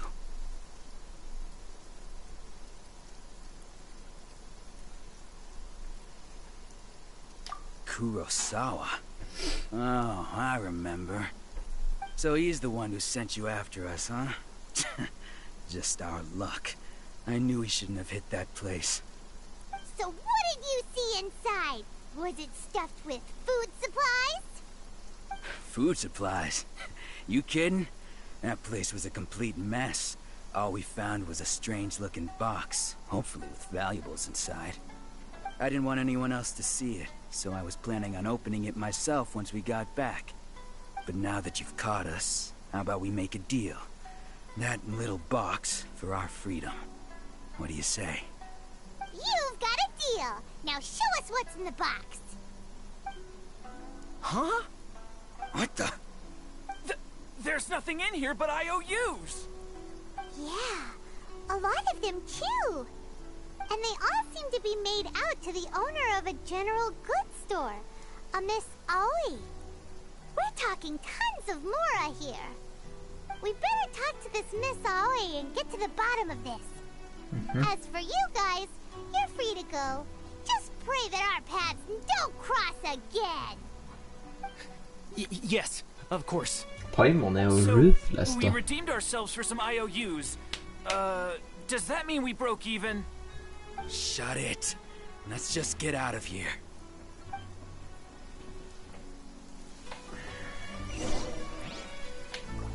Hem.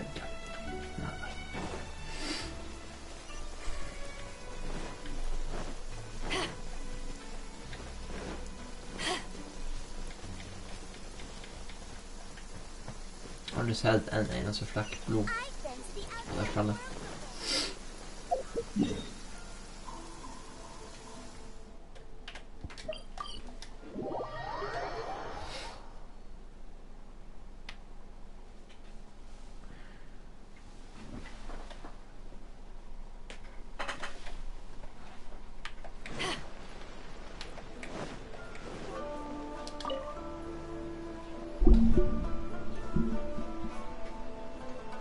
Welcome to Tsukumomono Groceries. We've got everything you need.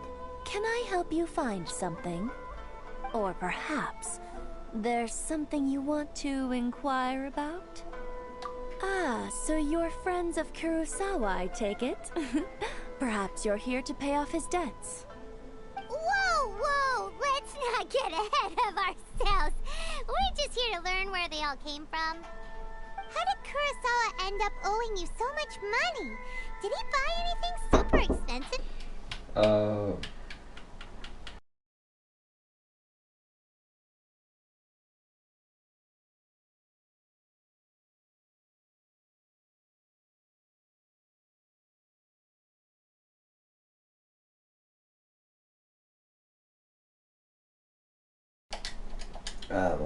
To cover whatever he couldn't afford of the usual amount.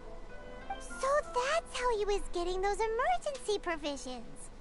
But why did he have to purchase a usual amount? If the prices increased, couldn't he just buy less? Well, if you think about it, the citizens receiving the emergency provisions must have been carefully calculating how much they needed to sustain them each time. Kurosawa thought that it would be quite...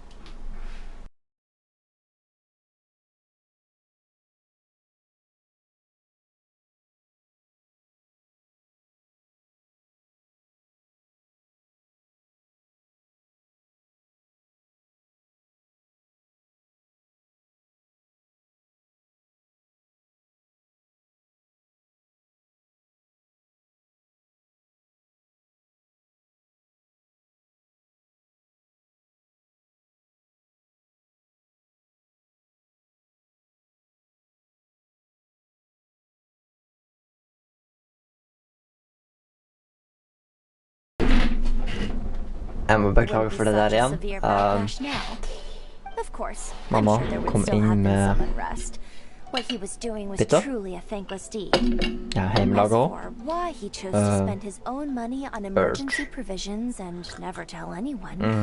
I'm still not too clear myself. If you're still curious, why don't you go ask him yourself? I see. That reminds me, it seems that his vision was recently confiscated. Most unfortunate. If he doesn't clear the debt on his name, he'll have no choice but to sell that sword that is so dear to him. Sword? What sword? Oh, didn't he tell you? He possesses a very valuable blade. He's carried it for years now. I've asked him about its origins. He told me that it was a gift from his father, that it was too precious to sell. In hindsight, I regret that I never made an offer on it. Everything has its price, at least that's what I think. Why don't you ask him about the sword yourself? Perhaps it'll even provide you with the answers you're looking for. Oh, but before you go, if you would kindly settle today's bill.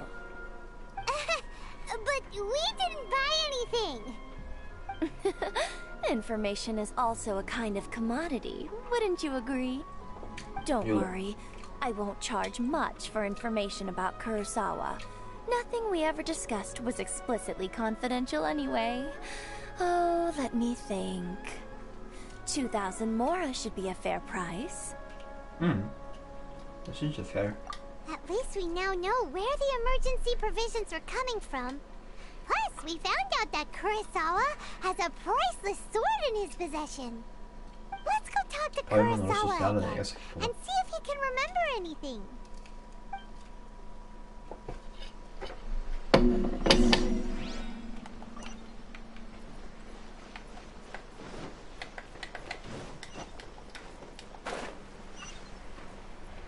Jeg kan bare spille med de her to fingrene nå. Altså, jeg spiser pizza med 300.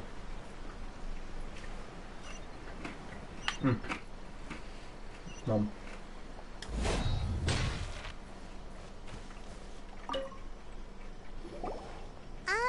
What are you doing here all by yourself? Where did those other two go? I presented them with a choice. Either they left or I drew my sword. They left. It turned out to be a real time saver, actually. Perhaps I should start using it more often. Did you manage to track down the treasure hoarders? That just about sums it up. It turns out that you really were distributing emergency provisions, but they were all purchased at your own expense. Strange. Is that really the kind of person I was? I don't really have any such recollection. Even after all you've told me, I still don't remember anything. Why was I purchasing emergency provisions for everyone? And why would I put myself in such a difficult situation? I really don't understand. But I cannot deny that when I brandished my sword to scare those two away, I could sense that my body was somehow reluctant to do so. Hva betyr reluctant?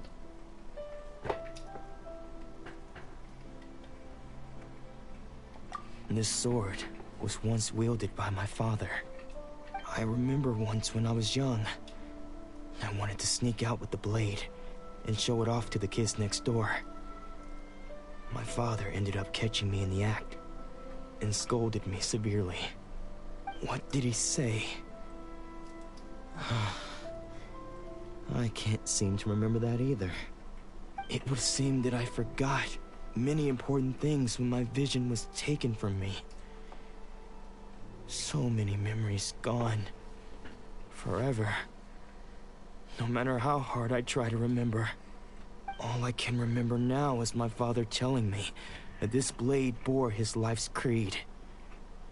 Before he passed away, he placed the sword in my hands and said to me, "With this sword, you should..." Hey, if you look carefully, there seems to be some words engraved on the hilt. Can you recognize the words?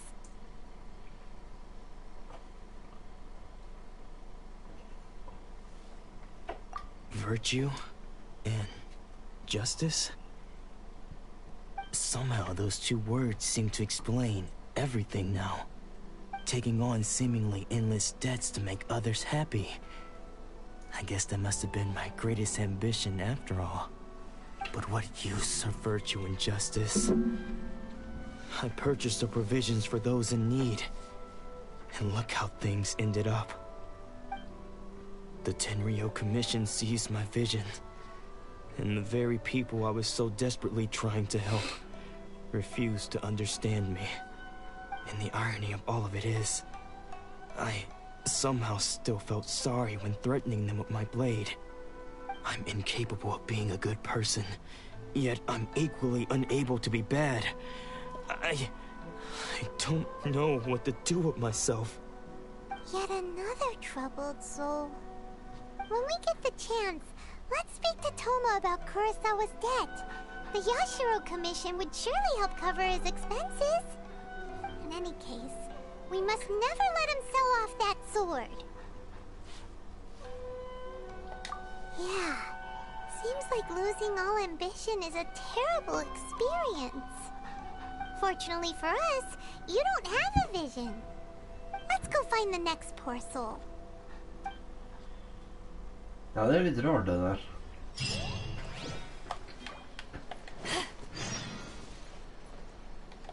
Åh. Nå fikk jeg så lyst til å bruke opp alle primogemsene mine. Du aner ikke.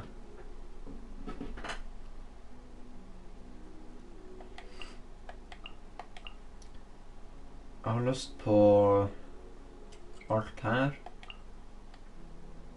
Diona. For så vidt og Yoimia. Chi-Chi, Catching, Mona, Skyward-serien. Har du spalt? Vent. Åja, jeg har en... Oi. Jeg liker å bruke den. Utvinger. Karakter. Sånn. Sacrificial sword, jeg tror ikke den er så bra. Jeg vet nå ikke da. Jeg er ikke helt god på hva som er bra og ikke bra.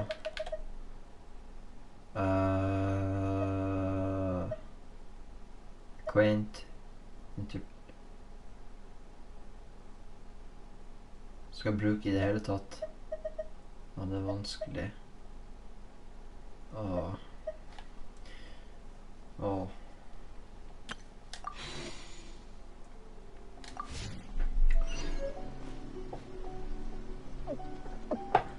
Jeg dør enda.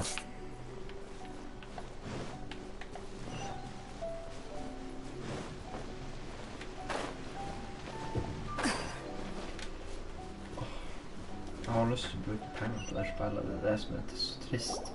The third person who had their vision taken is supposed to be a famous sword master around these parts. Paimon heard that he's the present-day master of Meikyo Shisui art. Sounds pretty impressive. This is his dojo. Luckily, there's some people around. Let's go talk to them. Nanako, don't worry. Sensei will be fine. Those thugs that challenged the dojo were strong, but he fought them all off in the end, didn't he? Maybe, but I'm still worried about him. Things have gotten dangerous before in the past, but it's never shaken him. This time, though... It's just because he's been possessed, that's all. Once the exorcism has taken place, he'll be right as rain in no time. Hey there! Did something happen? Who are you? I don't care whether you're trespassers or just here to harass us while Sensei is impaired. Get out of here immediately! Don't make me draw my blade, or you won't live to regret it. No! You got it so wrong! We just came here to... Disciples? Yep. We've heard all about the mighty master of Meikyo Shisui art. It's the whole reason we came all this way, to seek him out and ask him to train us. But then we got here and overheard you talking about how he got possessed or something? From the way you're dressed, it doesn't look like you're from around here. Please, accept my apologies. We've had so many people trying to cause us trouble recently that we're on high alert. You haven't arrived at the best of times, I'm afraid. Sensei got possessed recently, and he's still recovering. He's not able to take on any new disciples for the time being. I see you are earnest in your pursuit. Okay, how about this?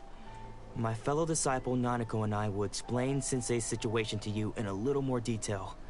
Then you can decide whether to stay or to leave. Sensei's name is Domon, a name I'm sure you've already heard. Though self-taught, he mastered the art of the sword to a high level. He then proceeded to defeat many other prominent sword masters, never losing a single fight. He once said that his goal was to become the best sword master in the world. And so, even while training us, he continued to hone his own art. His fervor truly inspired us, and we trained hard, determined to keep up with him. But then... Not long ago, Sensei had his vision taken away. He hasn't been the same since. He says the strangest things over and over, and he refuses to let us train. Junya and I have discussed it, and we both think that he's been possessed by an evil spirit. So, we've asked the shrine maidens from the Grand Narukami Shrine to perform an exorcism. But if I'm honest, I still have my doubts over whether he'll completely recover. The Grand Narukami Shrine? What's that? You haven't heard of it? It's the largest shrine on Narukami Island. The head shrine maiden is reputed to have very close ties with the almighty Shogun herself. Not that we'd have any means of involving the head shrine maiden, of course. But even one of the ordinary shrine maidens from the Grand Narukami Shrine would have clear power and authority to perform an exorcism. So don't worry, Nanako. Sensei is going to be just fine. The exorcism will take place this evening. You're both more than welcome to come and watch if you're interested. So, losing your vision can cause possession? Guess we should come back this evening and see for ourselves.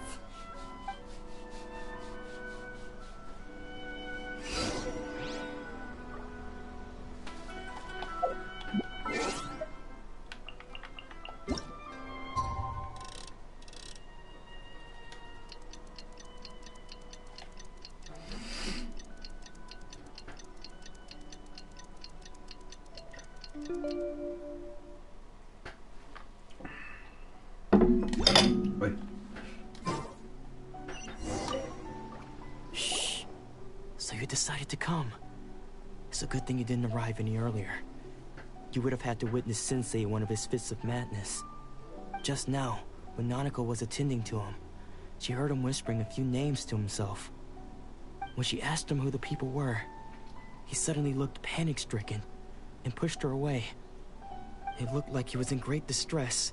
He was covering his ears and looking frantically around him with bloodshot eyes. All the while he kept calling those names. Some of them we knew, others we didn't recognize. But they all seemed to be the names of sword masters he had defeated in the past. One of them was Anzai. He used to be a fellow disciple of Sensei's. His senior, in fact. But Sensei defeated him in a duel many years ago, and he has been a wanderer ever since. Sensei wouldn't stop calling his name. Thankfully, the shrine maidens managed to subdue him, so the exorcism can finally continue.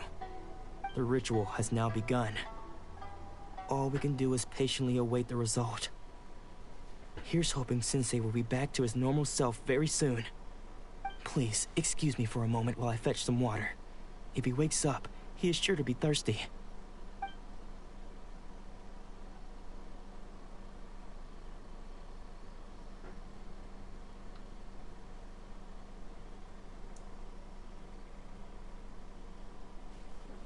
Kan vara hans stil. Who's that sneaking around? Uh-oh. Could they be here to mess up the exorcism? We won't let them get away with it. Come on, let's go after them. Okay.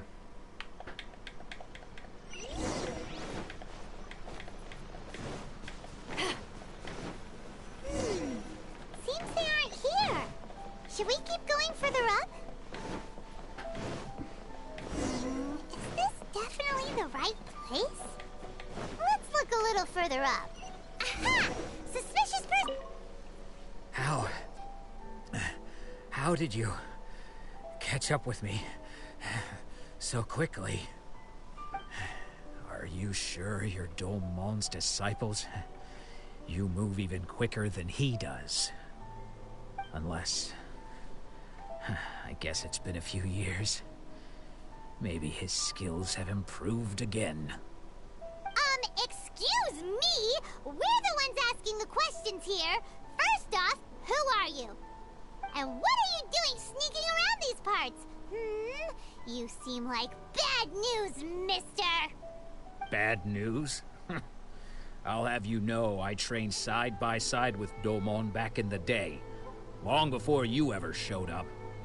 I don't care to talk about that time anymore. But if you must know, I am Domon's senior. His senior?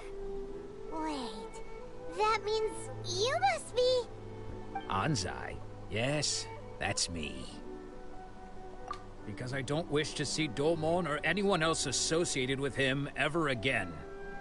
When we were young, we trained under the same swordmaster, studying Make-Yoshi Sui art together. I had begun training 5 years before him, and everyone looked up to me as a steady and dependable older disciple. Practitioners of Make-Yoshi Sui art seek to achieve stillness of mind, freedom from all agitation. So the majority of disciples are indifferent to rank and reward. I was no exception. But Domon was different. The First thing he did when he joined was go straight to our sensei and ask him, with a beaming smile on his face, how to become the best in the world. Sensei scolded him and told him that the art of the sword should not be used for such vain ends. Sensei said that coveting the title of the best sword master, barely days into his training, showed that he had a fickle mind, and that this would impede him from ever mastering the blade. I thought so too at the time, but Domon began making swift progress in his training, and even started catching up with me. Only then did I realize that it was Domon who had long since freed his mind from all agitation. He was consumed by his singular desire to become the best in the world. He sought nothing less than perfection in the art of the sword, and nothing could deter him from this goal, no matter what stood in his way. Sure sounds like he meant business. So how come you don't want to ever see him again? Because until he arrived, I was convinced that I would succeed our sensei as the master of Meikyo Shisui art. Of all the disciples, I was the most gifted. I had trained the longest. Everyone had high expectations for me. Domon's arrival changed everything. When we sparred, I lost not just the match, but my pride and my status too. I fled the dojo that day and never looked back. Later, I heard that he sparred with Sensei too. Sensei was advanced in years by then, and unfortunately that match used up every last ounce of energy in his body. After that, I wanted nothing further to do with him. Deep down, though, I still respected his mastery of the blade and his commitment to the art of the sword. So, when I heard rumors that he had lost his mind, my first reaction was to dismiss them as false. How could he, of all people, have lost his mind? His mind was the sharpest of them all. He had practiced Meikyo Shisui art to perfection. I decided to quietly come and see if it were true. Then, to my complete astonishment, I heard him call my name. I thought mine was a name he had long since forgotten. So you see, I came here not to cause him any harm. I just wanted to see for myself. Okay. You've heard my story. You should get back now. The exorcism is probably finishing. Seems like we got it wrong this time. He wasn't here to mess up the exorcism at all.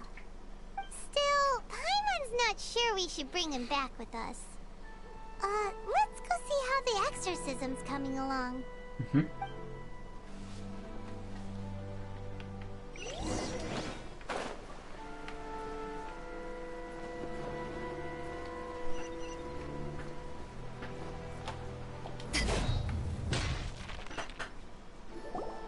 What?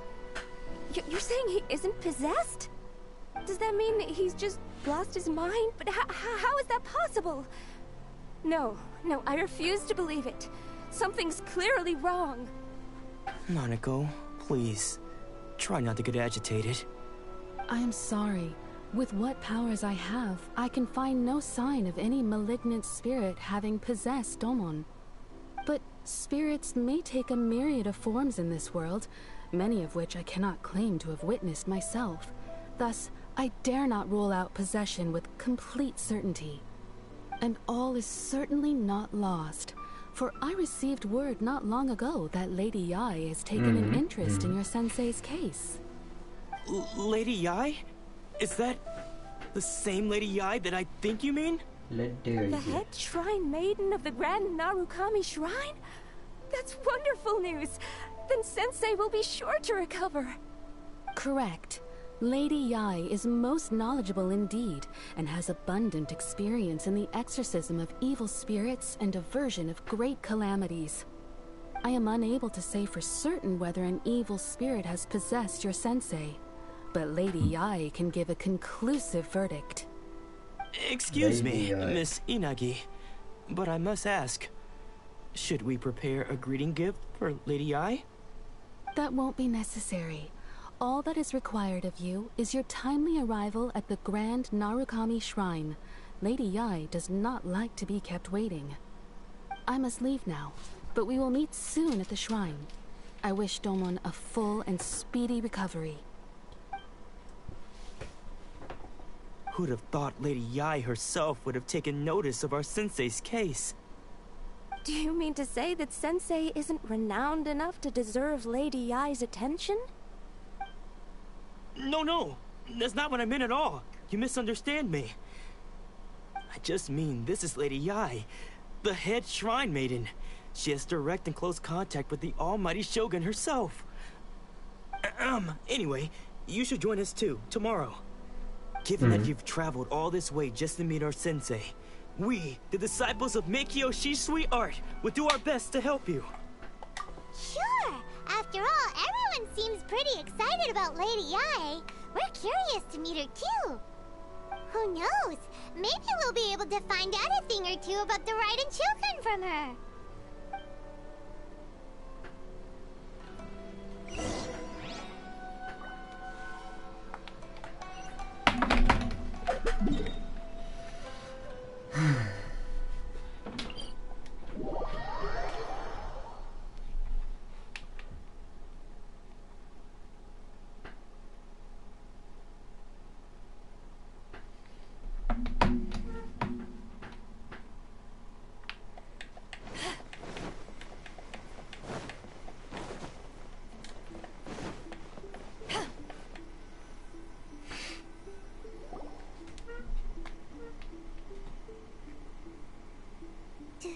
Do you think that's Lady Yai?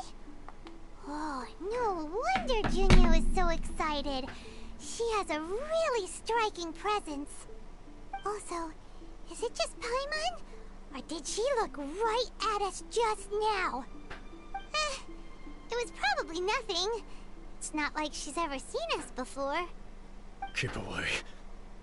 Keep away from me. I gave up the art of the sword.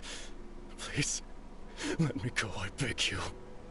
As you can see, Lady Yai, Domon has persisted in this state for some time now.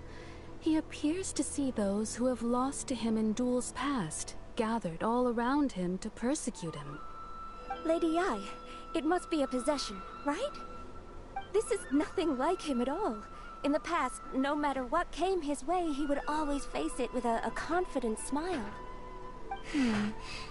I'm sorry. It is clear to me that your sensei is not possessed by any evil spirit. But then does that mean he... Yes. This is a change in the person himself. Unable to cope with the tremendous pressure he was under, he suffered a spiritual collapse. With his wits impaired, he finally descended into madness. As one who is thrown into the sea, though he fights back desperately against his predicament, it does nothing to prevent his descent into the depths. As for what has triggered this change, I believe it must be the loss of his vision. For to be stripped of one's vision is to be stripped of one's ambition. Stripped of his ambition? But Lady Yai, even without his ambition, why should he suffer such a dramatic change? How does that explain his descent into madness? Your school practices Meikyo Shisui art, does it not? Stillness of mind, freedom from all agitation. What a fine notion that would be if any in this world could ever hope to achieve it. There was once one who claimed to be indifferent to rank and reward, and who fled enraged when defeated by his junior. And then there was an aged swordmaster who was aggrieved enough that he crossed blades with a disciple he himself had taught. Then, what of the one who crossed blades with his own sensei and beloved fellow disciple, and defeated them both? Can one truly remain unagitated, of still mind in moments such as these? Lady Yai, I'm not sure I understand. The path of the sword master is filled with twists and turns. It is no small undertaking to pursue the position of greatest sword master in the world. It requires one to take their sword firmly in both hands and cut down the hopes and dreams of others, even those of one's closest companions. Only a deep commitment to his ambition to become the best made it possible for him to rise above the pain of these encounters. to focus on the way ahead. When that ambition disappeared, he began to doubt himself. As he battled his growing anxiety, he slowly descended into the state you see him in now. Much like a certain fatally flawed friend of mine. Poor Sensei. To think he's been suffering so greatly. I'm sorry. It's all my fault. Father, Sensei, Ansai. That's enough. Huh? Isn't that Ansai? Where did he come from? Did he follow us the whole way here? Ansai, why are there two of you? Is that you or a ghost? You're here for revenge, aren't you? I knew it would come. I never should have. You're right to assume that my feelings towards you are far from kindly. But I didn't come here to settle a score. It's been so long now that I made peace with it years ago. You did nothing wrong that day. I couldn't face the humiliation. That's why I ran. I don't think most of the people you beat along the way would hold it against you. On the contrary, when you cut our ambitions short, we entrusted them to you, in the hopes that they might carry you further. Now I know that we can't place our hopes in you any longer, since you've been stripped of your ambitions too. But that is no reason to strip them of theirs. Follow the way of the sword all the way to the highest peak. You taught them that, didn't you? But what if one day, the same thing happens to them? I put everything I had into trying to become the best. But what if it was all a huge mistake right from the start? If there's a chance they'll end up like me one day, I'd rather they stay with it. Okay. Have you asked them what they think? Sensei, after you rescued me from the hands of the pirates, I told myself I would follow in your footsteps for the rest of my days. I can't know whether I will suffer in my future as you do now. All I know is that here and now, in the present, I wish to continue. I want to keep going until the day that I can stand before everyone with my head held high and announce that I, like my sensei Domon before me, am a master of Meikyo Shisui art. Nanako's far from the only one. Actually, all of us think that way. Goodness. Well, You see? You can place the ambition you once had in their hands. Being stripped of your ambition is something that's never happened to me, so I can't claim to understand it. But I do know what it feels like to have your ambitions crushed. That's what happened on the day that you so effortlessly defeated me. So, just as I once placed my ambitions onto you, it is time for you to release yours into their custody. You are not in the same position that I was. When I left, I had nothing to my name. But you have a great number of worthy disciples. I understand. I'm sorry to have made you worry for me, and for the state of Meikyo Shisui art. I no longer have the resolve to become the best in the world. The emptiness and suffering inside of me will not abate, so I cannot hope to still my mind and be free of agitation. But as your sensei, I shall commit to imparting unto you everything I have learned in my life so far. This is my promise. And I humbly ask Ansai, my senior, to hold me to my word. You can count on that. I'd be checking in on you occasionally anyway, just to make sure you hadn't lost your mind again. But I am now used to the life of a wanderer. I do not belong in the dojo anymore, so I will simply stop by once in a while to make sure you aren't cutting any corners with them. Well, don't just stand there staring at me.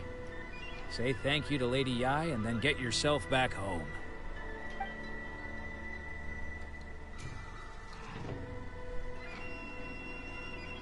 Kommer spela som Lady Yai. So even though his ambition was taken away, his disciples can take it over on his behalf. Traveler, a moment, please. Lady Yai has some words for you. So, my intuition was correct. The wind that blows from afar carries fresh life to these shores. For us to meet now is premature. Nevertheless, you set foot on these islands at precisely the right moment.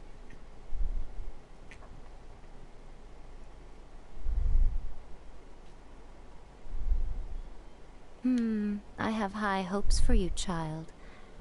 Don't disappoint me. Det var en veldig lang pause, jeg må ærlig si det. Ooh, Lady Yai seems to have taken a real interest in you.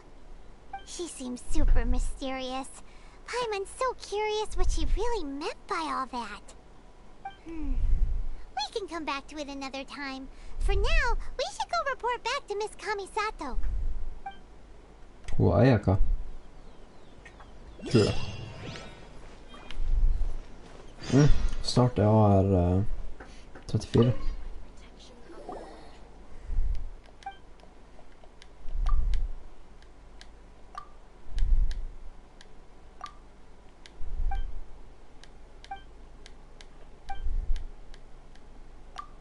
Jeg følger ikke helt med.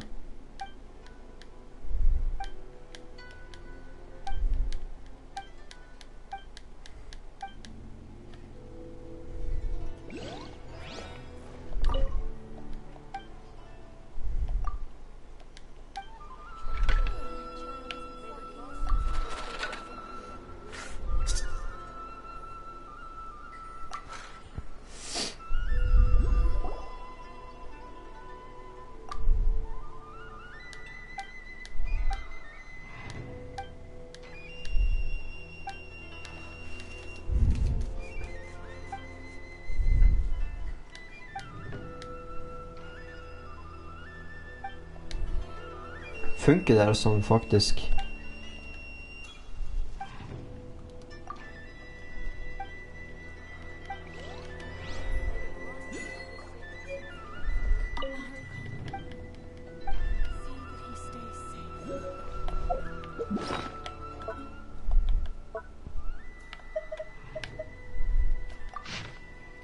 Great fortune. Whatever you draw your blade, it shall leads towards victory.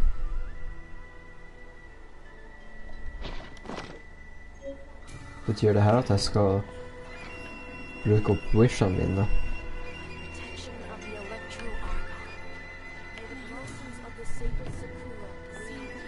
Skal jeg bruke opp wishene mine på grunn av det?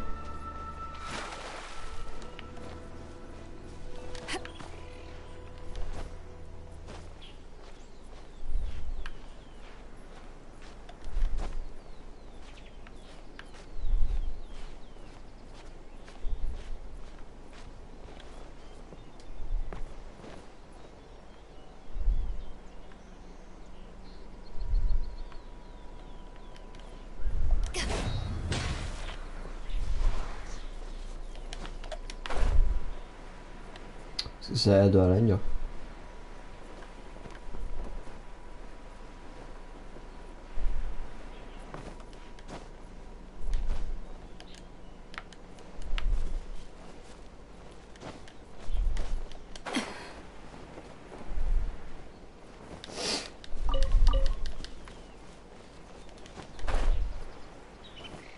Hallo vel.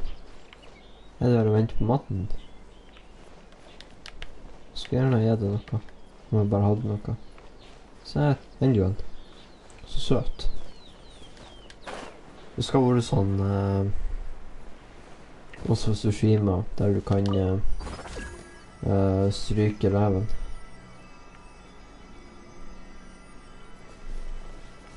Hvor er det...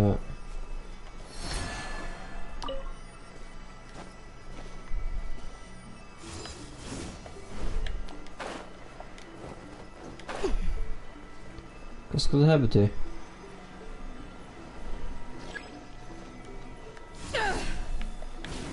Hæ?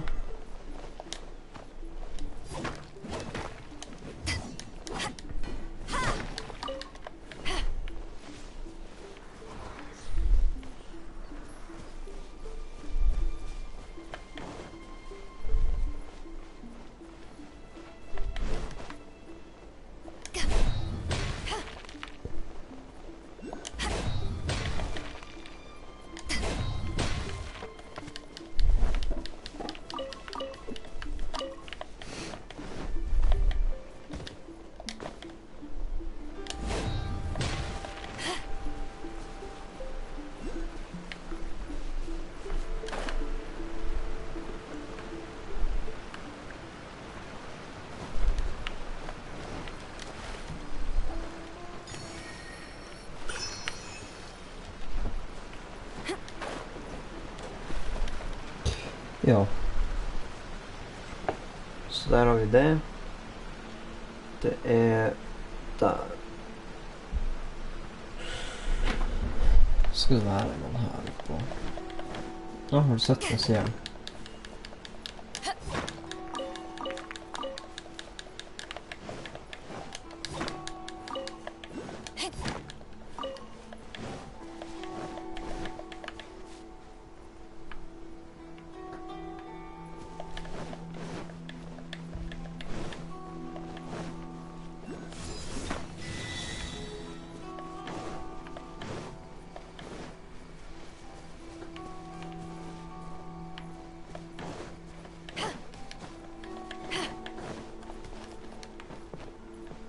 Ja, det är inte.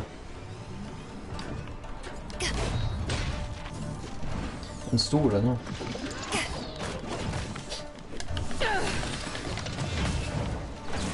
Ring cutter. No, my sword. Time to act.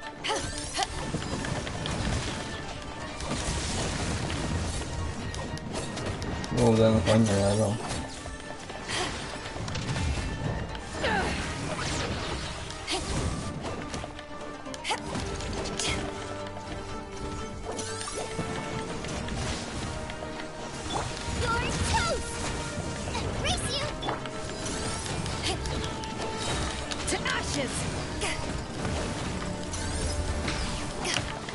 Au.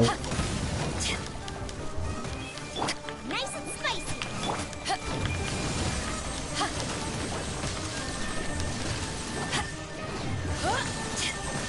Au, au, au, au. Okej, jag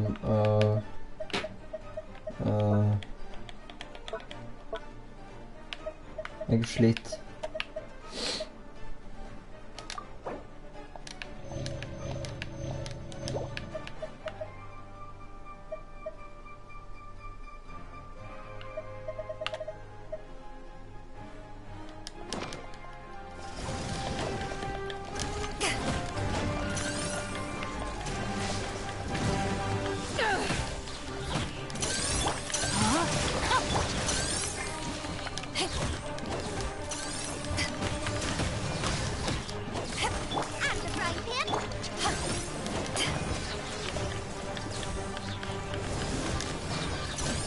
Hur många skud är det här?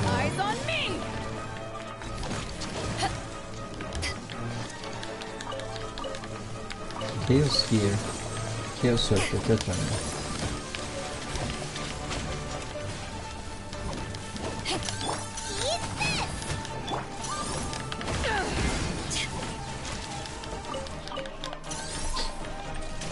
Chaos axis.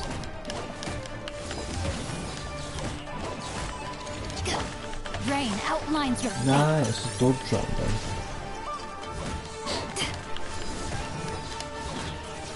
Där då. Det är bra.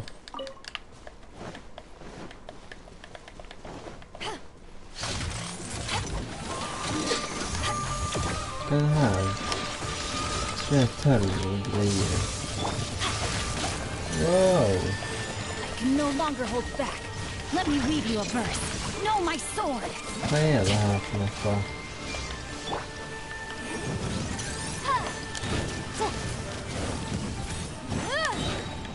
Invisible evidence. Incinerate.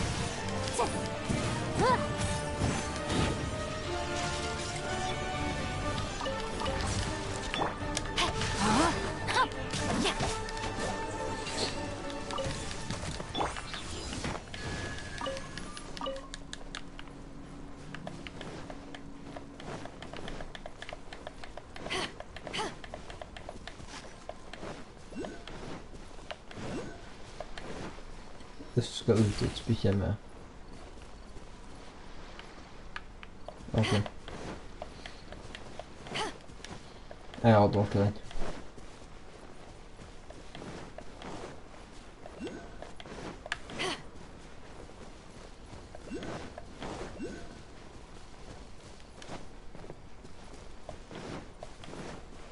Vad är det här för något?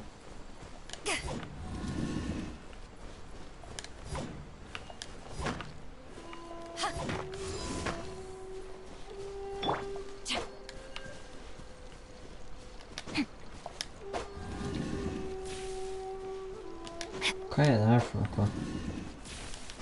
Där. Och där. Och där.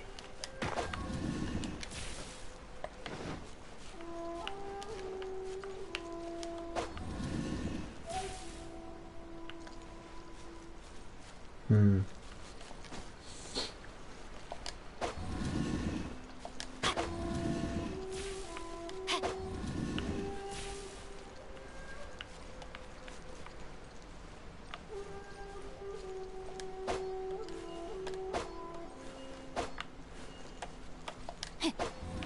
Där.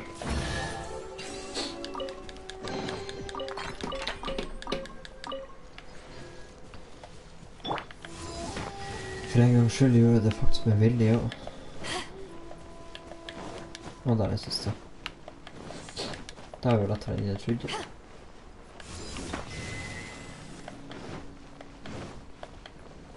Jag vet inte vad jag har tur att starta då då. Jag är lite rädd.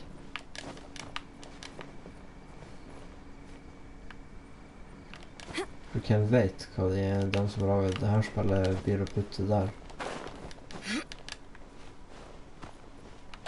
En hojo. Syns det så artigt man.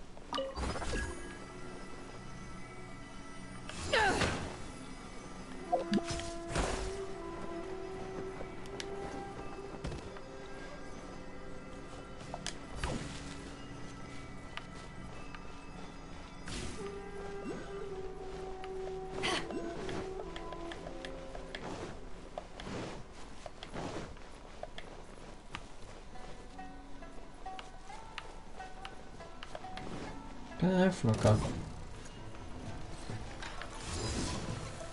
Jag vill in.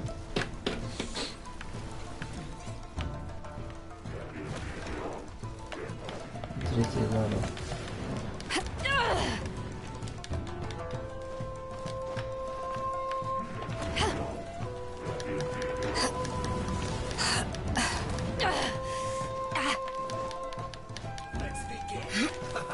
Let's move.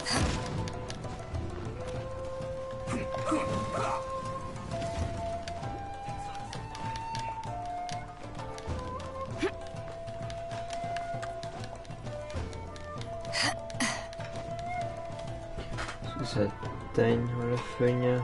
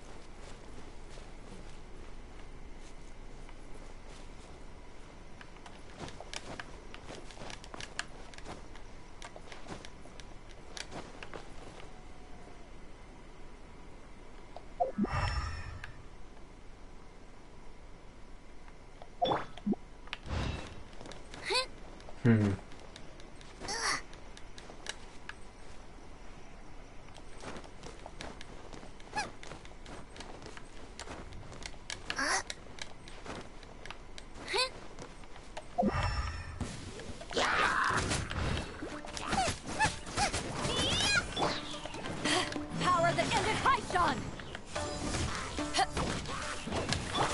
Change of plans.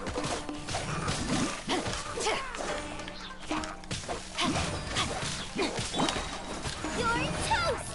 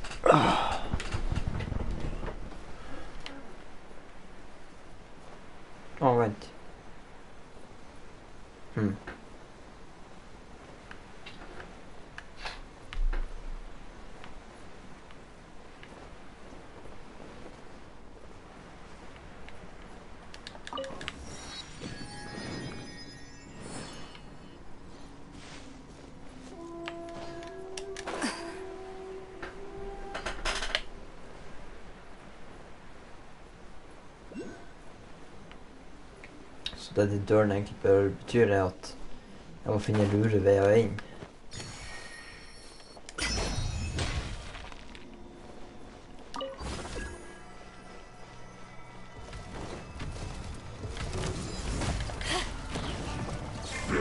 Rain outlines your fate.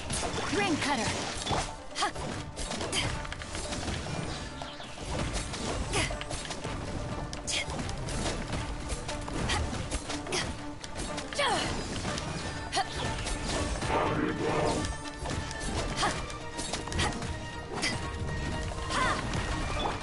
No, my sword.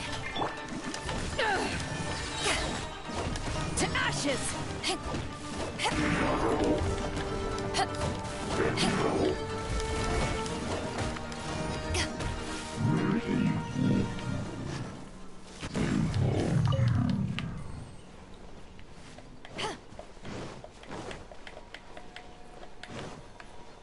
Nå kan jeg ikke gå inn.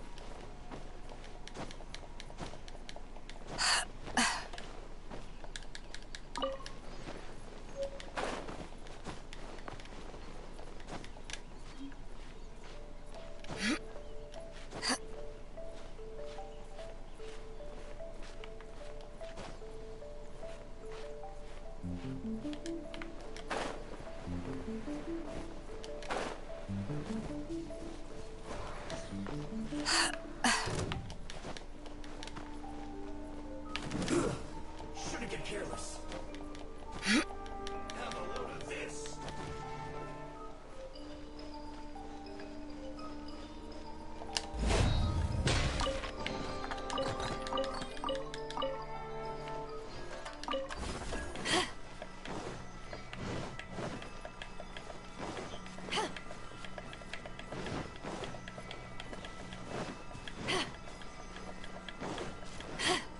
Time to work. No excuse for slacking.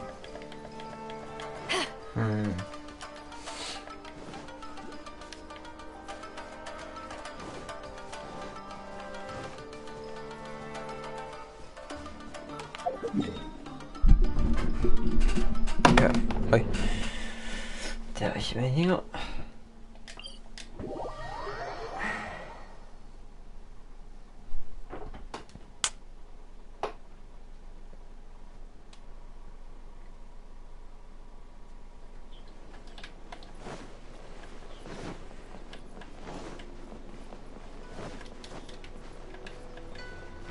Okay.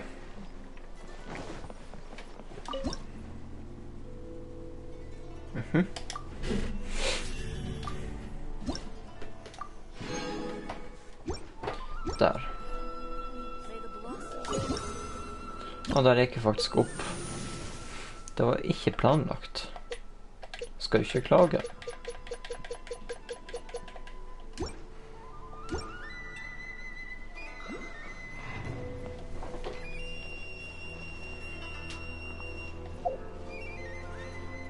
Og ja. Det tenker jeg at jeg sier meg ferdig med denne streamen. Takk for alle som kom innom og subscribe, like, kommentere, alt det vanlige. Ja da. Vi snakkes neste gang. Ha det.